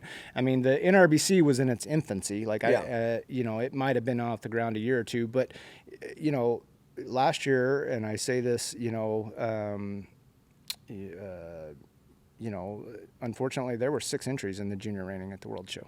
You know? The AQHO World Show, I'm going to say this live on camera. It's a shame that this thing has gone from a prestigious event that everybody wanted to win, everybody wanted to show up to, that I'm going to only speak for these 2 events, well, 3 actually, cutting, reining, and cow horse. It's turned into a joke. I'm going to say it on camera. I'm going to say what a lot of trainers think, and fuck it, I'll take the arrows for it. So AQHA, I'm going to look you straight in the camera right now. Figure out what the fuck went wrong. Okay? Why did everybody leave your event? I don't know the answer, but I know it happened. Back in 1997, the stands were packed to see the junior, senior cow horse reining finals. Maybe the pleasure, I don't know. I wasn't in that world, okay, Bud? But it's not now. What happened? I don't know what happened. Can you tell me what happened? You know, I don't get to speak for AQHA. But we're talking 2 trainers speaking. Yeah, I think it was multiple things. I think, you know, the industry changed. I think got specialized. We got specialized, and you know, people decided that their priority was the cutting futurity, not the cutting at the World Show. Their priority was the reining futurity, not the reining at the World Show. You know, the cow horses are on a similar course, only in that, you know, we've got the snaffle bit right before the World Show, and a lot of those people spend all that time and money in Fort Worth for, what is it, 3 weeks now? Something like that. You know, by the time they're done and it's time to roll up to Oklahoma City and go to the World Show, they can't be on the road that long. They can't spend that kind of money. You know, they don't want to spend that kind of money. You know, they just got done running at, you know, what does the snaffle bit pay to win now? I mean, 150,000. Yeah, and the prize money that's being offered at the World Show is so insignificant compared to that. Okay, you brought up the point I wanted to say. Okay, I've asked 50 trainers why they don't go to OQHA anymore. You know why? Money. Doesn't pay. Yeah. If AQHA I've asked them, I said, if AQHA put up enough money, would you come back? They all say, fuck yeah, in a heartbeat. Sure. Trainers need money. Yep. They get, half their income comes from prize money. So they went where the money was. Right. And there's no money in AQHA anymore. I don't know if AQHA is fucking broke. I don't know if they're tight. I don't know if they don't want to spend the money. I don't know. I don't know. But if they put the fucking money up, the trainers will show up. I agree. I don't think there's any doubt about that. I think the challenge for AQHA, and again, I don't get to speak for them, I will say there are some people in place currently that I think are working very hard to try to remedy that situation. Now, whether or not they can, I'm not sure, but it won't be for lack of try. You know, every trainer's looking for an edge on their competition. You know, whether it's a better horse, better way to train it. But really, in reality, all the trainers have got access to great horses. All the trainers are doing a lot of the same techniques. To me, the next greatest edge on competition, whether you're reining, cutting, cow horse, eventing, or racing, is keeping your horses sound and ready for competition. For the last 4 years, I've been sparring my horses by Cold Creek Equine Spa, and I spar them for 20 minutes every day after I ride them at 36 degrees. It ices down all 4 legs. What a game changer. My vet bills have been cut back by 50%. My horse's soundness has gone through the roof, okay? People think that spas are expensive. It'll pay for itself just on saving on vet bills in the first 18 months. Spas have been around for a long time, but for years they've been junk. They are broken more than they actually work. You needed to be like a plumbing engineer to make the some bitches work. Cold Creek Equine are using the latest technology, industrial strength machines that are basically maintenance free. Anybody can operate this thing. Even me as a horse trainer, I can operate it. And more than anything, it stays working. Go to their website, check them out. It's a game changer. In the next 10 years, if you're a professional horse trainer, if you don't have a spa, you will be left behind on your equine soundness. Love Clinton's Uncut and Real Raw podcast? Get the merch. T-shirts, caps, and shot glasses, all available from sweet and innocent to spicy and raw. Shop the full line at shop.downunderhorsemanship.com. Valley Equine Reproduction is a premier equine breeding facility located in Stephenville, Texas. I've worked with the team there multiple times and had nothing but great experiences. Formerly known as the Brazos Valley Stallion Station, they offer everything. They manage over 45 stallions, including some of the most renowned in the industry. They offer mare care and breeding services, foaling out services, a recent mare program, sales, fitting, and rehabilitation services. Plus, their Super Stallion Incentive Program has awarded substantial payouts. In 2024, the program paid out $1.4 million across the NCHA and NRCHA. If you're in the breeding business, you have to check out Valley Equine Reproduction. Visit them online at valleyequinerepro.com or give them a call at 254-485-8280. So we're back from a break. AQHA, can they make it back? Can they not make it back? To the glory days of what it was. I've seen photos of the crowd in the 70s and 80s fucking packed. Yeah. Fur coats. It was an event. Yeah. Like the 100X. They're making it an event, aren't they? Absolutely. The arena's wrapped. It's beautiful. It's a production. Yep. AQHA need to do something different. Because I know I've seen photos of 70s and 80s of ladies showing up in fur coats.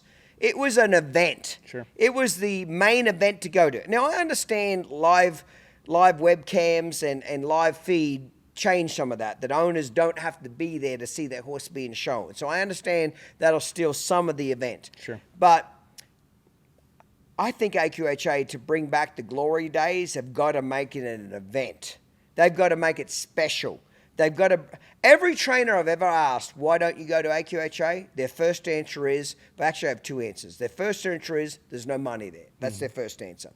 Their second answer is, it's a clusterfuck. It's busy. You can't warm your horse up. There's a million things going on. It's just not worth it. It's lost its prestige. I would agree that it has lost some of the luster. I will say that I think the trainers who complain about the congestion are a little spoiled. You know, spoiled motherfuckers. It's the same for everybody. You know, love my reining friends, but we're a little spoiled on some things. Yeah. Right? You know, you can't have the arena just to yourself. It's not going to be structured riding all the time. The ground's not going to be perfect. Hey, listen. Hey. I'm one of you. Did you just say the ground's not going to be perfect? Fuck you. Yeah. Like, here's what's funny. Now that I'm doing the cow horse, we're just hoping there's not rocks in the ground. like when you go from a reiner to a cow horse person, if there's not bottles of broken glass and boulders in the arena, you're fucking happy. You reiners are such a spoiled brat motherfuckers, it's unbelievable. I think that we have become very accustomed to some luxuries that, with the specialization, that has created, you know, an expectation that every show is going to be like that. Yeah. And AQHA's challenge, you know, is that, hey, we don't have to just worry about the reiners. We got to worry about 30 other disciplines. You know, we got driving carts, and we got jumping, and we've got regular trail, and we've got, you know, the ranch trail. And everybody deserves equal opportunity to ride, prepare their horse. Now, the money part. Again, you know, I'm not privy to AQHA's finances. Do I think for a while a lot of the decisions they made were financially based? I do. I think that to tie those things in together, you know, one of AQHA's executive committee members asked me 2 years ago at the World Show, what do we need to do to get the reiners to come back? And I said, you need to throw a lot of money at it, and you need to guarantee the money. Yeah. And this person said, I don't think we have that.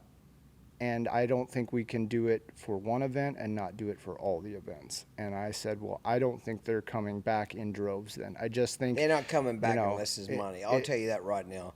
Trainers make their money off selling horses and prize money. And they're not coming back if there's no prize money. Well, Tom McCutcheon and I had a discussion, and Tom said something. What does he say? I'm curious. Tom said, you know, he said it's not always just about the money, but you don't want to be insulted by the money, right? And so if it costs you $3,000 to go to the horse show and you made the finals and didn't win a dime, you know, or you were first place and you want a check for $700, you know, it didn't make it worth your money. Back in the day, AQHA never paid that much money, but it had a prestige to it.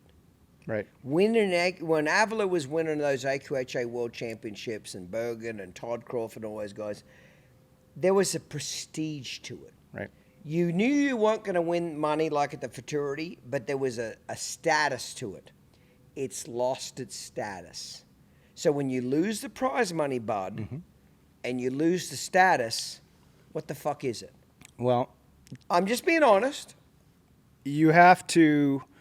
there is a bit of nostalgia there that some people are clinging to. And I think it's dying. We need people. We need to revamp it. We need progressive-minded people. And again, I think there are a group of people who are trying very hard. Look at the 100X guy. What's his name again? Doug that does it. Yeah. Carter. I know Carter. I don't know Carter well, but I know who she is in the industry. But it's her husband that's doing the deal, correct? Or her and him. Yeah. Look what he's done with 100X. I walked in there to Tulsa. I picked up my cow horses from Diego at the 100X in Tulsa last week because he's riding them when I was in Australia for vacation. He's made it an event. It's beautiful. Right. The arena wrap, the lights, the production. He's made it into an event. Right. How fucking hard is that? AQHA, go hire this motherfucker. Tell him how to put your show on. Go find people that put on productions and say, let's make this wow. So I'll say this, Carter has a background in marketing. And I'm speaking out of turn because I don't know this for a fact, but I think a lot of the visual aesthetic that you see is the marketing part of Carter. I think that's her influence on it. And they have done a masterful job at that part. Fucking brilliant. I mean, maybe it's taking more money than what AQHA has, and that might be the problem. I'm sure it does. Okay, I'm sure 100X, if I had to be a betting man from the outside, is losing its ass financially. But they obviously have a long-term goal of what they're trying to do. Right. In business, typically, when you start a new business, in my mind, you lose money the first year. Second year, you barely break even. Third year, you start to make a profit. Fourth year on, you keep making profit. Right. Okay? So 100X is basically in their first year. They're losing money. They're trying to establish a brand. They're doing everything right that I can see. Okay? I'm just saying, and maybe it's a lost dream, I would love to see AQHA World Show get back to its glory days. You and me both. Get back to the stands are packed. Get back to, theoretically, the women were... Doug Carpenter showed me photos in the early 80s of women wearing fur coats to the finals. It was an event. Well, it was special. As far back as 2001, when I would go to the World Show working for Randy, we would finish up riding, and the finals always started at 7 o'clock, right? And there'd be 3, maybe 4 finals. And if we didn't have anything showing in the finals, we'd go sit in the stands and watch. And it might be the jumping, and it might be the pleasure, and it might be the cow, whatever it was. You had an appreciation for it. But you went and you sat with your friends, and maybe they weren't in. Maybe it was, not guys that did the reining, but maybe it was guys that roped or whatever. Yeah. You got JD Yates and those guys up there, or people playing high-low in the corner. I mean, it was expected almost. That's what you did. Why is it now, though? What's changed, Bud? Seriously, let's have a real fucking conversation. I do think the webcast has had it. People are lazy in some respects, and I have been guilty of that too, right? I mean, there are times where I live an hour and a half from Fort Worth to go watch the cutting finals. I did it a couple times. It's a great atmosphere. Everybody should do it at least once. The building can be electric. But to go down there and fight the traffic and the parking and cram yourself into, a seat in the nosebleeds, you got to want to do it. Good point. I so think when it's that, the live feed has hurt it some. I do. It's not the only issue, but when I can sit on my couch and from the comforts of my own home and watch the finals from there, I think that's a tough sell sometimes. Do I think that everybody should go and experience it? Absolutely. Do I think it's fantastic? Absolutely. Do I understand why people don't go sometimes? Yes. Do I think that now that things have gotten so specialized and the reining community realizes that the junior reining is going to have 6 entries, and, just as an example, Trevor's going to have 3 of the 6, they don't tune in for that on the webcast or live. Yeah. I don't know what the answer is. I hope that AQHA, I'm a lifetime member of AQHA, and I hope that as an AQHA guy, we can figure out how to restore that prestige to it, how to bring people back to the horse show, how to, and at the risk of sounding biased, it is a big deal to win the senior ranch riding at the World Show because it's the biggest class, Your event has still got status, the ranch riding, because it's popular. The rest of the events are starting to dwindle. in numbers, in status, the ranch riding is going up. Right. Most of the other events are going down, in my opinion. Call me a piece of shit, tell me I'm a liar. I think a lot of people have characterized it as the ranch classes are saving AQHA. That's the most common refrain I hear from people, that if it weren't for the ranch classes, AQHA would really be in trouble, because the all-around people have gravitated to NSBA, the cutters have gone to NCHA, NRCHA, NRHA, and what's they claim is saving, that's their narrative, is the ranch classes. It's hard to dispute when you look at those classes, and they have some of the biggest numbers. Now, the roping's still doing okay. JD's got those guys coming. The what they call city trail. What's city trail? Just regular trail. Okay. But now that we have ranch trail, it's colloquially called city trail. That's the slang. City trail, ranch trail? Yeah. You racist motherfucker. City trail. Not my phrase. I'm just fucking with you. Stop being a piece of shit and getting sensitive. City trail and ranch trail. I love it. City trail is very hard and very healthy. You damn right it is. Go see those AQHA junior senior trail classes. They're fucking tough. It's crazy what Tim Kimura has those people doing. But I think that the point is not lost that it used to be one of the big major events that you wanted to win. It was. And now for certain groups, it's an afterthought. And I think that's unfortunate. It's maybe the way of the world, but I don't know that there's one, thing AQHA can do to turn it around, but I will give you an example. We talked about the prize money that Sean won that year. I think that was 2016, maybe? What's it to win now? Well, he won $13,000, right? When I won in 18, they paid me $7,800. There were just as many entries. When I won again in 21, they paid me $2,300. So that tells me this. Either AQHA is fucking broke and doesn't have any money, and I'm not saying that's not the case, or they're just fucking stupid, one of the two.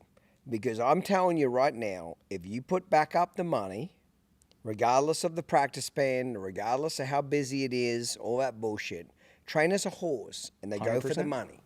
100%. If you put up the money, the trainers will come back. Yep.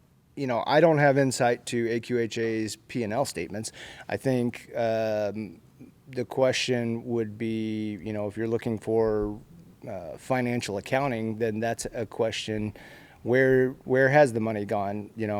I think I don't have that answer. I don't know anything about their situation. Why is the prize money going backwards? Why did Sean Hayes win $13,000? And what was the last year you won it? I think $2,300. And why the fuck is that happening? Yeah. I think they have. I know for one thing they did. The year that Sean won, I believe AQHA didn't retain anything. The next year they started retaining 30%. The year I won for the first time, I'm told it was like 35%. Right?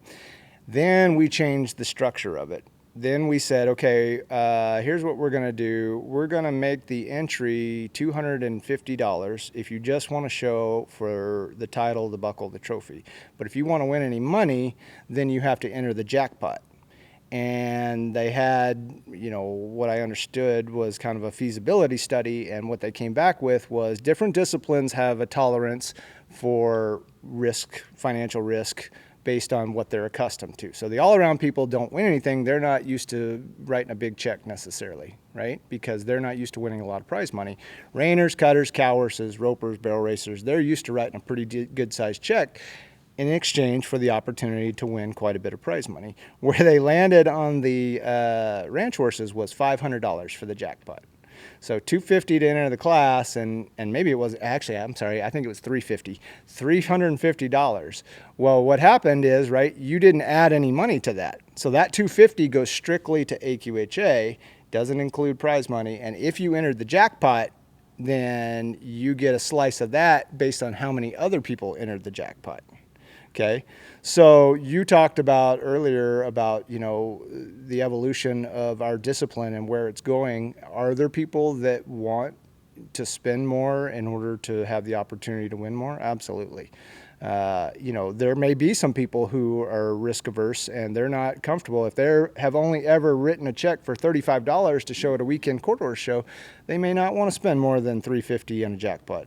But what happens is, it took a whole lot of effort on my part to beat a field of 120 horses and set an arena record to win $2,300. You goddamn right. Now, I'm grateful for the win. I'm an AQHA guy, but to call a spade, that was disappointing.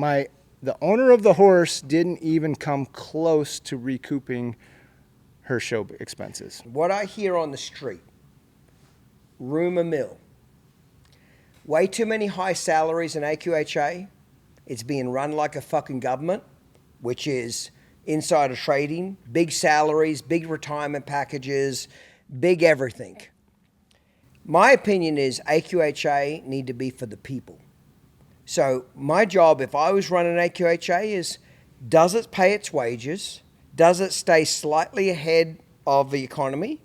And the rest of it should be given away as prize money. Yeah. That's their fucking job. Their job is to promote the breed. Their job is not to make their officers rich. Their job is not to make everybody associated with it rich. Their job is to promote the breed and make it grow. So how you make it grow is you make sure that people want to be part of the association. Well, a narrative, I don't have any, frame of reference for the salaries and, all that thing. But what I will say is a narrative that seems to be picking up steam more and more is the question of whether AQHA should just be in the business of being a breed registry and not trying to have a horse show at all. And whether they're trying to do that or not, they're about to go that way. No, I don't think they're trying to. But the question, they're starting to go that way. Whether they like it, it has been proposed, and I'm hearing that more and more now. Again, I'm not advocating for it. I'm simply regurgitating what I keep hearing is people proposing, hey, maybe AQHA needs to just be in the business of registering quarter horses and not trying to put on horse shows. That would be a huge departure from the last, 50 years or more. But, everything changes. And let me ask you this. Has anybody to date started a ranch riding world association? Is there a ranch riding association? Yes. What's it called? Outside of AQHA? The International Ranch Horse Association. Who owns it? My understanding is that Daniel Patton founded it. Daniel's from Ohio. His wife and daughter show in the ranch events. I believe APHA is a partner on it, is my understanding. It's, just getting off the ground. It's probably been in existence. I think this is the third year.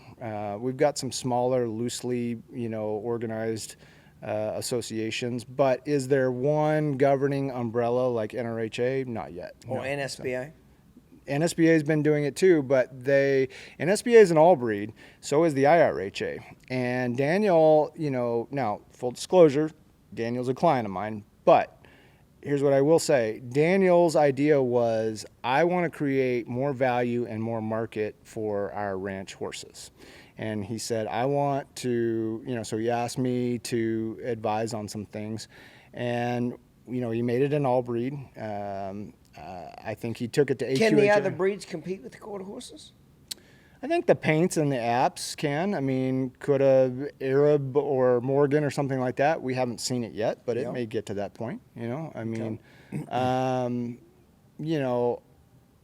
I think that Daniel had two big points of emphasis. Number one, he wanted to make sure that the non-pros got paid the same amount as the open riders did.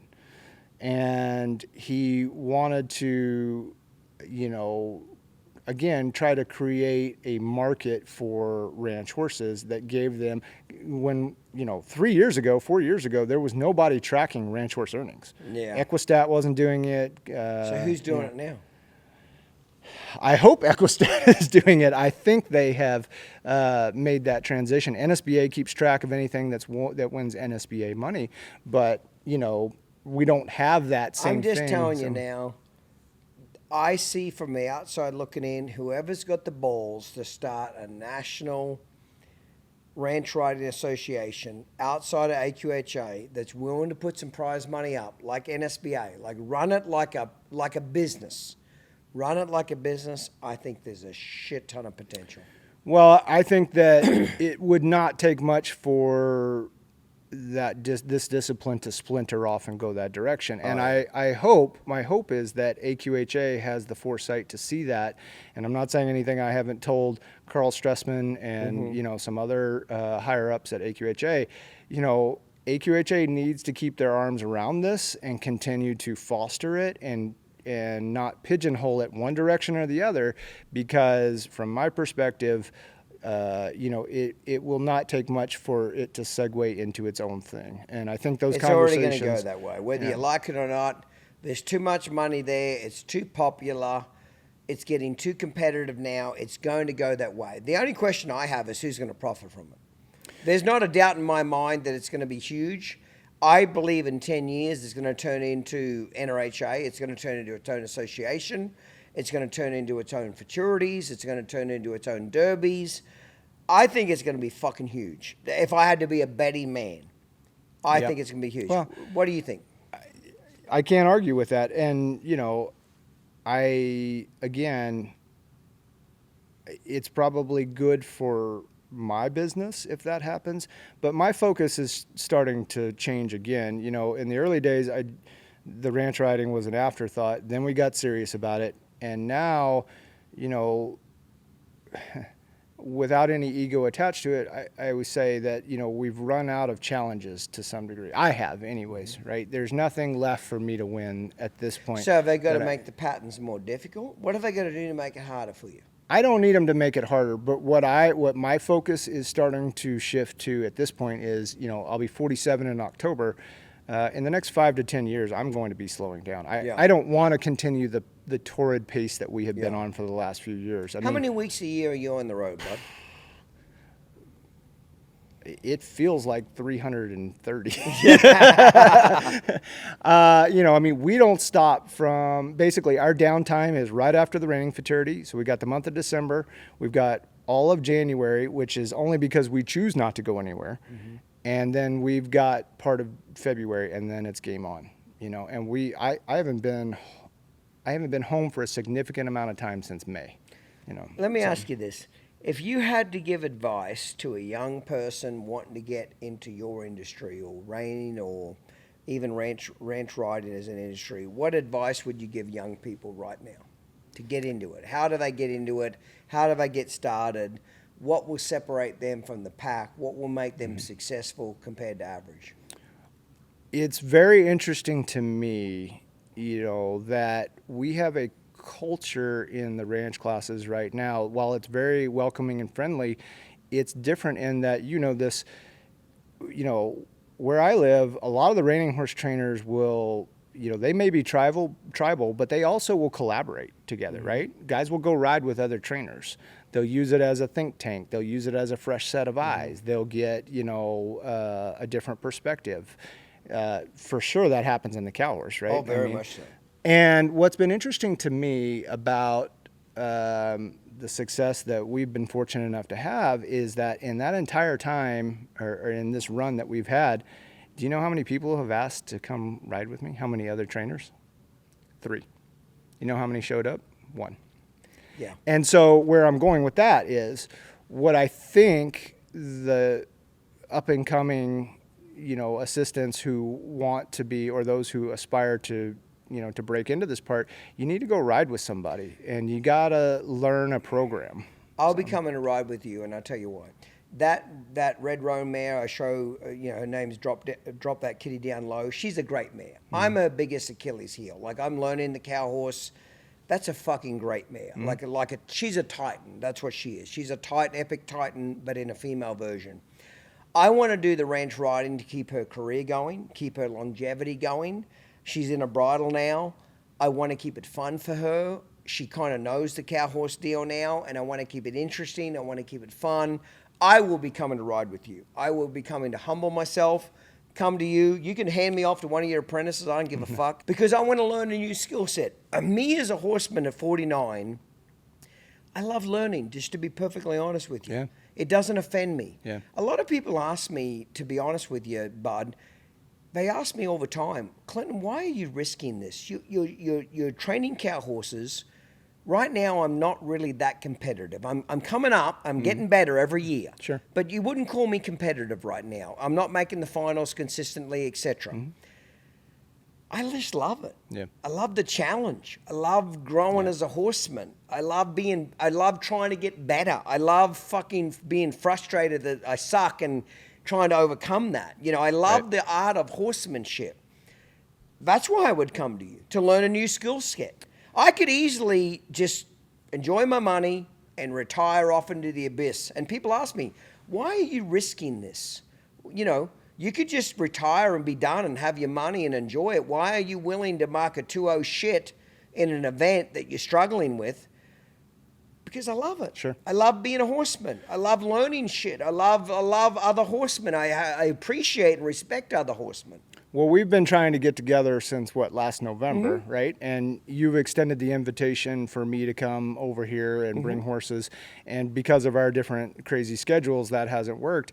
But the opportunity to collaborate with any other professional trainer or clinician or horseman is invaluable. And, you know, what I think is that, you know, when you come ride with me or I come ride with you, we're both learning. It's just a matter of how we're going to apply that information and what we're going to do with it. And I will pay you this compliment. You know, you mentioned that we've kind of been in each other's orbit for the last 20 years. And in the earlier days when it was popular to kind of eye roll the clinicians, the one common thing I heard from the people who actually spent time with you in my circles was that, hey, you know, it is what it is, but Clinton is not scared to sit up there and ask questions and try to learn something. And I say that as a compliment because they said it as a compliment, right? Yeah. Like that's something that not everyone can open themselves up to do. And, you know, there are times where I am at home practicing my reining or trying to get my reining horses better, and I'm in a spot and I'm like, I need to go do some continuing education somewhere. Absolutely. You know? We do that in other businesses, and it's interesting to me that in some disciplines, it's like still kind Looked down upon. Yes. Looked down upon. Yeah. My accountant has to take a X amount of hours a year for continuing education to keep his license. Vets do that. Yeah. Vets do that. Yeah. Why wouldn't I do that as a horseman? Sure. I don't see it as a negative. A lot of people think that humbling yourself to try to learn from somebody is like a black eye on your career or black eye on yours. I fucking get off on it. Yeah. I love learning from other people. Yeah. Why wouldn't I? It makes me better. Right. I don't know. I'm a bit weird in the head, but I'm weird in the head too, Bud, because I love being around winners. I love being around. I want to be. This is why I'm sitting here talking to you. I recognize you had talent. I recognize you were extremely good at what you did, and I wanted to pick your brain. I wanted to learn from you. I wanted to see what made you tick. That's why we're having a conversation. Sure. We don't make any money from this fucking deal. This cost me $125,000 a year to run this podcast. I don't make any money from it. It's fun for me. Right. I want to collaborate with great men and women that are winners. Right. That's why it's successful, because for me, hanging around winners, hanging around people that are better than me turns me on. But a lot of people don't think that way. A lot of people want to hang around people worse than them or below them. Right. I want to hang around people richer than me. Yeah. I want to hang around people smarter than me. I want to hang around people that are more successful than me, because that makes me get to their level. You'll get a kick out of this. I just recently got criticized in a private Facebook forum for amateurs only, which I clearly wasn't part of because I'm not an amateur and wouldn't have been accepted into it anyways. But, you know, as I understand it, the criticism was that I win too much and I win by too many points. And what I find really interesting about that is I have never failed in the show pen and blamed it on someone else.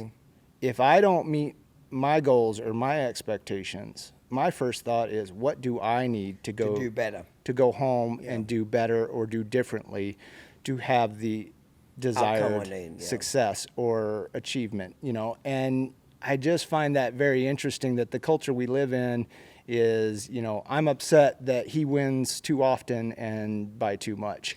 And that to me doesn't compute, because I've never looked at Andrea Fappani and said, it's his fault that I'm not winning more. No. You know, I mean, how could you, right? But you got to remember, me and you are a bit of a weird breed, is because remember, like, I tell you, one of the biggest questions I get that I have to answer is, a lot of people walk up to me and they say, Clinton, how do you deal with the hate?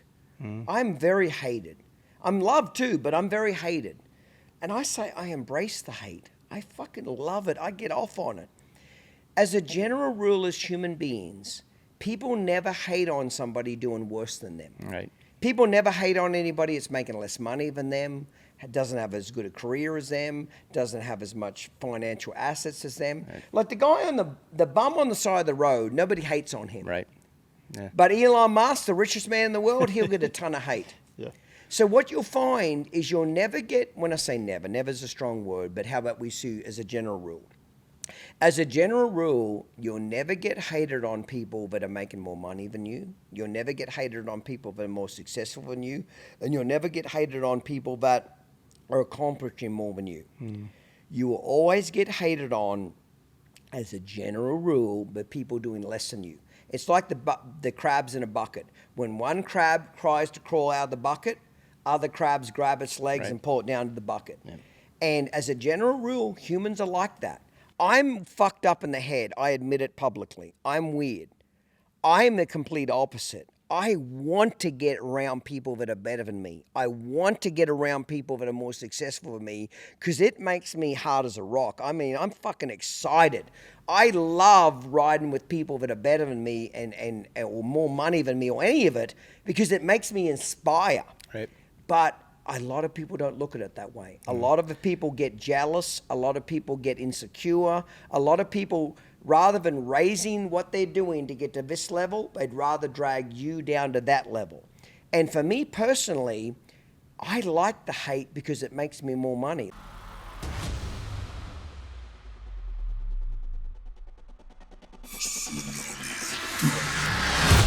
Breaking Bad is a 2020 stallion by Stevie Ray Vaughan.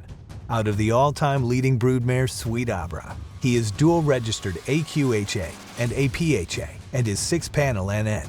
At just 5 years old, he has already earned over $200,000 and is still showing. He is nominated to the major NCHA and NRCHA stallion programs and is part of the new Legacy Bonus, which has an estimated payout of $1 million to be paid at the 2025 NCHA Futurity. For more information or to request your breeding contract, contact Beau Gallion Stallion Services or Foltz Ranch at 806-672-6039. You know, I just wanted to take the time to genuinely thank all of our loyal listeners to the Uncut and Real Raw podcast. The success it's had has been absolutely phenomenal. We are in the top 1% of all genres of podcast in the country. And that in itself is pretty cool because, you know, the equine industry as a whole is really small compared to like dogs, cats, NASCAR, sports. You know, the amount of people that own dogs and cats and other pets compared to horses is amazingly different. So the fact that we're such a small niche industry and we're already in the top 1% of podcasts in the country is phenomenal. It's because of you guys' loyalty and the super guests that we have on. I can't thank the guests that are coming on for their realness, their dedication to tell a story, their successes and their failures. The podcast was just designed to be a hobby for me to bullshit and have a couple of cocktails and talk to some really cool people. Never in a million years did I dream that it would take off in the level that it has. But I just wanted to thank the loyal listeners, thank the guests. I'm going to keep bringing you real, genuine conversations that are not fucking politically correct, and we're going to just tell it how it is. And we just thank you for your support, and I just wanted to reach out to you. Thanks, guys. How do you know what it takes to become successful? Talk to someone who's done it. Clinton Anderson became a multi-millionaire by leveraging his passion for horse training into a global brand and media empire, starting with nothing but the change in his pocket and the will to succeed. In doing so, he revolutionized an industry and became a celebrity. Now, you can put his experience and advice to work for your business. With Clinton Anderson's business consultancy, you can tap into Clinton's unique perspective, hear his straight talk, and get his no-nonsense advice. Just imagine yourself armed with Clinton's hard-earned knowledge and entrepreneurial spirit. So whether you own a ranch or any sort of business at all, we invite you to discover the transformative power of Clinton Anderson's leadership and innovation in your business. Call 1-888-287-7432 to take your business to the next level today. I've always had a theory. If you want to stand out from the pack, you better look different from the pack. Sure. Yeah. That was almost my theory. How much of your reining horse apprenticeship here in the States, when you first got here, translated to your clinics? So a lot. You spent some time in Whitesboro, Texas, right? And working for some guys that I'm familiar with. And how much of that bled over into what you started doing in your clinics? None of it from the Whitesboro days, but Andrea for sure. Andrea's been a big influence on me. Ian Francis, my mentor from Australia. I basically combined my reining background of I took everything Ian Francis taught me, which was getting them really broken the face, broken the body, and I combined it with Andrea and tried to find something that works for me. Does that make sense? Yep. But the rest of the trainers, not much. You know, the thing that was different about me is a lot of the clinicians, Bud, shit on the horse trainers. Like Pirelli used to say for years, horse trainers are, that was his favorite deal, professional predators. Pirelli would shit on every horse trainer in the world. They're just professional predators and they don't care about your horse and they're riding it with spurs. And if you come to me, I'm going to build this relationship and your horse is going to fucking dream about you and have an orgasm thinking about you and all this bullshit. I never shit on the horse trainers. My whole career, I've never shit on you guys. Now, I got to be honest, I'd like to say it was the other way, but it wasn't that true. But I never shit on you guys. I always had a lot of respect for horse trainers. You know why? Because I used to be one. Yeah. For the first 4 years of my career, I was a horse trainer. Right. I became a clinician when I came to America, Right. but I used to be a horse trainer. Right. I never shit on horse trainers because I know how tough that world is, But how tough it is to yeah. make a living. It always seemed to me, you know, that the criticism directed your way, you were only just the vehicle for the general disdain sometimes that I think certain trainers had towards the clinician industry in general, especially with some of the natural horsemanship movement that became prevalent in the 90s, you know, and it always occurred to me, it wasn't so much about Clinton, it's more about like there is a certain resentment of that part of the industry, and I think you probably took some unwarranted heat. But I think a lot of resentment is because horse trainers got jealous that clinicians made a lot more money. I'm sure they're. Yeah. Horse trainers work extremely hard. Yes. They're very hard-working people. Right. So they got pissed at me and said, well, I work as hard as Clinton. Why aren't I making millions? Well, it's not my fault, motherfucker. Yeah. Like my second wife had a saying. She said, we all got to pick what we were when we grew up. We all got to pick whether we're a firefighter, whether we're a policeman. Right. We all got to pick our career. I just went this way. I'm sorry that it made a lot more money, but it did. So don't fucking hate on me for that. I still worked the 140 hours a week that you did, except I picked an industry to make more money. Right. So don't be hating on me for that. So a lot of it was about money. A lot of it was about money, just to be honest with you. You know, it's funny. I do think that's a very interesting. Do you agree or bullshit? You think I'm full of shit? No, here's what I think. I think there's this interesting mentality where in part of our industry, and it's changed, but I think there's this interesting mentality that, you know, I'd rather be poor than to do that or to be that person. And there's not really, you know, it's not, there's no nobility in poverty, right? No. I mean, it's like, you know, you can still be a good person and be broke, but also you don't have to say that, you know, you would rather downgrade just because you don't want to be. You know who hates me more than horse trainers? Natural horsemanship, purists. Yeah. Like the Tom Dorrance, Ray Hunt people, they hate my guts because I didn't do it for the horse. Yeah. I did it because I knew I was good at it, there was money at it, and I could make a great living and provide a service. Right. If I was into real estate and I built a real estate empire and sold that business for $100 million, I'd be celebrated in the world. that I built a successful business and sold it for a shit ton of money. What's funny to me about the horse industry is that anybody that becomes financially successful or retires in the horse industry, you're looked down upon. Right. It's like you're a piece of shit. You didn't do it for the purity of the horse. Yeah. I think that's full of shit. Yeah. I did it because I was good at it. I did it because I made money doing it. 90% of people that have a job, Bud, do it because they make money doing it. Most people don't love what they do. I don't care if you're a nurse, you're a doctor, or you're a policeman, you're a firefighter, you're a horse trainer. As a general rule, most people do what they do because they're good at it.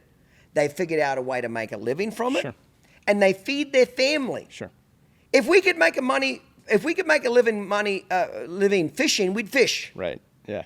I'd shoot guns. I love shooting guns, but I can't figure out a way to make money from target shooting. Right. So I was never ashamed to say that. Whether I like to call them purists, the natural horsemanship purists in Nevada with the whole flat hat deal and the big loop bullshit and the slick fork fucking Wade saddle, they hate my guts because I retired at 43. They hate it because how does he get to retire when we're still at 65 doing this shit?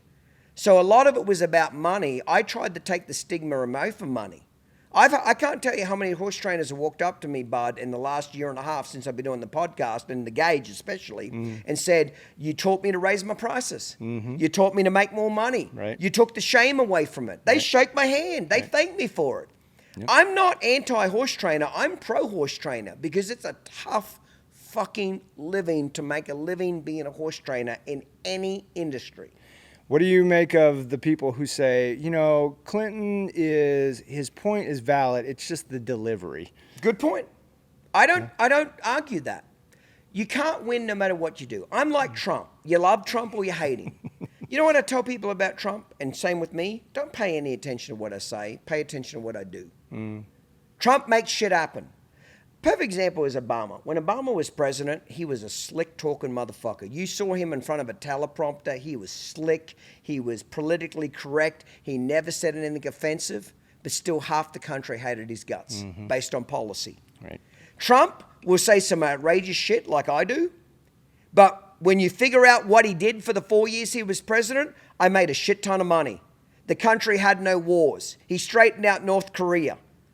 China didn't have a fucking leg to stand on. Jobs were increased. Under his policy, shit was better. But yeah, was he offensive? Sure. Did he say some mean treats? Here's a perfect example. I don't get this much anymore, but when I was in my peak, I would do a tour and there would be 2,500 people there. And I'll say an off-color joke about an Arab. I'll say a joke about an Arab or thoroughbred Appaloosa or some bullshit like that, okay? And on Monday, the office staff would come to me and say, Clinton, you need to apologize for that. We've had phones are ringing off the hook. You've got to publicly apologize for the joke you said about the Appaloosas. Everybody's mad at you. And I'll say, well, how many people are mad? I don't know, but there's a lot. And I say, I'll tell you what I want you to do. For the next 72 hours, write down everybody that calls, write down their name, their address, their email, of how many people that are pissed at me, and write it down, please. And I'd come back to him in 3 days and it was like 2 fucking names. So I said, okay, there was 2,500 people that showed up. There was 2 people that called. You want me to do what now? But Clinton, you don't understand. They were really mad at you. I don't give a fuck how mad they were. The vocal minority. The squeaky wheel gets the most oil. You know what I say to the squeaky wheel? Fuck the squeaky wheel. Fuck them. They don't deserve the oil. Go with the majority. So if 2,498 people were happy, do you know how I know they were happy? Because happy people don't call your office. Happy people don't write reviews. Right. Unhappy people write reviews. Unhappy people bitch. Does that make sense? And then I'd say to my office staff, I'd say, listen, when somebody calls in and they bitch, here's what I want you to tell them. Is say, okay, you're unhappy with Clinton, righto. I was offended by his language. I was offended by his jokes. I was offended by Clinton. Okay, ma'am. Well, did you leave at lunchtime Saturday? No. Well, did you stay for the weekend? Oh, yes, I stayed for all 2 days. But ma'am, if you were so highly offended, why didn't you leave and get a refund? I give everybody but a refund till noon. That's my policy. Up till noon, you get your money back. Afternoon, fuck you, it's mine. You've got a taste of the show. From 9 to 12, you know what Clinton is. After 12, you've committed to staying. And you know what they always say? Well, I love what he taught, but I just don't like the way he says it. You don't get to pick the delivery with the man. You can't separate the delivery and the man. They are the same. Right. So they all stayed all weekend and loved what I did with horses, but they might not like my jokes or my language or what I do. You don't get to pick that. Does that make sense? Yeah. On a lighter note, can we talk about what did you do for fun in Whitesboro, Texas when you were living there? Let's take a break here. Let's come back to that 1 second. Nothing would please them more than to see this old piece of shit in a coffin. Oh, they want to drive a steel knife down his stupid fucking throat, and they talk about it quite often. Righto, guys, we got some more hater mail. God damn, this shit is stacking up high. Okay, this is from Bruce Packard. Bruce says, "Fuck you, you bastard. Take my name off your list." Bruce, I appreciate that you're straight to the point. A man knows what he wants and he's going to get what he wants. I will absolutely take your name off my list. I didn't know it was on there, but fuck you. I love it.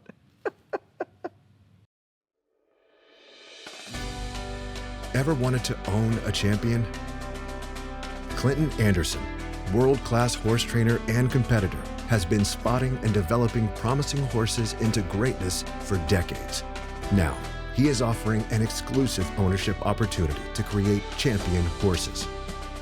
Introducing Clinton Anderson's Performance Partnership. In this exclusive program, you and Clinton will co-own a top-tier performance horse that will be meticulously trained and cared for by Clinton Anderson himself. This isn't just an investment. It's a first-hand experience of horsemanship excellence.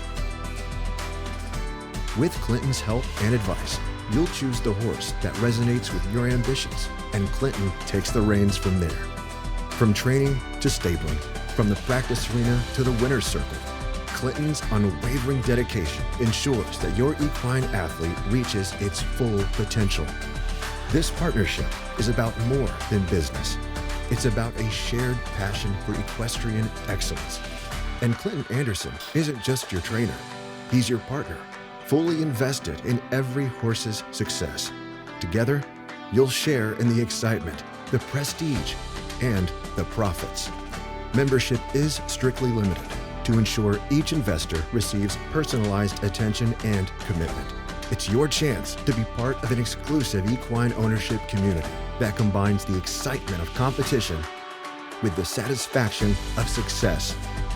Don't miss your opportunity to join Clinton Anderson's Performance Partnership, a unique collaboration that transforms dreams into equine champions.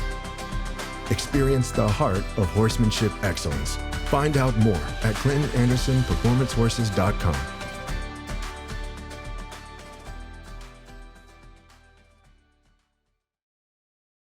What was your question again, mate? What did a young Clinton Anderson do for fun living in Whitesboro, Texas? Didn't have time for fun.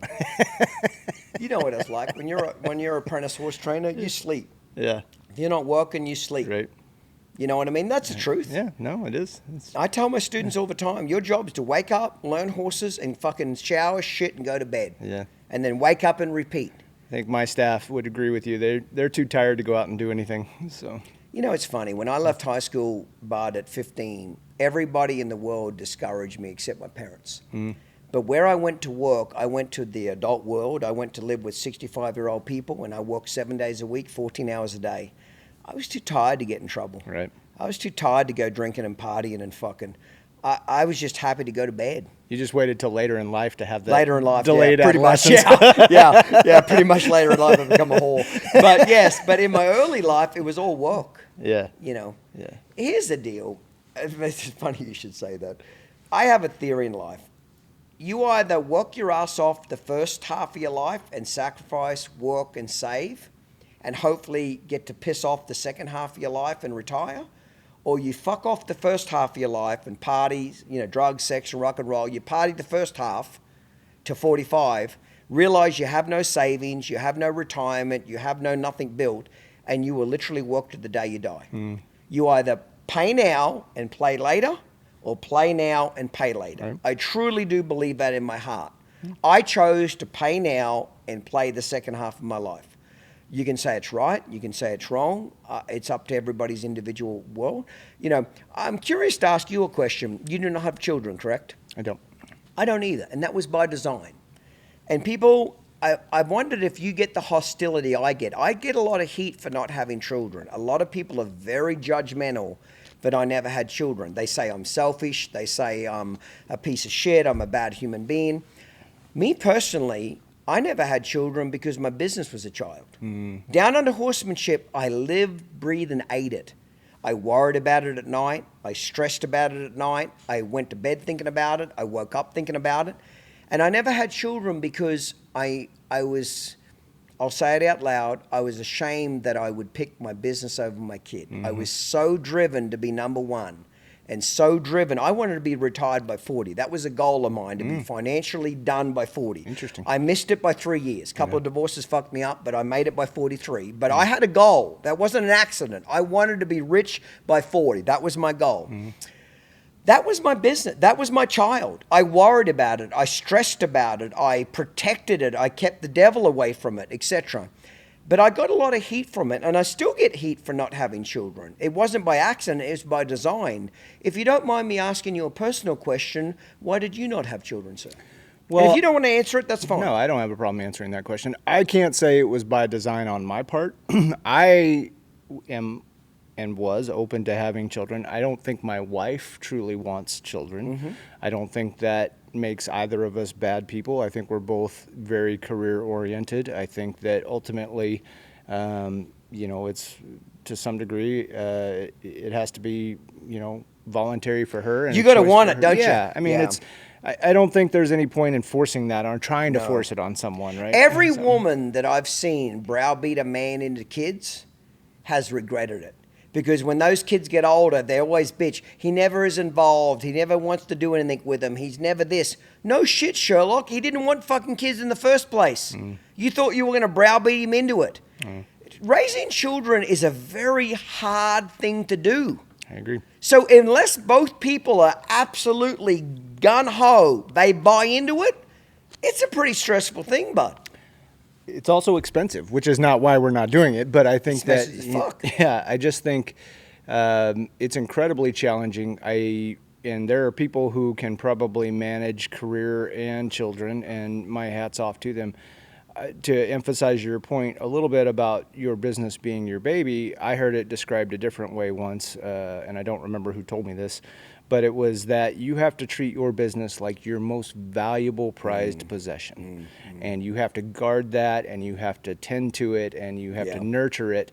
And I think, you know, that's what you're saying as well. For us, it's not, you know, for me anyways, it hasn't been a conscious decision, but I do think that unintentionally there are some benefits to not having very much so. You know, and society doesn't like it though. Have you noticed, maybe you haven't, so I'm not going to put words in your mouth, have you noticed hostility in you two not having children?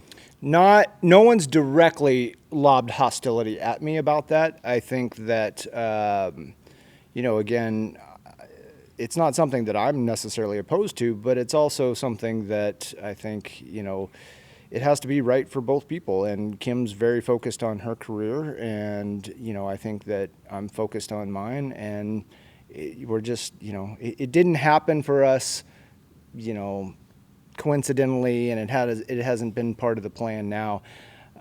You know, what they say behind my back might be different, but no one's lobbed hostility at me about that I know of. I think that we have,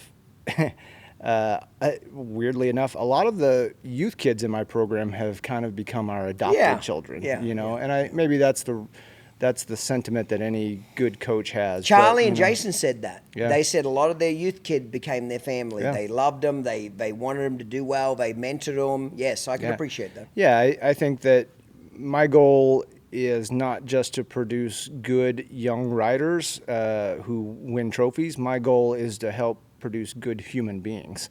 And, you know, it may not be my responsibility to do that, but on some level, I think that I want to see those kids succeed, not just in the show pen, but in life. And so I think there is some to that. Now, not every kid's the same, you know, some are different, some are special, but I think that if you're really invested in them as a coach, you want to see them win at life, not just win in the show pen. So no regrets about not having children. None.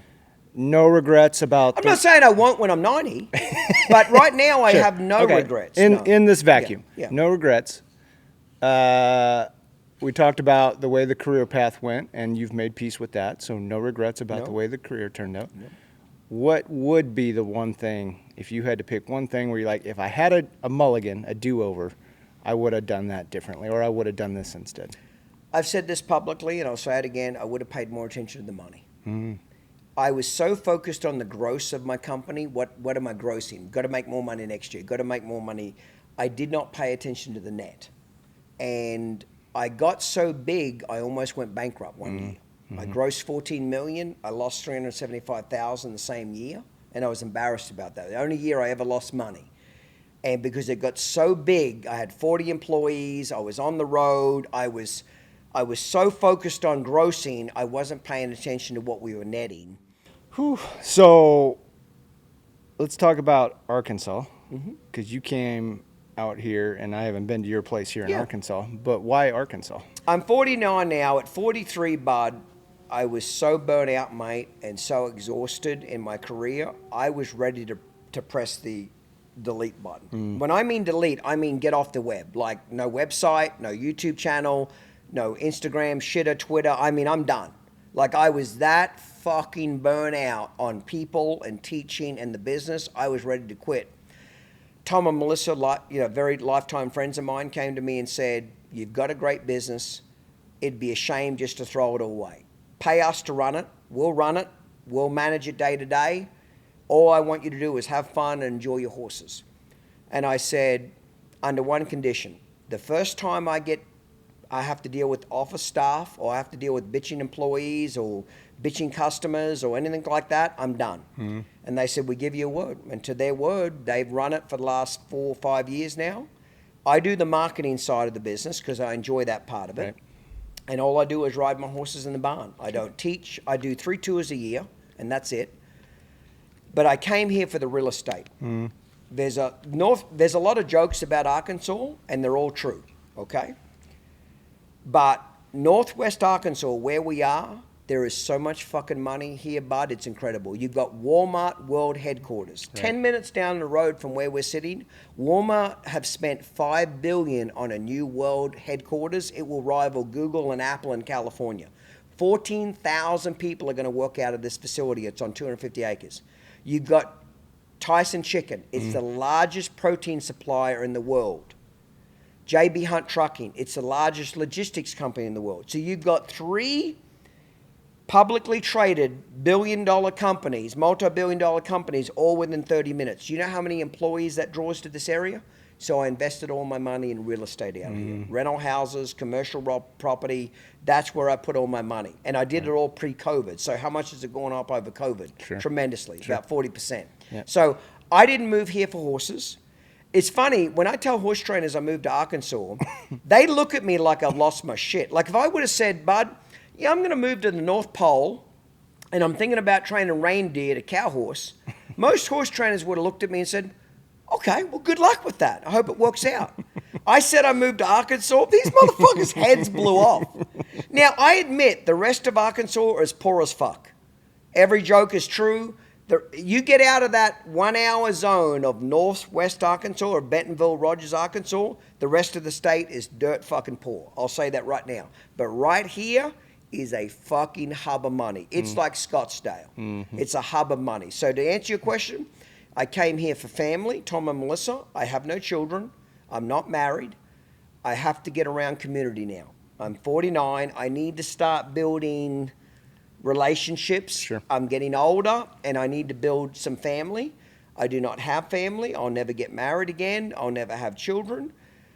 People say, sure, you can have children at 49. Of course you can, but I want the freedom. Why would I do that? I can do what I want, when I want, how I want. I don't have to answer to anybody.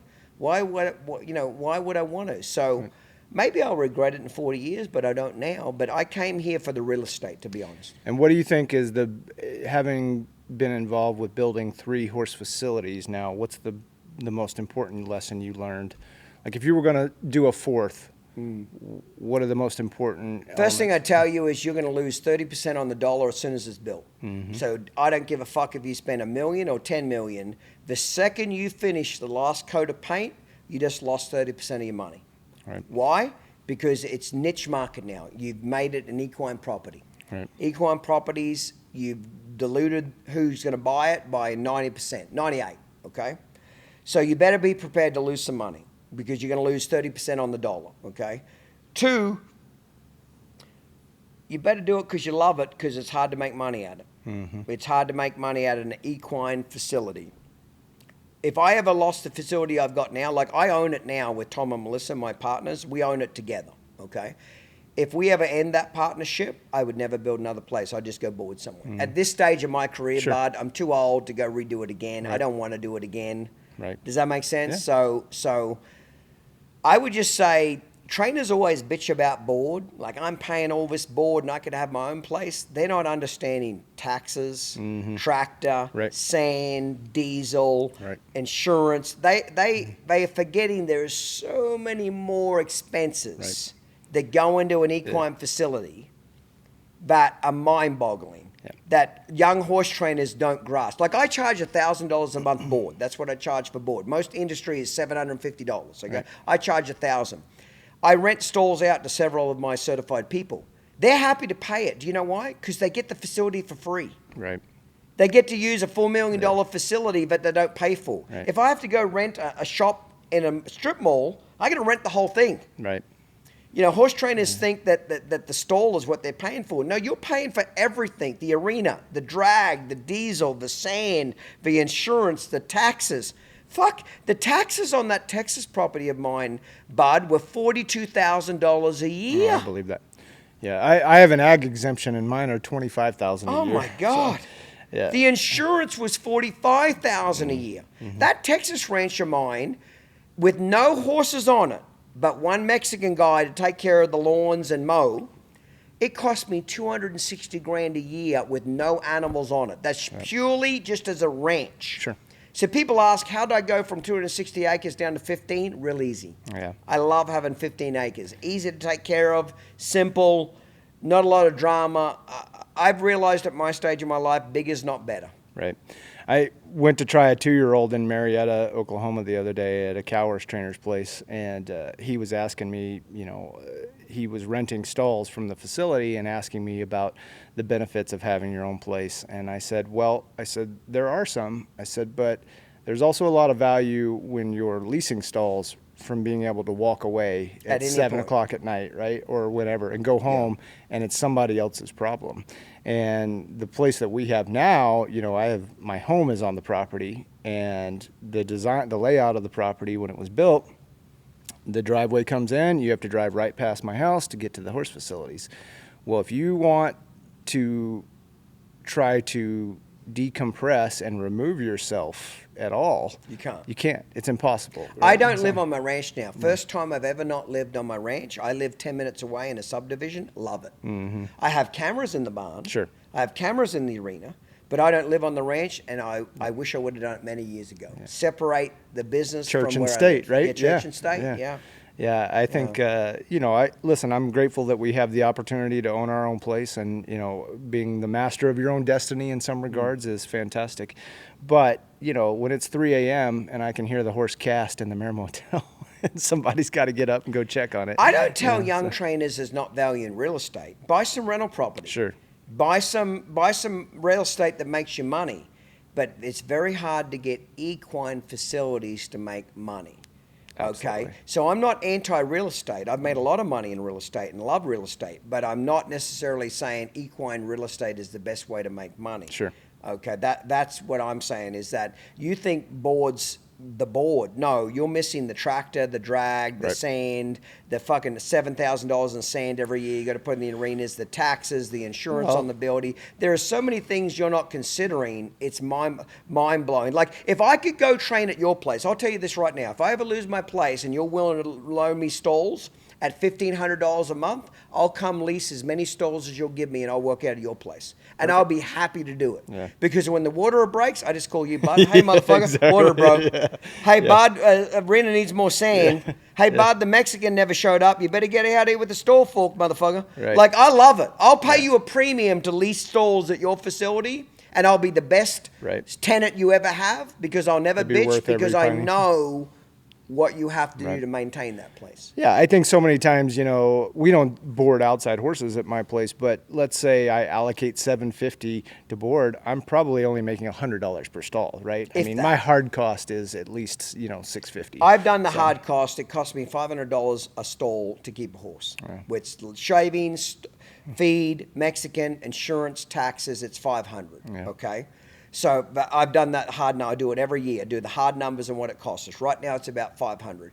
There's no fucking money in board at all. No. So basically, you're getting the facility for free. So if you're a young trainer listening to this, if whoever you're boarding stalls from will feed your horses well, give them good shavings, good feed, and keep the ground right, and they stay relatively out of your business as a trainer, blessing. Mm-hmm. Don't piss them off. Mm-hmm. Give them a Christmas card every year. Yeah. Give them a bottle of champagne. Tell the wife she looks nice and she's lost weight, and get along with them. Yeah. Because you have no fucking idea of the stress. The greatest thing I ever did, I've got 3 or 4 of my professional clinicians that lease a stall. Diego is one of them too. He does it now. He's in Weatherford now. But for a while, he was at my place. When they all graduated, the best thing I ever did to them is I kicked them off the ranch. I said, you're all graduated, fuck off. You can't come back to the ranch for 2 years. They hadn't pissed me off. They hadn't done anything wrong. But I needed them to know that this is Disneyland. And Disneyland doesn't exist everywhere. Yeah. They got so spoiled by living on Clinton's Disneyland, trucks, trailers, arenas, everything they wanted to train a horse was right at their fingertips. Right. That was the best decision I ever made, because when I made them go out on their own for 2 years, after that, I invited them to come back to the ranch. Dynamite won't blow them out of my ranch now. Dynamite. They are so thankful to be there and so appreciative they have a world-class facility to train horses at that's private, but they don't have to worry about me. I feed the horses great, shavings, wet sand, obstacle course, whatever the hell they want, I'm there with a check. Dynamite won't blow them out. But I don't know, if I wouldn't have kicked them out for those 2 years, I'm not sure they would have ever really appreciated it. Yeah, that makes sense. Maybe they would have, but I don't know that for sure. Yeah, interesting. You know? We're seeing a lot of urban sprawl come through our area from Dallas and Plano and whatnot, you know, and I think it's going to be interesting to see that, you know, what's considered horse country, you know, the heart of horse country, they like to call that area, you know. You guys are going to get bored out. Well, you know, you take the Circle Y down there in Aubrey, which had been there for a long time, and, you know, a developer comes in and buys it up, and 1,700 homes. You know, the Dallas North Toll Road's coming through. You know, we've got a lot of feeder roads. They're taking 377 to 6 lanes from Pilot Point. It's a blessing for you guys, because it's going to guarantee you a retirement. Maybe not you personally, but a lot of horse trainers getting bought out from developers is going to give you far more. Those indoor arenas are a liability. Right. They're going to dismantle all those indoor arenas. All those barns are going to trash them and build spec homes. But it will be, you know, interesting to see where they go, because right now, if you're a horse trainer, you can't afford much in our area right now. I mean, we're fortunate to be able to have found our place, and I'm not saying that we're the only ones, but I think what we're going to see, and, you know, I'm not an expert on it, but a migration into southern Oklahoma instead of the Pilot Point, Aubrey, Whitesboro, you know, Gainesville area. And guys like Jason Van Landingham have already started that. You know, he went across the river and bought up a piece in Medill and put an arena on it, and, you know, it's not going to happen overnight, but he's got that 20 acres right there on 377, and at some point somebody's going to come along and give him too much money for it, you know. So the only advice I give for people building an equine facility, figure out how you're going to get rid of it. Figure out how you're going to sell it. What saved me in Stephenville, that ranch I had in Stephenville, I got to break it up in 3 separate parcels. So I put all the expensive horse stuff on 180 acres. Then I had another 70 acres with the house and land, and another 60 or 70 acres or whatever it was of just raw land. Being able to divide it into parcels saved my ass. If I would have built the equine facility smack bang in the middle of that property where I couldn't have divided it up, I would have lost my ass. Right. So that's a big deal, is plan your equine facility that when you go to sell it, what can you chop it into pieces? Sure. Yeah. How do you divide this up? Right. So now when I look at real estate, I don't look at it to buy, I look at it how I'm going to sell it. Right. That's the big thing I learned out of real estate. It's not what you're buying now, it's who's going to want to buy it. Yeah. You know what I mean? Well, listen, Bud, we better wrap it up, but I got to be honest, it's an honor to have you on the podcast. I have a tremendous amount of respect for you and what you've done and what you've accomplished. I would like to come and get a lesson from you with my mare and learn the ranch riding, because I respect it. I don't look down on it. I have a lot of respect for it, how difficult it is. And theoretically, it looks easy, but I'm smart enough to know it's far from easy. So I respect you. I've always admired you from a distance. And I'm glad I've got to know you a little more personally now, and I hope we can continue to build a friendship. Yeah. But thank you for taking the time to be. I would like to ask everybody, every guest, one last question before you leave. If you had to go back to a 20-year-old Bud Lyon, what would you tell yourself if you had to give Bud Lyons a lesson in life? What would you tell yourself to look out for, do differently, change? Or if you could give you, if I was sitting here and I'm Bud Lyon at 20, what would you tell me, if anything?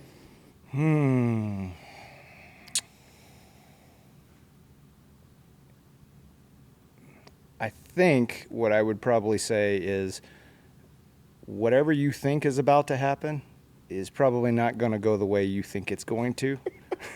So be prepared and be ready to persevere. You know, I mean, it's what I ended up doing, but I think, you know, all young men sometimes have delusions of grandeur, right? And I think that it seemed like from afar it was so easy and so simple, and you know, it's certainly not the direction that the path to get there was a winding one, a long and winding one, but it's been very rewarding along the way. It just was a matter of, you know, persevering and understanding that just because you think you know what's going to happen doesn't mean that it is going to happen, you know. Do you think some of the negative things that happened to you in your career, you breaking your arm or breaking your leg or whatever, what was the upside to that? Can you think of any? Well, there's been certainly unintended, you know. That's why I'm asking that question, because my mother always says this: as one door closes, there's always another one that opens. Yeah. I've had 3 or 4 times in my life where I've been knocked on my ass mentally and physically, and really life fucking kicked me in the balls. And I was depressed and I was upset. But when the dust cleared, it was actually one of the best things that ever happened to me, because it opened up a new pathway. It opened up a new door for me to walk through. Well, it's easy to sit here and say now, but I do think that, you know, if I don't break my arm, I don't end up in Texas. Yep. If I don't end up in Texas, I probably don't reconnect with Kim. If I don't reconnect with Kim, I don't fall into the ranch riding, you know. And so can you connect all those dots, or is it just convenient to do so? Who's to say? But do I think that there was an unintended, you know, blessing that came from that? Absolutely. Do I think, you know, when I broke my leg last year, did I discover some things about myself and the people around me that, you know, incentivized me and encouraged me to keep going? 100%. You know, I could not have accomplished the things that we were able to accomplish last year without an incredible staff. And they had, you know, they were able to step in. The dichotomy of what happened when I broke my arm in 2008 and when I broke my leg in 2023 could not have been more different, because in 2008, I didn't have a support system in place yet. I didn't have those people working for me. There was no one to pick me up and keep the business running. In 2023, I have a phenomenal staff who makes me look way better than I really am. And they kept things running. I had an incredible support system from my wife, from my clientele who never wavered, you know. They didn't leave you. And, it, you know, I'm grateful for it, and it was refreshing to see that, hey, you know, just because we hit a bump in the road doesn't mean that everybody's going to abandon ship, you know. So all of those things have been, I think, I wouldn't trade them now. Now, in the moment, yes, you do. You're like, yeah, I don't know. But you know, at this point, you look back on it, you go, hey, you know, actually, that worked out pretty good. You figured out something about yourself. You figured out that your leg might be broken, but you still can go pilot these things around because of the foundation that you've put on them and because of the preparation that your staff has put into it on your behalf, you know, that allow you to be set up for success. I think for me, at least personally, I've been through 4 or 5 major disasters or black eyes since as an adult. I went through one in the last year, actually, a personal one that was pretty devastating to me. But even though it was ugly to go through it, I knew something good was going to come out of it. I've been through enough of them now to know that, as my mother said, as one door closes, another door will open. You just got to be ready for the door. You got to be looking for the door. And since the dust has settled from the pain I went through, my life has got increasingly better. Not one part of my life got worse, it all got better.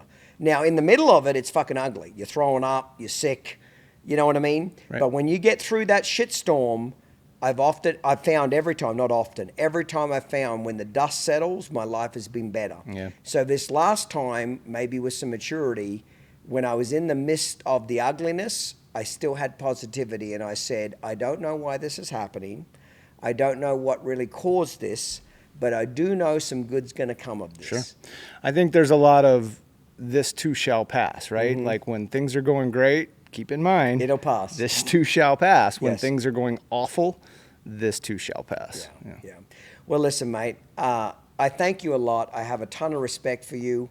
I admire you and what your wife and you have built, and I respect you a lot. Thank you for coming on the podcast. I think people are going to enjoy this conversation and learning about your career. Thank you for being forthcoming and honest with us about trials and tribulations and things that went well and things that didn't go well. That being said, cheers, bud. Cheers to you, Thank sir. you, brother. Appreciate the invite. I sure appreciate you, and I look forward to working with you in the future. Thanks, man. You too. Also, get my wife's image out of your dirty head. I love her. I hope you two get divorced. I'm just fucking with you. See you, mate. Thanks, man. Cheers. Appreciate it. Today's episode is brought to you by Cold Creek Equine, makers of the best equine spa in the industry. If you want your horses to be world champions, you better put them in a Cold Creek. Today's episode was filmed and produced by Uncut Productions, marketing by Stewart & Associates, and organized and administrated by Down Under Horsemanship. If you enjoyed this episode, be sure to hit the subscribe button and leave a rating. Follow us and stay up to date on social media, including Facebook, Instagram, TikTok, and YouTube. See you next time, mate. Cheers.